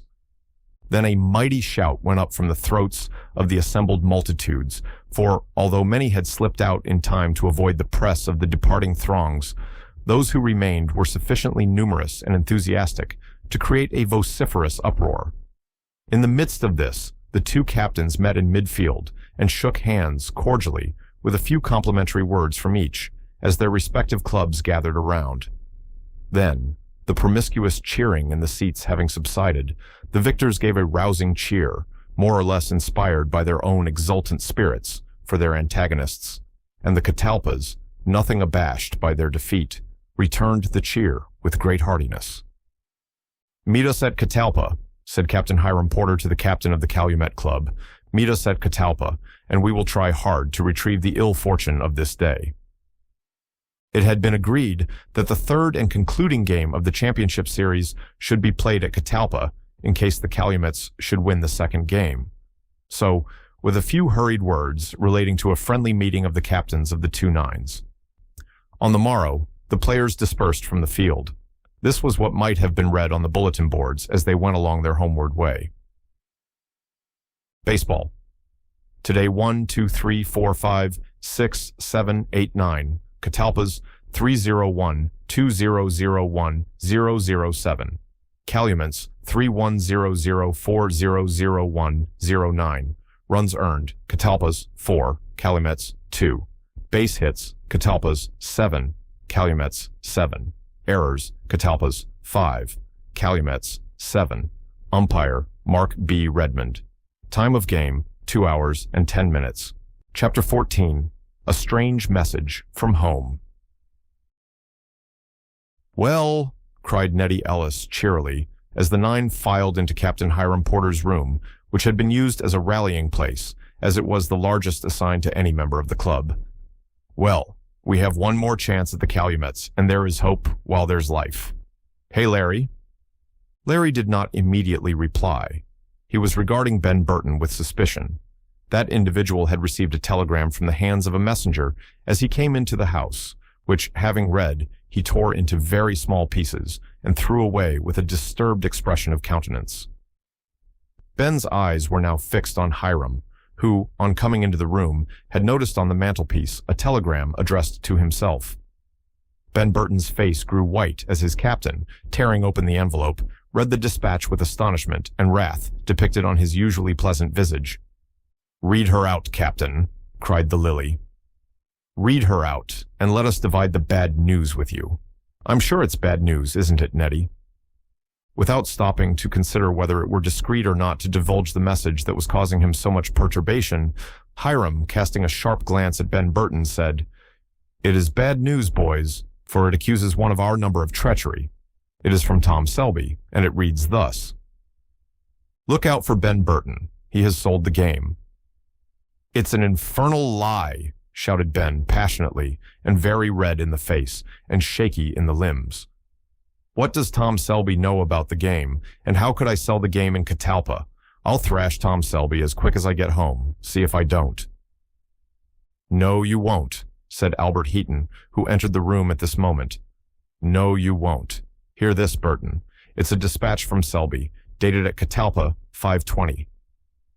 You see, they had then got the news that the game was lost. "I am afraid you did not get Tom's dispatch to the captain, for we hear that the game is gone. Hunt up despatch to Hiram, sent to lodgings." "What's that despatch you've got there, Hi? Is it Tom's?" "Yes," answered the captain. "It is from Tom. Read it." Albert read the dispatch deliberately and said, "I see it all now. My dispatch was sent to Judge Morris's office, where I found it when I stopped in there on my way back from seeing the ladies on board of a streetcar for the North Side. Your dispatch should have been sent to the ball grounds, and the idiots here have kept it until it was too late. Oh, this is too bad." And Albert fairly groaned. "They couldn't tell what was in the dispatch, Al," said Larry soothingly. "There's no use crying over spilt milk, but what I should like is an explanation from Burton." All eyes were now turned on Burton, who defiantly faced his accusers. He was evidently determined to brave out the charge made against him from Catalpa. His cheek grew red and pale by turns, and he failed to keep the serenity that he attempted. "See him shake," said the Lily with bitter contempt. "Did any man ever shake like that when he was innocent? Oh no, Benny did not play a muffing game this afternoon for nothing." "I tell you that's a lie," roared Ben, furious with rage. "Any man who says I threw the game is a slanderer, and I'll fight him. Any man would show feeling and shake, as you call it, Bill Van Orman, if accused of doing such a mean thing as selling out his club, and you know it." More in sorrow than in anger, Captain Hiram ordered the boys to drop the matter for the present. It could not be determined, in the absence of specific testimony, what amount of truth would be found in the startling charge made against a member of the club. They must wait until they reached home, he said, before it would be worthwhile to take any steps in the matter. Meantime, he would advise, but not order, that the members of the club drop the business and say nothing about it, especially not to any outsider. It was good advice that the captain gave, and the members of the club all followed it, so far as speaking of the matter to outsiders was concerned. It was asking too much that they should not talk it over among themselves. By common consent, however, Ben Burton was avoided by all hands. He stood about the house until after supper. Then, without leaving any word as to his intentions, he quietly disappeared and was seen no more. "What a wretched streak of luck," murmured Larry Boyne to Nettie Ellis. "If that dispatch had been sent to Al Heaton, or to Hiram at the ball grounds, all would have been well. We could have withdrawn Ben Burton and put Will Sprague or Al Heaton in his place before the game began. Oh, why did Tom do such a foolish thing as to send the message here?" "Tom is an idiot," said Nettie indignantly. "He's a featherhead, always was, and always will be. Let's look at that dispatch again, Captain." Critical examination of the message showed that it was received in Chicago at 1:30. It had left Catalpa at 11:30 in the forenoon. "2 hours to send that little message," almost shrieked Nettie Ellis. "It's that giddy flirting girl that works the telegraph office in Catalpa. That's what's the matter with the message. Now, you just remember that, boys." "Softly, softly." "Nettie," said Larry, "you mustn't accuse the operator. Perhaps the line was down, or somebody else blundered. At any rate, the mischief is done.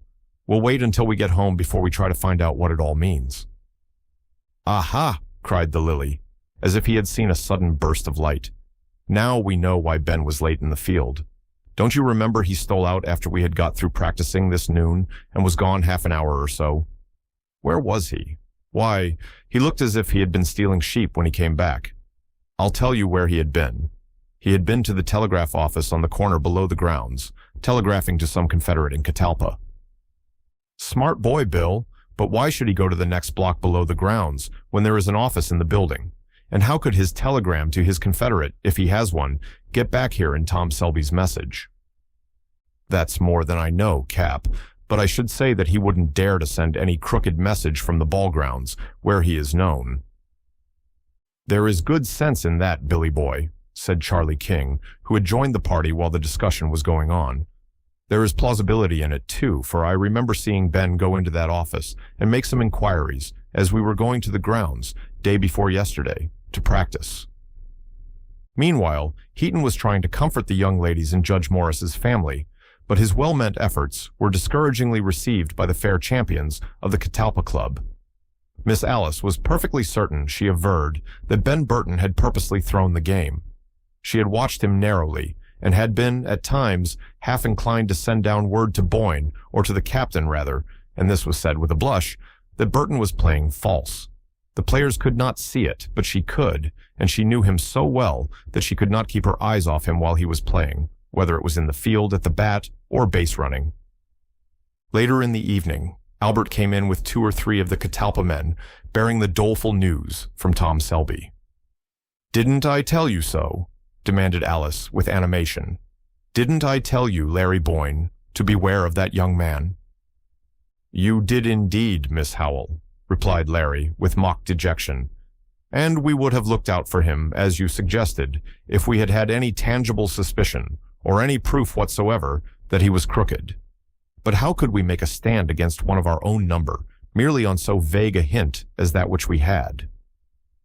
"If I were a member of the Catalpa Club," said the girl with spirit, "I would not have so evil a young man as Ben Burton in it, evidence or no evidence."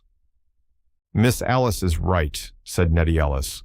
"I always did dislike Ben Burton, and I would have voted against him if it had not been that he was such a good man at shortstop that I couldn't think of putting my little prejudices against what seemed to be the good of the 9. Once more, it was agreed that it was useless to discuss the matter until the party had reached home, when the charges against Burton and the evidence, if there were any, would be brought up in due form. By the time the players and their friends had embarked on the westbound train, next day, they had recovered somewhat their usual high spirits. The buoyancy of youth and the natural hopefulness of healthy young fellows like these came to their relief, and the gay, chattering party that took possession of one end of a railway car that morning could hardly have been compared with the depressed and angry knot of youngsters that had discussed defeat and treachery the night before. If they had been sold out, they argued to themselves, and had still fairly held their own against the famed Calumets, what was not possible for the team when purged of an unworthy member. So they neared home with hearts lightened of a grievous burden, and were once more cheered with the reflection that they had achieved one notable victory, at least since their departure for Chicago, although a defeat counterbalanced that triumph. And when the train drew up before the Catalpa depot, the returning adventurers were gladdened by the sight of innumerable flags flying over the town in the distance. They were to be received with congratulations, after all, not as humiliated captives. "That is because we come home neck and neck, I suppose," said the Lily, as the notes of a brass band startled his ample ear. "It's because we are not so badly off as we might be, Billy boy," replied Larry Boyne. Chapter 15. Mike Costigan's Discovery. Meantime, strange things had happened in Catalpa. The town was in a ferment on the morning of the great day when the Catalpa 9 were to play their second game with the Calumets. The glory of the first day's victory shone brightly to encourage the friends of the club as they loitered towards the telegraph office and clustered under the windows of the office of the Leaf when the time for calling the game drew near. In the office of that influential sheet there was much commotion, as every printer at the case and every member of the slender editorial staff, even down to the young lady who wrote fashion articles out of the Chicago newspapers, was in some way interested in baseball. Those who were not members of a 9 were in training or were represented by men who were active players. Therefore, while the expectant crowd in the street below was hungry for news from the Diamond Field, the smaller convocation in the printing office above was even hungrier for the opportunity to hang out the banner of victory, which all were sure would wave from the roof of the Leaf before the day was done. A few dispatches, vague and dealing only in glittering generalities, as the editor said, were sent early by Albert Heaton and were duly bulletined by the Leaflet, as Downey's office boy was generally called. There were many inquiries at the telegraph office for news, but the lady operator, with needless asperity, referred all applicants to the editor of the Leaf. Mike Costigan, the telegraph messenger, and Hank Jackson, the ex-champion of the Dean County 9, were the greatest trials which the long-suffering lady at the telegraph desk had to endure. Mike had put his whole soul, which was large for his small body, into the baseball championship, and he was ready to weep if the Catalpas should not return with what he called the scalps of them Chicago fellers at their belts. As for Hank, he pretended to be in momentary expectation of a telegraphic dispatch. As early as 9 o'clock in the morning, he had begun to haunt the telegraph office and demand a message that did not come. Mike was sure that Jackson would have early news from the seat of war, and wisely fearing Hank's heavy hand and rough tongue, he followed him at a respectful distance, waiting to hear something to encourage his fond hopes of the Catalpa Club. The lad had been hurrying out with a message to Heaton's flooring mills, and he bounced up the stairs of the telegraph office, 3 at a time, and flew into the room where the hard-worked operator was rattling at the instrument. A swift look from Mike took in the whole situation. Henry Jackson was seated on a bench in a corner of the office, with his back to the door, puzzling over a little book and a telegraphic dispatch. He inspected the pages of the book, then scanned the message, and then, licking the end of a lead pencil, wrote something on the paper containing the dispatch. "Here, hurry with this message, Mike," said the lady in the office, "and be quick about it. You are always loitering about the corner when you are wanted." Almost wild at being sent out before he could get an opportunity to extract a bit of news from Hank Jackson, Mike flew out on his errand, astonished the receiver of the message by telling him to hurry up with his signature, and then went back to the office on the wings of the wind. Alas, when Mike re-entered the room, breathless and hot, Hank had departed without leaving any trace of the quality of the news that he might have received. No, not quite so bad as that, thought Mike, as he ruefully surveyed the empty bench, for there in a corner, tossed under the bench on which Henry had been sitting, was a wad of crumpled paper, which the boy's experienced eyes told him was from the telegraph company's stores of stationery. Pouncing upon the ragged ball with the hunger of a small boy in pursuit of information concerning a baseball match, Mike drew forth a receiving blank, torn and crumpled, on which was written an incomprehensible message. Kneeling on the floor, his stubby hands shaking with excitement, Mike smoothed out the torn dispatch, joining the two larger fragments so as to get the meaning of the words. And this, after some botheration, was what was revealed to Mike's distended eyes. Gosh all hemlock. This was Mike's extreme of profanity, if Ben Burton hasn't gone and sold the game. The lad, who was shrewd beyond his years, carefully put the pieces of paper inside of his jacket, buttoned it up tightly, and, after ascertaining that no message was coming over the wires and that he might decamp without fear, bolted out of the office, threw himself downstairs, and darted into Selby's shop like a shot. "Here! Here! Tom!" he gasped, almost beside himself with anxiety and alarm. "Ben Burton's going to sell the game! Leastways, here's something crooked. Look at it!" Thomas, who was keeping shop while his father was absent for a moment, took the paper, with a puzzled look at Mike, then spreading it out on the counter, scrutinized it carefully, and, as he felt a cold chill running down his back at the revelation of an unsuspected rascality, he smote the walnut plank of the counter and cried, "By ginger!" This was Tom's extreme of profanity. "Where did you get this?" he demanded of the excited Mike.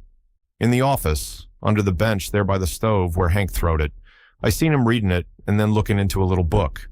One of them books that has the meaning of words into 'em." "Dictionary," suggested Tom. "Yes, dictionary, that's what it is. And he'd get a word out in that, then put it down. I had to get out on a message to Squire Dewey, and when I got back he was gone. But I got the message. Don't you think it's crooked?" "Of course I do. And be sure you don't let on to a living soul what you have seen. We'll circumvent him yet." Mike rushed back to his post, sober with a sense of the important secret that he carried under his ragged jacket. As soon as Selby returned, Tom laid the matter before him. The old gentleman was astounded and grieved. No time was to be lost. Tom must hasten to the telegraph office and send a warning message to Captain Hiram Porter. The lad hurried away, stopping on the sidewalk below the office, long enough to note Hank Jackson offering 2-1, as he phrased it, against the Catalpas. The dispatch was sent, and Tom sauntered back, half tempted to take up one of the offers of the presumptuous and boastful Hank. But he refrained. He knew that the game of the conspirators had been circumvented. It would be his day's delight to stand by and see the dishonest scheme recoil upon the heads of its promoters. But as the day wore on and dispatches from the ball ground, at first favorable and conclusive proof to the Selbys that they had nipped the conspiracy in the bud, grew more and more discouraging, Tom became desperate. He longed for wings that he might fly to Chicago and reveal the depth of infamy into which one of the club had fallen. Later in the day, when defeat seemed certain, yielding to the boy's importunities, Selby sent a message to Albert Heaton, in care of Judge Morris. "Where did you send Hiram's dispatch to?" he asked of Tom suddenly, as if a new suspicion crossed his mind. "To the Lavalette house, of course. They all stopped there." "Oh, you idiot!" groaned his father. "They had gone to the ball ground before your dispatch could reach Chicago." Chapter 16. The Conspiracy Laid Open. The Selbys kept their own counsel, although Tom burned to tell everybody whom he met not to bet with Hank Jackson on the baseball match. But after pondering the matter in his mind, he came to the conclusion that if people would bet on a baseball game, they must run their own risks and chances. It would serve them right, he thought, if they did lose their money in this foolish fashion. The league, he knew, had enacted severe rules against gaming, and the influence of that example should be strengthened even if by the misfortunes of those who laid wagers. So there would have been no suspicion of Hank's complicity in any plot if Mike had been able to keep a secret, but Mike adored the lady operator secretly and from afar.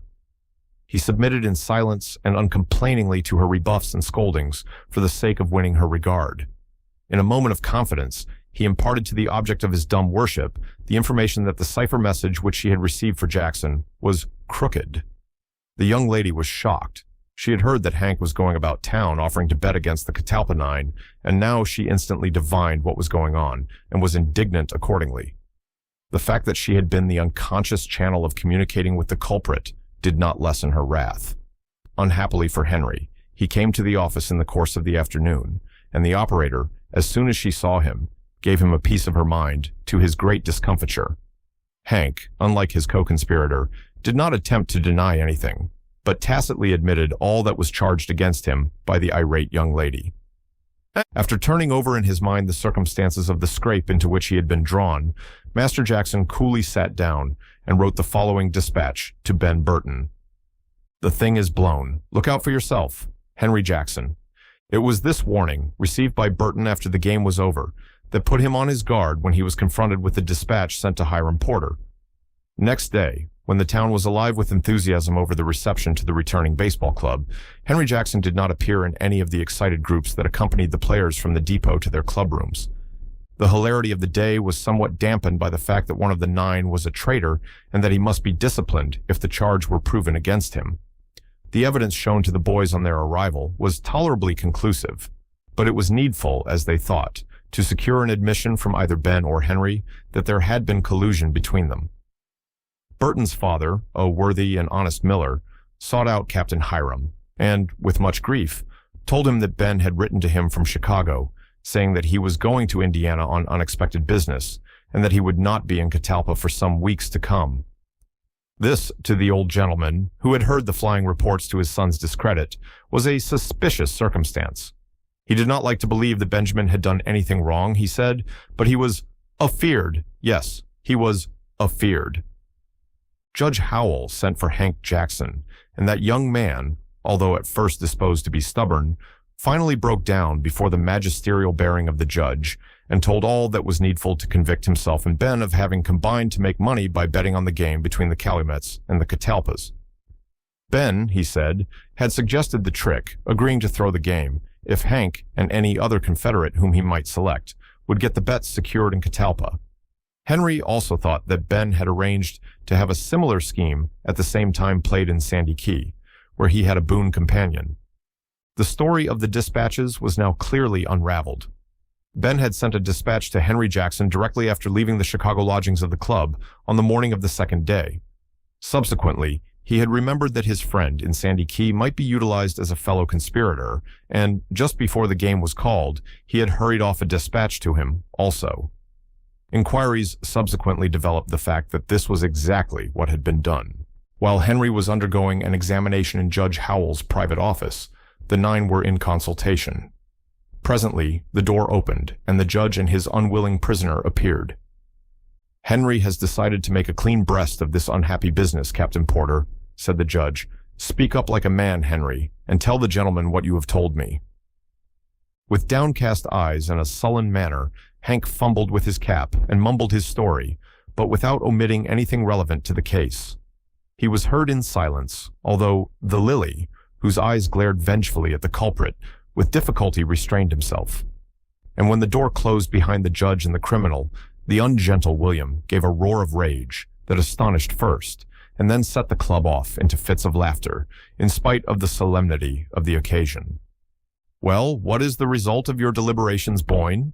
asked a brisk and somewhat seedy young man, as the boys came down from their clubroom. Pulling out a notebook and moistening a pencil at his lip as he spoke, he continued, Shocking case of depravity on the part of young Burton. Quite a small sensation, on my word. Small for a big city, but really sensational for Catalpa, you know. Ha ha ha. And the young gentleman laughed at his little sally. Great powers, was Larry's exclamation.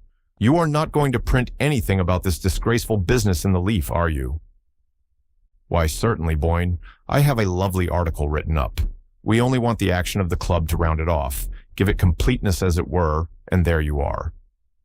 Oh, that would be very bad, cried Larry. I don't mind your saying in the paper that Burton has been obliged to leave the club, and that we have supplied his place by placing Albert Heaton at shortstop, William Sprague being unable to play, on account of having sprained his thumb while practicing with the club. But don't let us disgrace the town and the club by making public Ben Burton's treachery. A new light seemed to dawn on the reporter's mind, and he sucked his pencil reflectively. Finally, he brightened up and said, Well, you must go and see Downey. He was reckoning that we would have a first-class story out of this. I have no authority in the premises.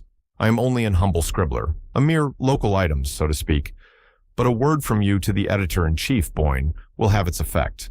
Yes, it will have its effect. But that is a lovely story spoiled, Boyne. Downey, when sought in the office of the Leaf, was deeply chagrined to learn that the members of the baseball club were unwilling that anything should appear in next morning's paper regarding the unfortunate affair in which Ben Burton was involved. News was news, he said, and, what was more, news was very scarce at this season of the year. Harvesting was not wholly completed. No shooting matches had been yet arranged, and there was a frightful dullness throughout the county. His hated rival, the Dean County Banner, would be almost certain to get hold of the affair, and, as the Banner was a semi-weekly, instead of a daily, like the Leaf, he would have time to work it up into that dime novel sensation to which the Banner was so addicted. And the editor of the Leaf curled his lip with fine contempt for his rival. But the arguments of the young men overwhelmed the generous mind of the editor, who, on condition that similar persuasion should be brought to bear on the editor of the Banner, consigned to the wastebasket, but with a pang, the highly seasoned narrative which his reporter had prepared. The substitution of Albert Heaton for the derelict Ben Burton was not effected without a struggle. His mother, firm in her conviction that baseball was not an aristocratic game, held out against the arguments of her husband and her son, until Judge Howell, accidentally meeting her on the street one day, craftily won her over by informing her that he wished that he had a son big enough to play baseball.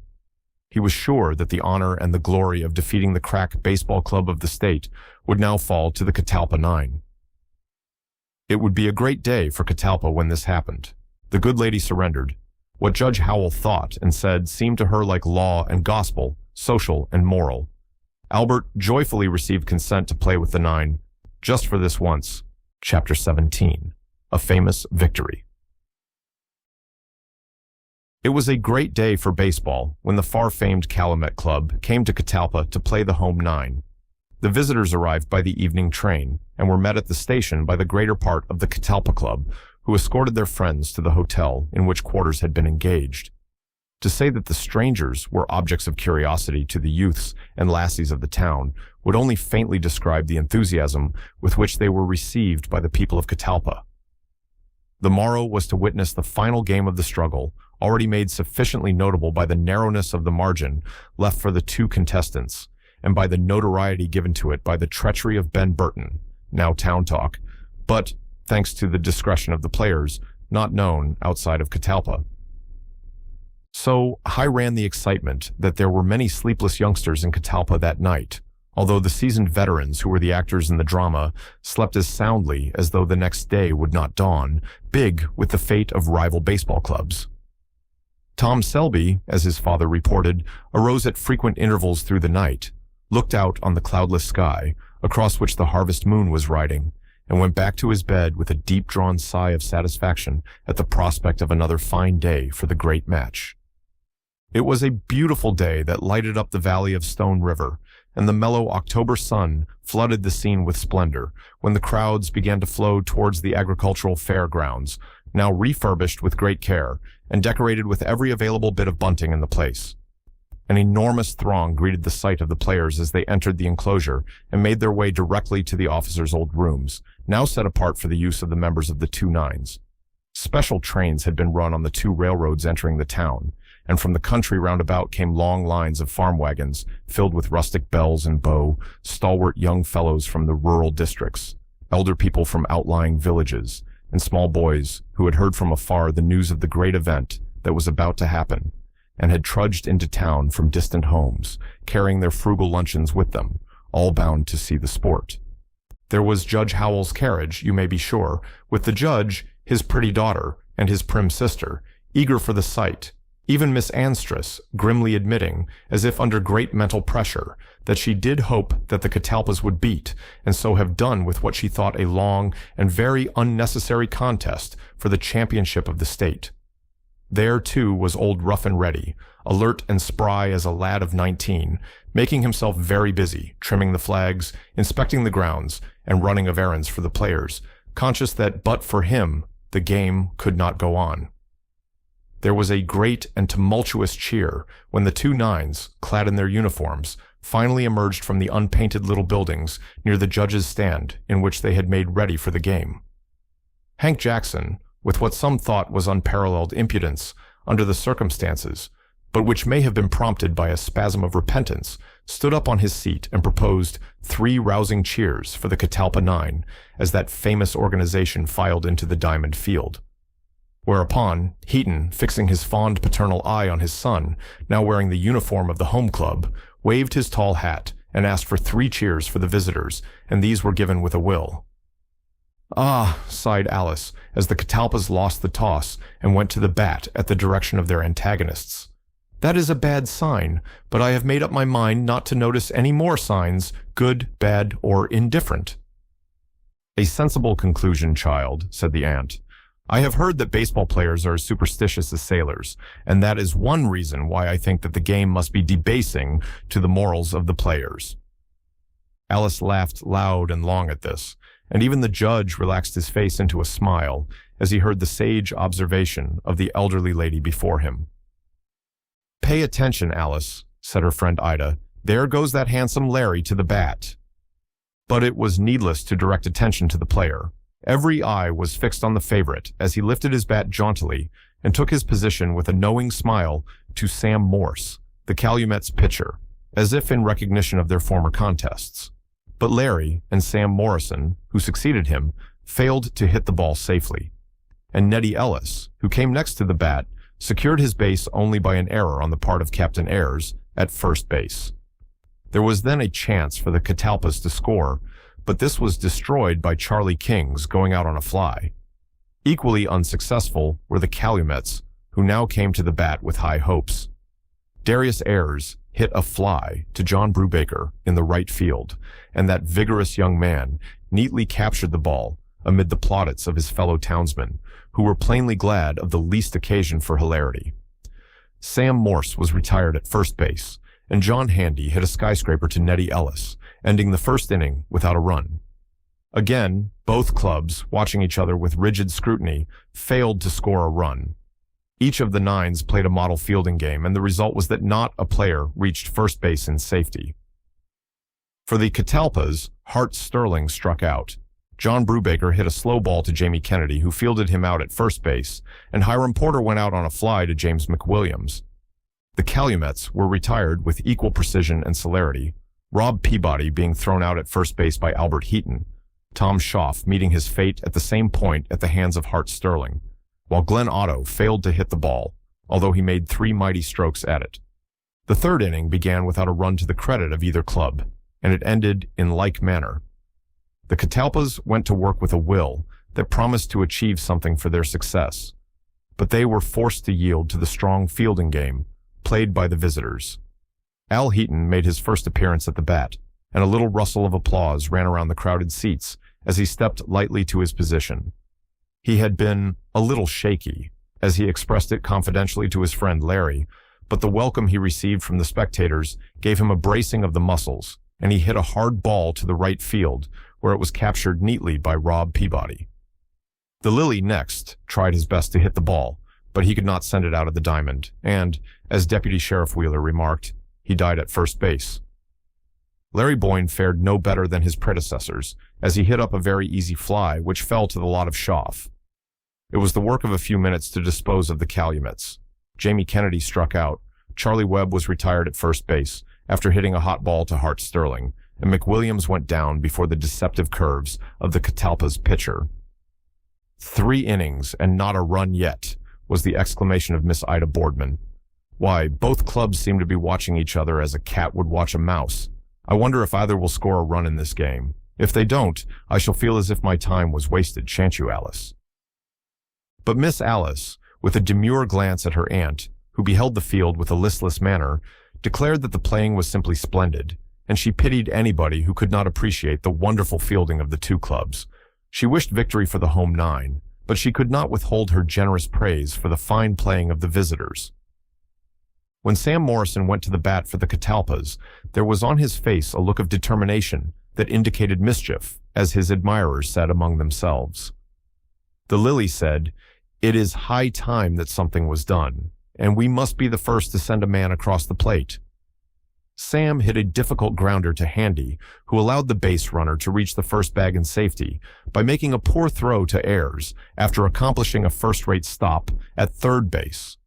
Nettie Ellis made his first base hit of the game, and this advanced Morrison to third base. The next 2 strikers, Charlie King and Hart Sterling, threw a gloom over the spirits of the Catalpas and their allies, sitting in rapt silence in the benches around, by going out at first base.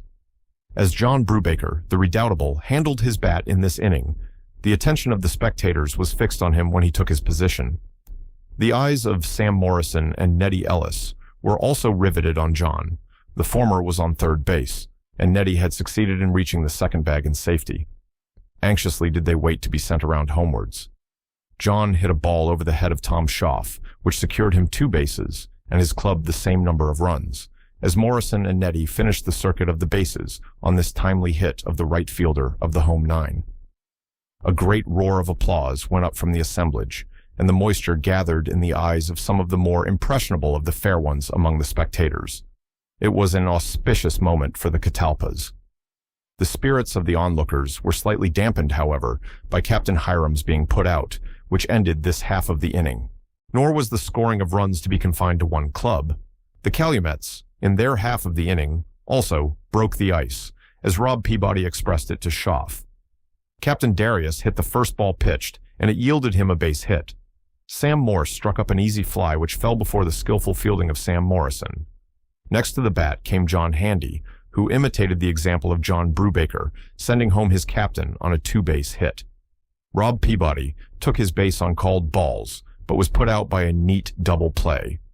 Tom Schaff hit a ball to Al Heaton, who threw it to Sterling, who put out Peabody and then threw it to first base in time to head off Thomas. And the 4th inning was closed with the Catalpas 2-1 for their competitors, whereat there was a thundering round of applause from the partial spectators. Inspired by this token of their success, the sons of Catalpa went cheerily to the bat and began what proved to be a fruitless attempt to increase the lead of their club. Albert Heaton, their first striker, made a base hit and reached second base on a bad throw by Charlie Webb, but he was left there as the Lily, Larry Boyne, and Sam Morrison were all retired at first base. Here the Calumets played a first-rate game and ran the bases in fine style, taking advantage of 2 errors committed by their opponents, which allowed them to score the single run needed to put them on even terms. Glenn Otto, the first striker, went out on a fly to Larry Boyne. The next man to the bat was Jamie Kennedy, who hit a line ball to Sam Morrison, who fumbled it and allowed the base runner to reach the first bag safely. Kennedy then succeeded in reaching the second base by a passed ball and was sent across the home plate by Charlie Webb, who struck the ball for a base hit. McWilliams went out on a foul fly to the Lily, and Darius Ayers ended the inning, being fielded out at first base. In the 6th inning, the Catalpas once more took the lead. Nettie Ellis led off with a base hit and was followed by Charlie King, who secured his base by an error on the part of Glenn Otto. Hart Sterling went out on a fly to Rob Peabody and was followed at the bat by John Brubaker, who hit safely and so sent in Nettie Ellis amidst the cheers of the excited spectators, now fairly alive with enthusiasm. Hiram Porter was thrown out at first base, and Al Heaton hit a long fly to McWilliams, which the latter deftly captured, and the crowd, apparently anxious to seem impartial, loudly applauded the catch. The Calumets failed to tally one in their half of this inning. Sam Morrison made a base hit, and Peabody went to first on a trifling error by Captain Porter, but Handy, Schaff, and Glenn Otto were retired in quick succession, the first named at first base and the other two on high flies to the outfielders.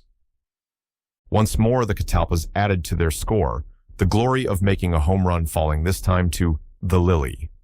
Coming to the square, he swung his ashen bat over his shoulder, and selecting a drop ball, he hit with a will and with all his might, and the sphere flew far over the center fielder's head, giving the gratified catcher of the home 9 the first and only home run of the game.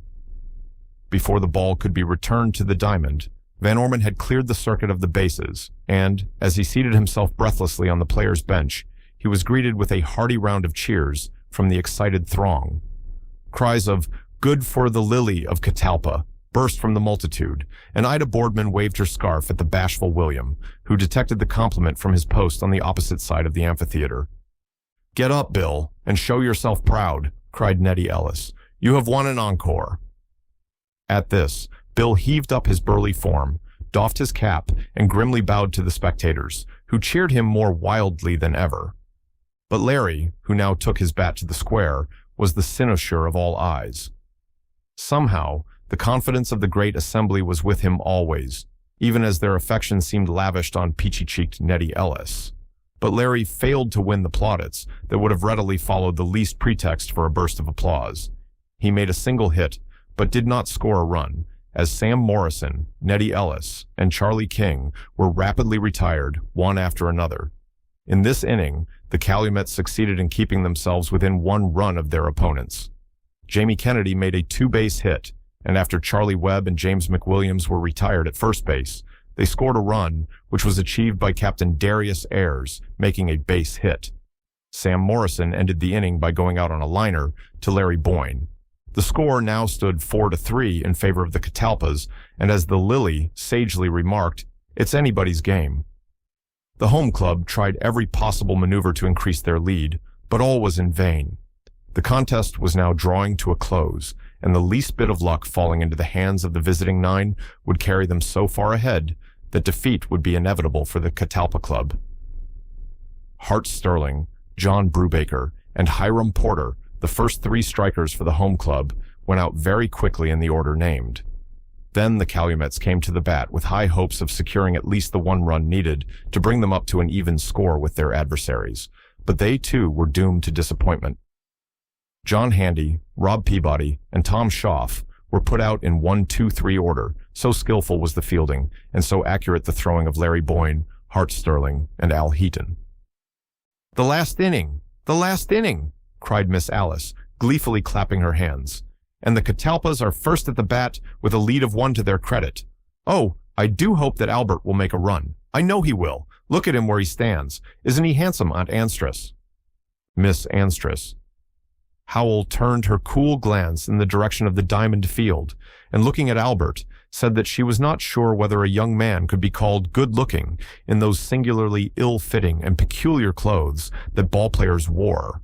But she was interested in the game as a whole, she said, without any special interest in the players as individuals. She took in the performance without any thought for the men who carried it forward. "You are a kind of overseeing providence, Anstress," said the judge. While they were talking, a murmur, only a murmur, of conversation swept around the crowded enclosure, and everybody seemed to be saying to his neighbor that this was the conclusive and crucial moment in the struggle.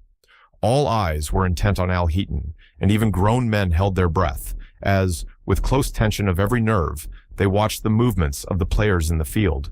Tom Selby, attended by his faithful satellite, Mike Costigan, who had a holiday, gazed with admiring eyes at his demigod, Albert Heaton. And so still was the air, now soft and warm and dimmed by the lustrous October haze, that one might have heard a leaf drop, as Bill Van Orman eloquently expressed it afterwards.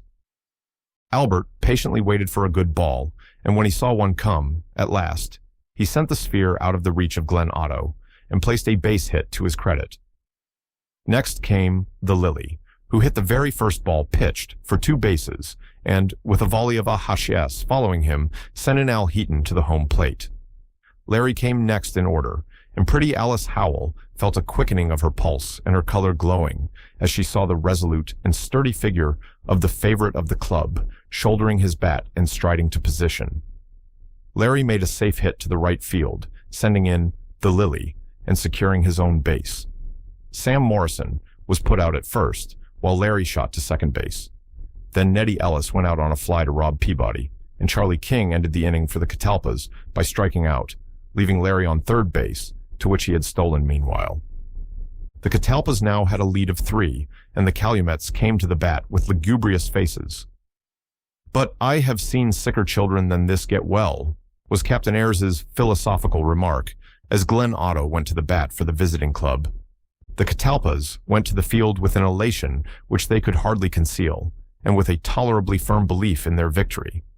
They handled the ball with a dexterity almost unexampled, even for them, and speedily put a damper on any hopes that the Calumets might have cherished. Glenn Otto went out on a fly to John Brubaker. Jamie Kennedy was thrown out at first base by Hart Sterling, and Charlie Webb ended the game by hitting a hot ball to Larry Boyne, who made a lightning throw to first base before any of the spectators could see what had become of the ball, so swift and agile were his motions. A great cheer burst forth from the multitude. The umpire superfluously cried, "Game," in the midst of a deafening uproar, and as the two captains advanced towards each other to clasp hands, the Catalpas, relieving their pent-up enthusiasm with a wild yell, swooped down upon Larry Boyne, whose brilliant play had terminated the game, and, seizing him bodily, carried him above their heads, shouting, "Hurrah for the curly-headed cat!" As they swung around and round the diamond field, men and boys whooped and shouted, women waved handkerchiefs and parasols, and numberless small boys shrilly added to the din. Truly, it was a great day for Catalpa.